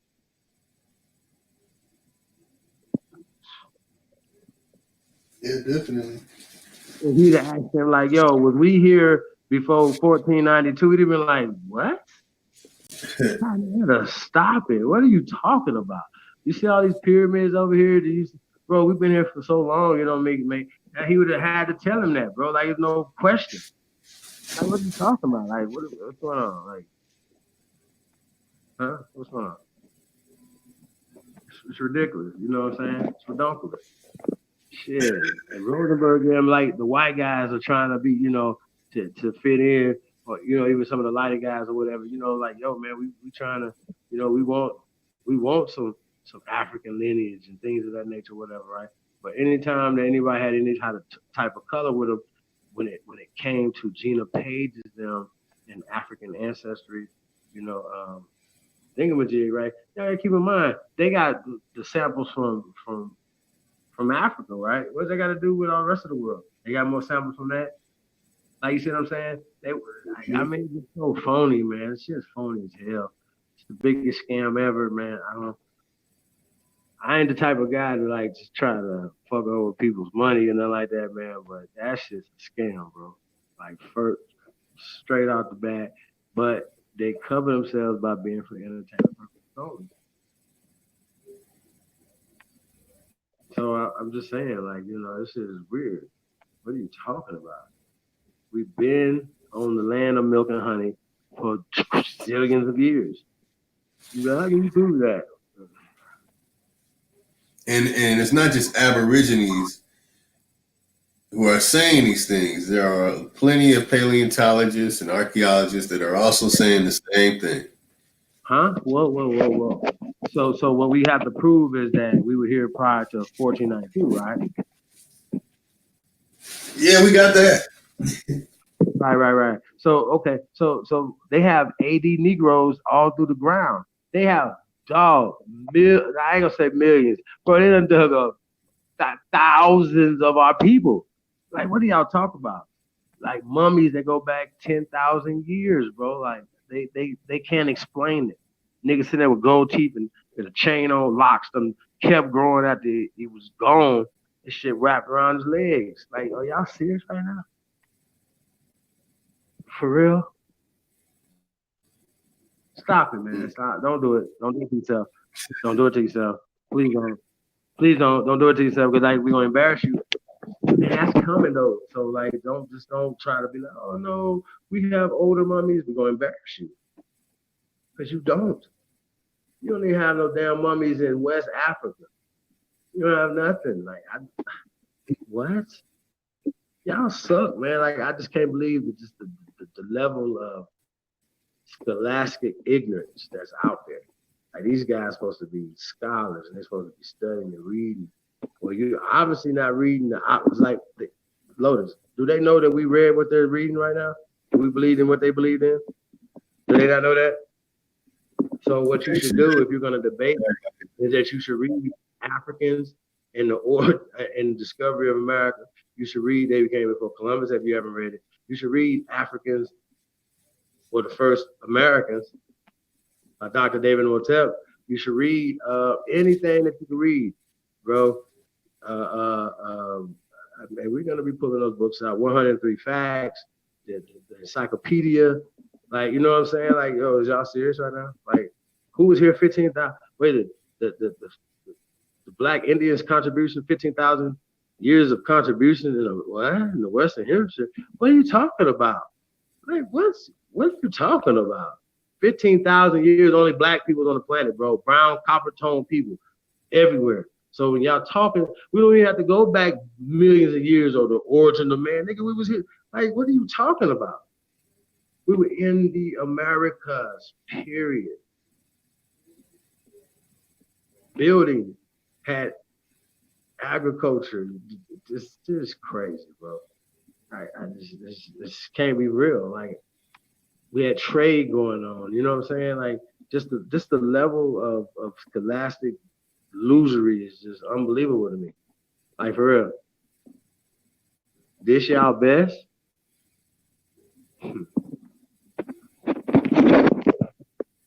Yeah, they gotta do better. Fuck. Man, y'all need to go get somebody, man. Go over to college and find some dummy fresh out of college or something that might have memorized the con language or something, nigga. I don't know. But y'all will have to account for Mindy. I don't care about that. Y'all got to count for Mindy. For real. I'm never getting off that. Every time I see one of you fake ass Africans, I'm gonna be like, yo, what does Mindy mean? Where that come from? Just be swiping it right in the face. Y'all trying to tell us, motherfucker be like, they were Cimarroons, not Seminoles. You what the Cimarroon? Why you going back? Yeah. Maroons, right? He was like, well, Maroons, they all was runaway slaves. Well, no, we're talking about that's not, they call, when you're going back to Cimarron, you're going back to somebody else calling them something. When you got the Seminole, that's the translation that the British called them. From Cimarron, Cimarron went from Maroons. So y'all just so fucking slow. So you did the etymology, but you stopped where you wanted to stop at to prove a fucking point, as instead of just going to Maroon and saying Brown. Shout out to the Cleveland Maroons, man. Shout out to Cuyahoga County. Fuck is y'all talking about, man? You niggas suck. You niggas is not. You niggas ain't built like this, man. You ain't built for this, man. For real. Y'all not, man. Seriously, I'm telling y'all not. So all that shit, oh man, y'all not built for this, man. Like I said, people gonna run y'all out, laugh y'all out of the barbershop, come here with that bullshit. I'm like, nigga, where you from here? We is not listening to that fake ass. Did y'all hear? Yo, but see, here's the thing, right? I already knew that Baldwin was Egyptian, was an Egyptologist, right? Also, Aleister Crowley and all these other, like, these guys, like it's serious. Like, yo, it's dead serious. These all guys were Egyptian. He was Egyptologists. Aleister Crowley, L. Ron Hubbard, John Smith, the nigga that did the Mormons and all. Yeah.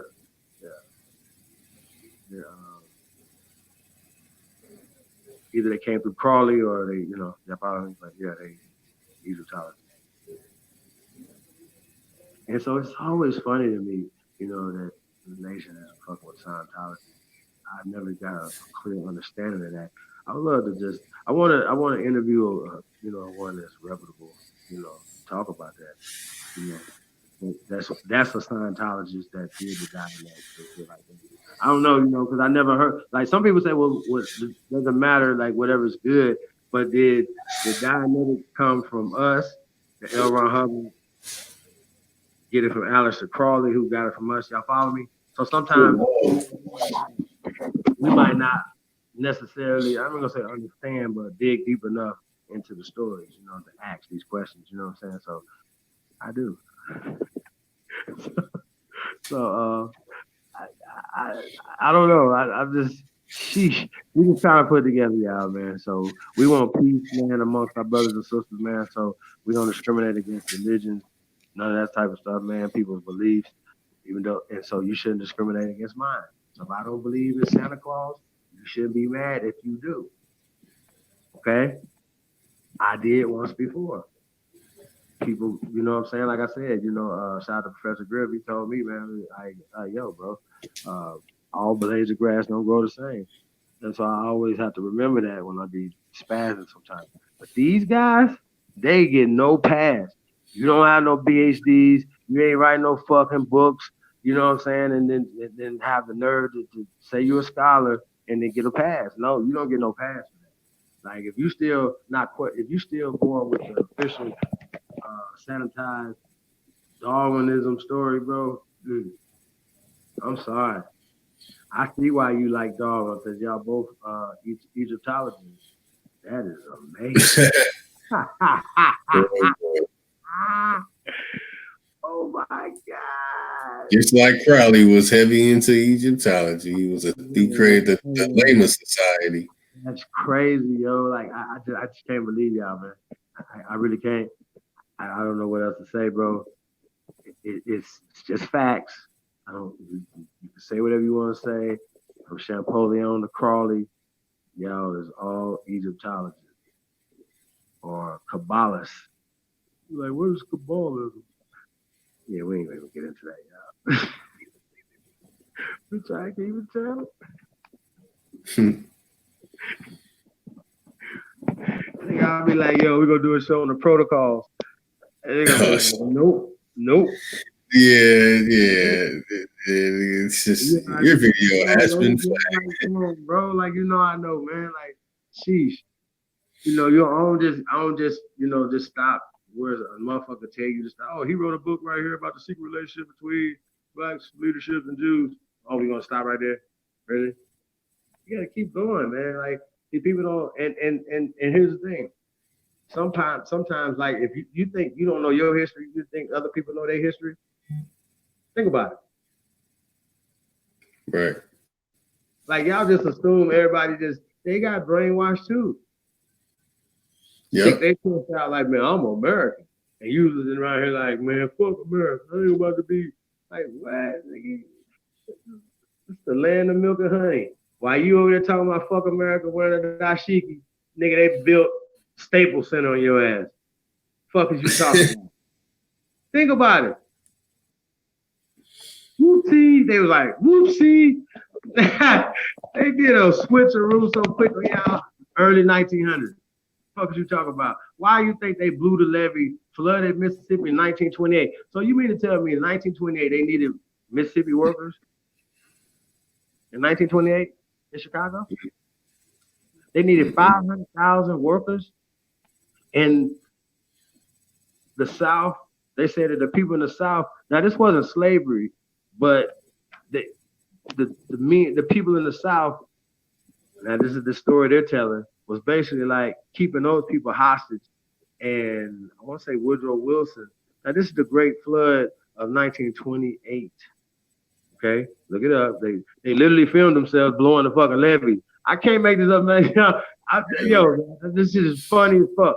They blowing the levees. They made the people by gunpoint build a levee, blew the dams rather, blew the whatever they blew. They blew the levee, they blew whatever the flood, the Greenwood, Mississippi side, right? Instead of flooding the Louisiana side, right? This is their stories, right? So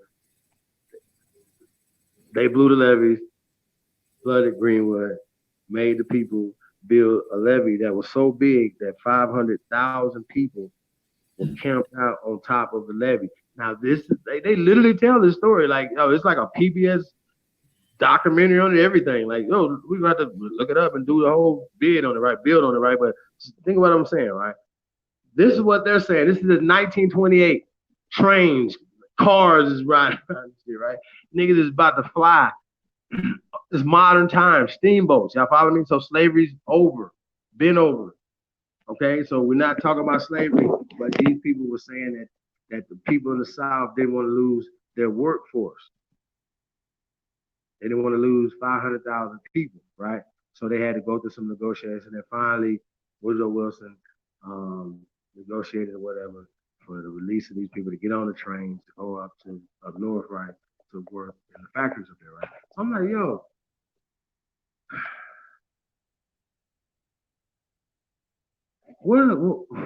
why?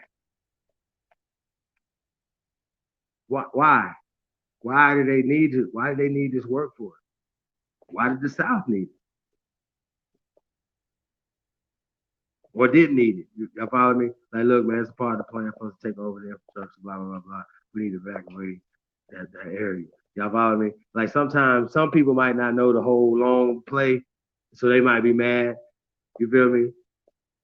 They might not even be benefiting them, so that's why they mad. Y'all follow me? Just because we be thinking it's a black-white thing. Nah, it don't necessarily be a black-white thing.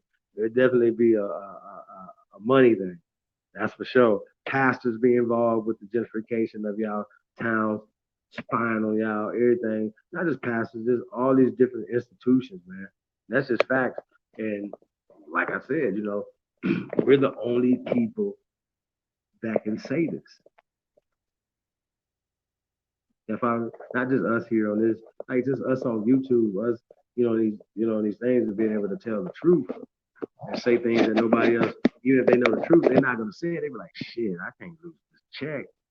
I ain't all the way right yet. You know what I mean? That's what Stephen A. Smith be like. He was like, man, I would do all these things I could do. He's an ambassador for the HBCU and shit. He give his money back, whatever. You know what I'm saying? To bring awareness and things to the HBCU. I think that's dope, bro. You know what I'm saying?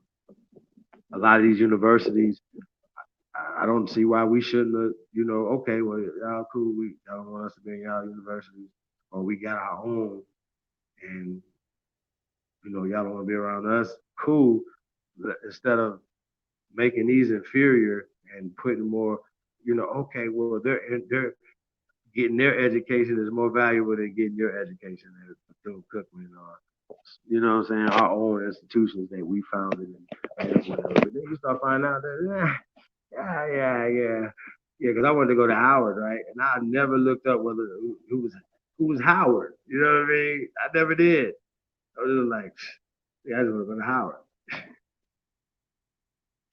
You know what I mean? So, or you be like, you want to go down to different schools or whatever. So yeah, man, we just gotta do our research, bro. But all this wealth, ain't nobody started a university yet. Nobody but Nelly. I think Nelly got one. Like a music university. You follow me? Shout out to Nelly. Another conscious brother, man. He's definitely doing his thing, man. Shout out to Nelly. Yeah, man. Sheesh. Notice, man. I don't know what they're gonna do. Hey, did we ever pull up Aboriginal? Yeah, man. We busted the Aboriginal out. No, we busted out the American. Yeah. We just want to do that real fast so people understand. We ain't just talking crazy. Like, this is weirdos. It's weirdos, man. Like, oh, shit. Like, yo, when y'all arguing about Aboriginal, you act like you never even read this though. Like, I'm like, yo, it's like they refuse. They just gonna go what they believe. How like some people like, man, this is what I believe, and if I try to believe something else, it's gonna go against my mojo or the dogma that I believe in. Y'all know what I'm saying? Like, yo, like that's irrational, bro. But to a motherfucker that believe in fire pits and hell and shit, it don't matter what you pull up, the books you pull out, niggas you quote, they believe in the devil and the fire pits of hell. Y'all follow me? All right, I got it. Nah, I mean, that's just real talk, bro. Like, we can say whatever. Niggas believe in Shaitan, they believe in them motherfucking, but then once again, they never did the research on hell and this whole concept of where that comes from. So why did they, there's an origin to these things. You know what I'm saying? I remember I was learning Arabic in the 90s, right? It was like the mid 90s. We was learning Arabic and shit, you know what I'm saying? And I'm like, wait a minute. Heaven means the sky. It was Samuati, right? I think that was the term for sky, right? When you talk about the heavens. I'm like, wait a minute, heaven means the sky. I'm coming out to church and I'm thinking like, wait a minute, heaven is where Jesus is at. Zeus him, you know what I'm saying? You mean to tell me that heaven is just the sky, the clouds and shit? That's it. And then you get to thinking about Zeus and they be like, in the heavens. It's like, wait a minute. Ain't you in the heavens?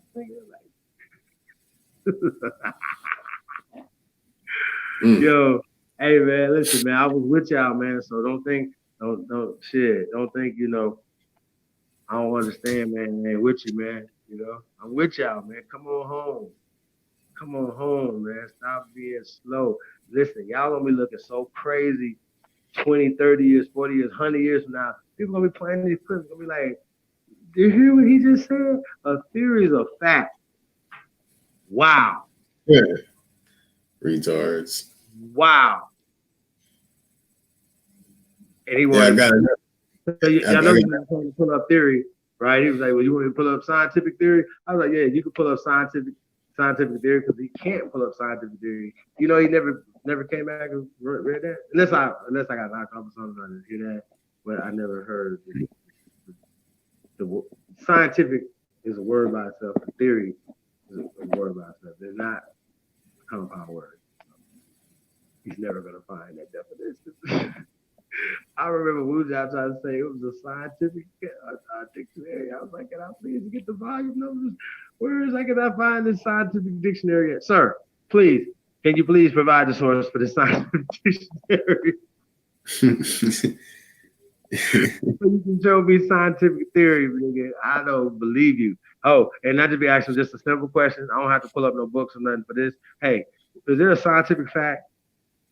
They be like, look, like I was on their channel slaying their ass all the time.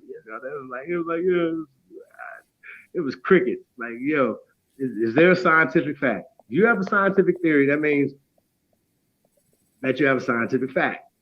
Okay? Scientific law. It's law. Like, this is law. Okay. It's not too many laws in my eyes, but anyway, it's facts. Like, is this a law? Is this a fact? Yes or no? All right. So do they have these things? Then you can't possibly say a scientific theory is a fact because it has scientific facts to back it up. They be like they had scientific facts to back a scientific theory is a fact because it is backed up by scientific facts. I'm like, yo, hey, don't do it, man. Don't do it to yourself. Duck and hide. Don't say y'all want this smoke. Don't do it, man. We're gonna slay you guys in the public. That's crazy. Can't believe it. A scientific theory is supported by scientific facts. Like, it's crazy. There it is. Got an Aboriginal up there too, man. Check it out. Aboriginal, the adjective is 1660s. First. Whoa. Hey, can you do the Aborigine first? Because there's a reason why I'm gonna say that. Why? Oh, Aborigine before Aboriginal? Noun, yeah. Aboriginal is just an adjective, you know. Yeah. Got it. They're scared. Yes, they are. Yeah. The big chief in the building. Here we go. Aborigine, noun, person, animal, or plant that has been in a country or region from early times.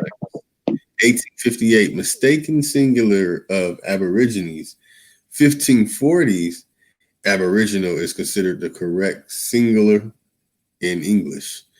From Latin, Aborigines, the first inhabitants, especially of Latium, hence the first ancestors of the Romans, possibly a tribal name.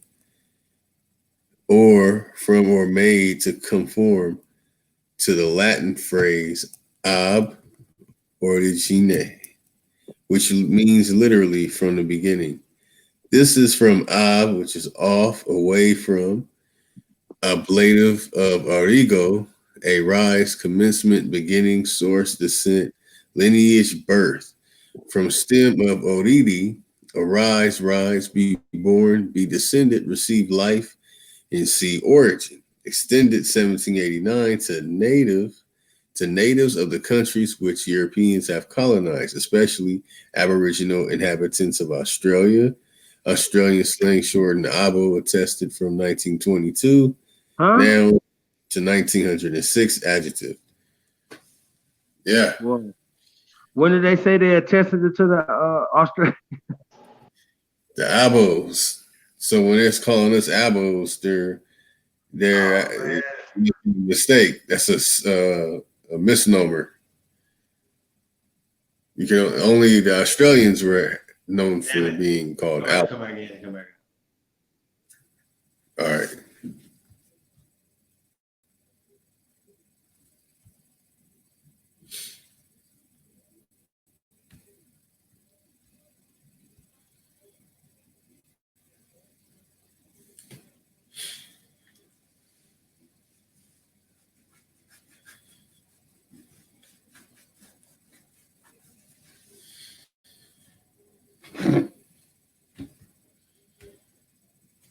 There you have it. I'm about ready to go to bed, family.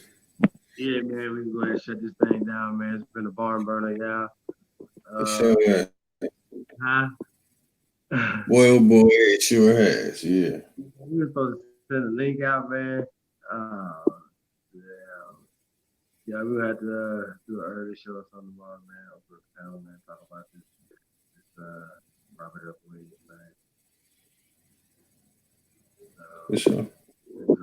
Address a few things that people want to talk about. We have something else, man, to talk about tomorrow, man. You never know who we bring out. So salute to all the great ones, man. We definitely appreciate y'all, man. Shout out to Lotus Civilization, man. Peace to Todd Data, man. Libra Sun. Peace to Aboriginal Power, man. Aboriginal TV, A1.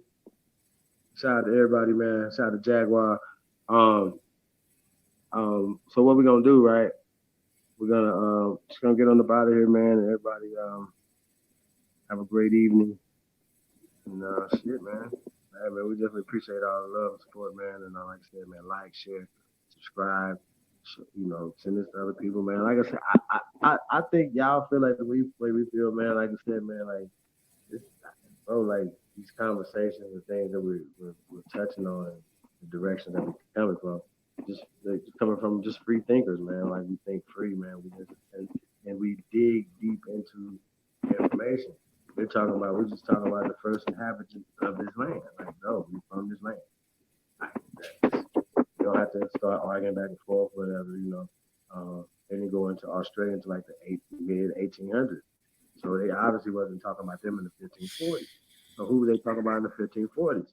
So the first people that they called Aborigines were up in Canada. They're talking about the Negroes, that terrors that they found up there. So people be saying, I'm like, man, what are you talking about? Who you talk? They didn't find mixed people first. They found Negro de terrors and they mixed with them to create the mixed people, which the are still mestizo. minority. Huh? What'd you say? The mestizo. Yeah, mestizo. So we shown that tonight, man. So hopefully that'll be extra strong, man. We don't have to argue about that no more. Don't feel a certain type of way. And hopefully, if you could teach this to our, let's just say, our Latin brothers and our you know, even our Asian brothers and sisters or whatever, it could be a source of okay, well, look, we have this animosity because of this, but if we can expose certain things, then maybe it's some animosity will go away. You understand what I'm saying? Like, we have animosity for X amount of reasons because of this caste system. So you see these caste systems playing out. Some people feel a little bit more privileged because they're closer to the top of the caste system. That's just what it is, and it behooves them to step into that position. We step into the loser position every time. I just be like, yo, are they gonna ever put somebody on TV that's not gonna be a fucking loser? Like ever? That's when we get back to Steve Harvey, like, yo, this is losery. Like, come on. So we're not about to hear that no more. Nobody's, and I'm glad that the people, pressing them. You know what I'm saying? You feel me? So you're gonna get T.I. him or whatever. You're gonna get niggas is like, yo, bro, like we can't put certain things out. Jay-Z, they gonna his feet been at the fire. You know what I'm saying? So he was like, yo, I'm doing some of the NFL. They're like, fire, set the fire. Come on. Feel me? Like niggas is already looking at the worst of it or whatever. I would say this though, I wouldn't have nothing to do with the entertainment aspect of the fucking halftime of the Super Bowl. I wouldn't do that. Just to be on some like, yo, I'm big boy shit, bro. Like, yeah, well, we're gonna get that to Jermaine. Because he was gonna do this anyway, blah, blah, blah. I'm on some big boy shit with we really talking about developing and putting these hundreds of millions of dollars back into the community. Y'all extracting billions of fucking dollars from every fucking year. That's just what it is, man. I don't care what y'all say, man. So when niggas be talking whatever, it should be no impoverished community. Then think about it from this perspective too, NFL. If you guys start training these little niggas, and feeding their families and supporting their families, whatever, you get better athletes. But you wouldn't get criminals and shit coming into the NFL. You know what I'm saying? So you'll get a better, think about it. Think about it, y'all. At least have a middle class America. Like, is nobody poor? How about that? Like, how Dubai, everybody's like, well, it's like real rich people, real poor people. You can't be like super rich driving a Lamborghini, you know what I'm saying, or a cab or something, and then expect somebody not to be poor. Somebody gonna be somewhere wiping somebody's ass somewhere. Like, I'm telling you, somebody. Trust me, somebody's wiping somebody's ass somewhere. Trust me on this. When you see super rich people, somebody's wiping somebody's ass somewhere. Trust me, no.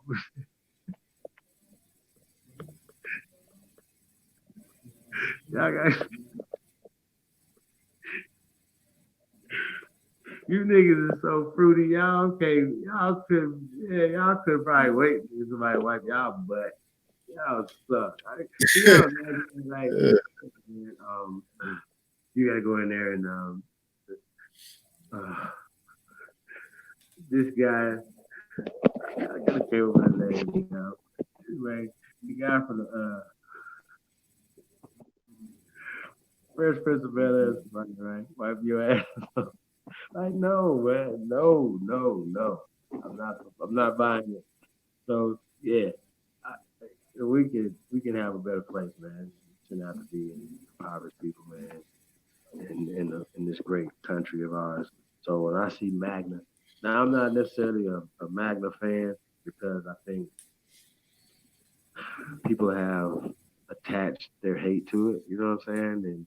And we have attached such fear to it. Y'all follow me? That when we see somebody think outside the box, like Kanye even wearing a hat, like niggas instantly, all right, they just fear, they turn up. Like what's going on? He's like, he's making America great again. That's when we were slaves. Slavery's fake. See what I'm saying? Let slavery go. You might not be so scary. You know what I'm saying? Like you believe in these stories. They're fake.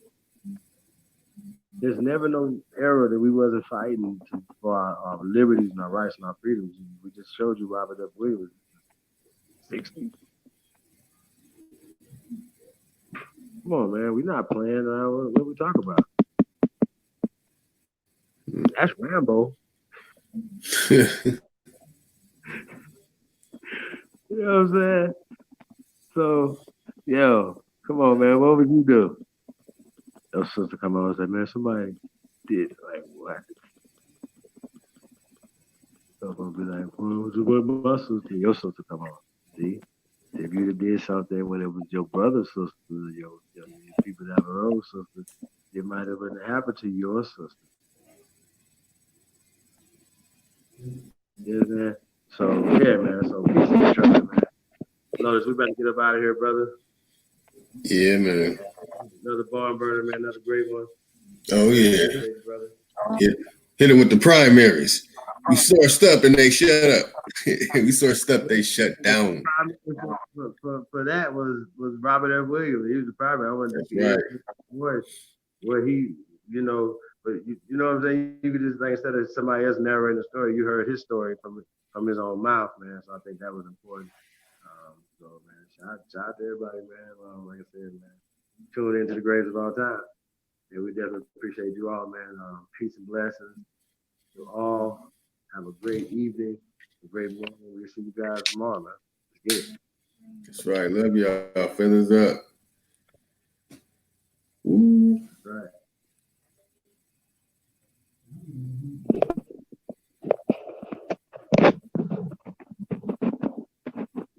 Man,